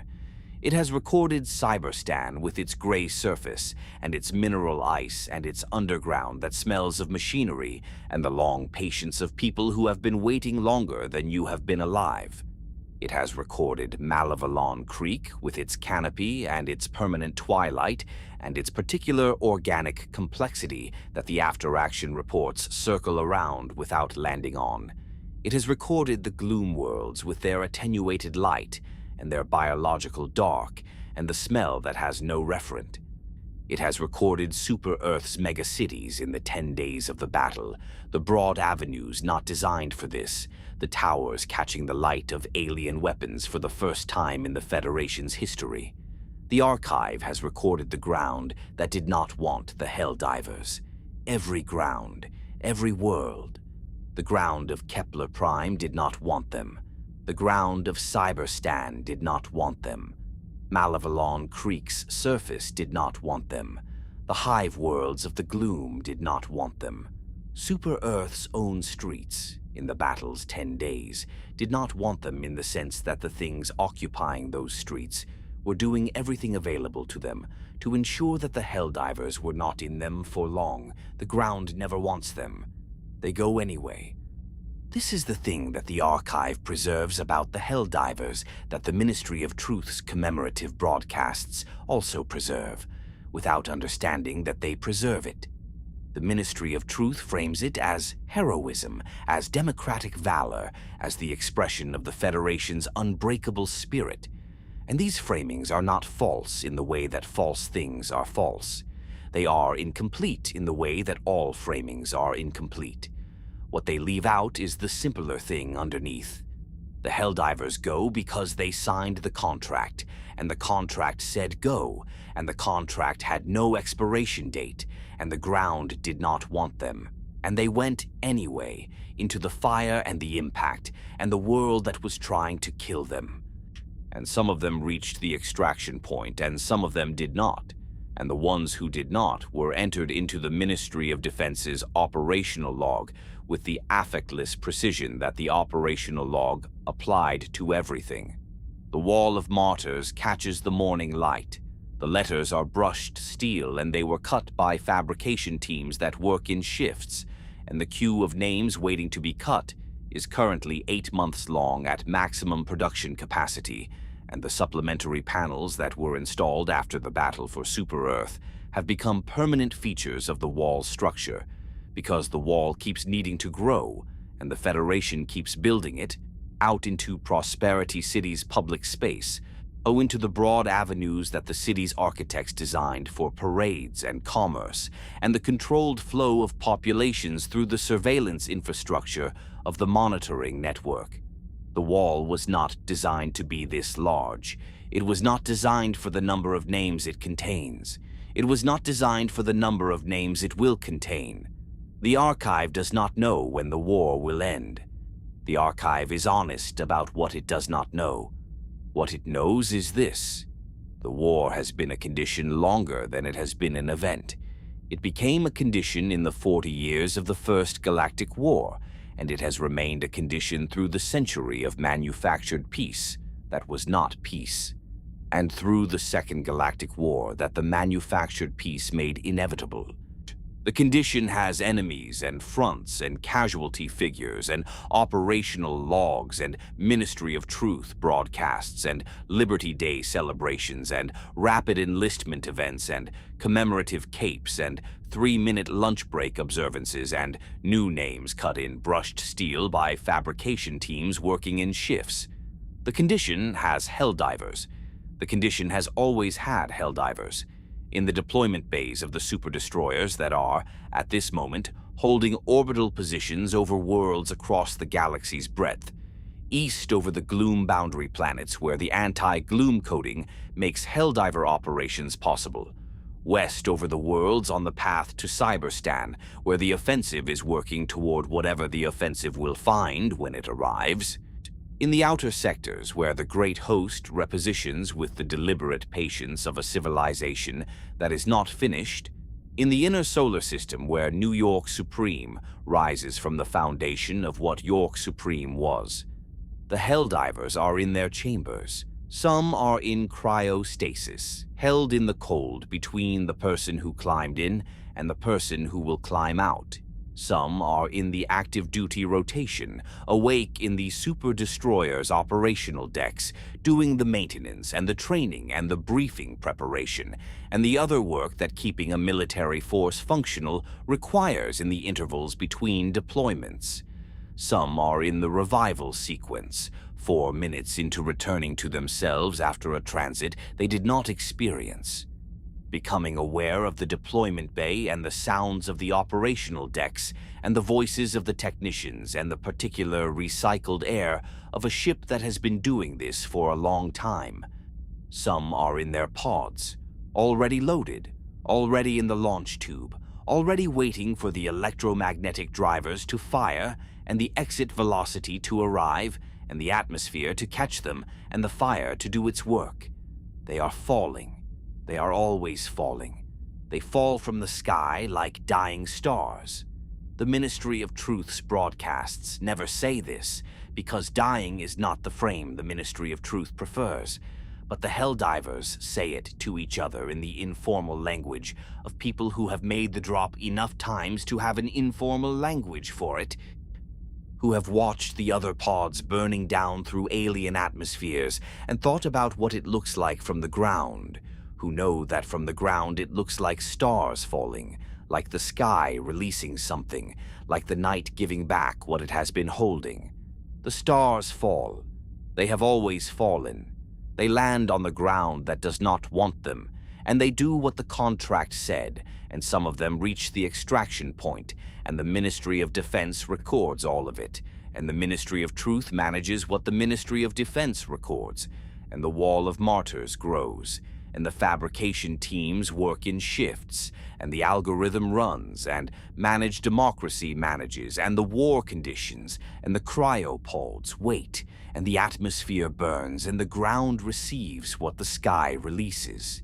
And in Prosperity City, on the ordinary evenings that exist between the extraordinary ones, the evenings that are not Liberty Day, not the battle for Super-Earth, not the day the farms broke, or the day the singularity appeared, or the day Station 81 went silent.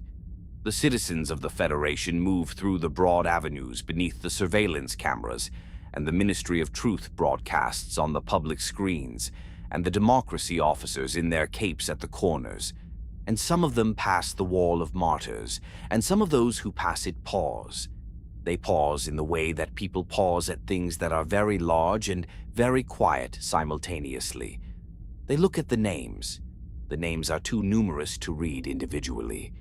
The wall is too long to walk in a reasonable amount of time. The names are there, and they are many, and they catch the morning light and flatten in the afternoon and glow under the night's discreet spotlights. And they are the names of people who were in cryopods and fell through atmospheres and landed on ground that did not want them and did what the contract said and did not return. And the wall does not explain why any of it was necessary, and the Ministry of Truth has an explanation, and the archive has a different explanation, and the Helldivers in their chambers have the explanation that the contract provides, which is the simplest explanation and the most durable one. They signed. They fell. They will fall again when the revival sequence completes, and the briefing is delivered and the pod is loaded, and the drivers fire. This is what the archive knows. This is the record. Assembled across a century and a half of documents that no single institution was designed to read in sequence, the petitions and the classification notices, and the operational reviews, and the 14 words and the quarterly farm assessments, and the xenolinguistics reports, and the after-action logs from Malevelon Creek, and the casualty figures from the battle for Super-Earth, and the E711 extraction reports from Oshaune, and the old voice on the hacked frequency saying we told you what we needed. The record is what it is. The archive does not judge it. The archive preserves it, in the patient way of things that have been built to endure, in the cold and the dark where the Ministry of Truth does not manage and the algorithm does not run, and the democracy officers do not patrol, where the letters are not brushed, steel catching morning light, but simply words arranged in the order that they occurred, waiting for whoever comes to read them.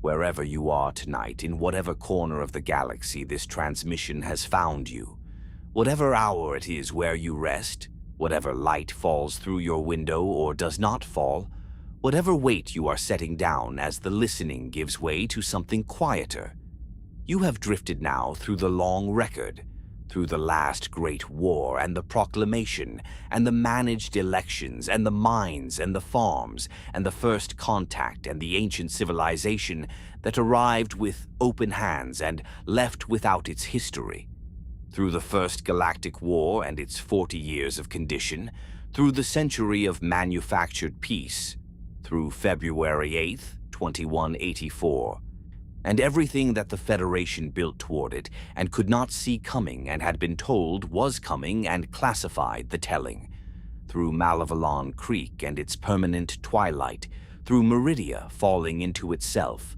through the gloom breathing in the dark between stars, through the great host and the 10 days and the wall growing and the fabrication teams working in shifts, through the Helldivers, always through the Helldivers. Share in the comments where this archive reached you tonight, your location and the hour, the quality of the dark where you are. Weave your thread into the long record. If this drift through the history of managed democracy has held your attention, a like or subscribe sustains the channel. The archive closes. The cryopods wait. The war goes on. Rest now.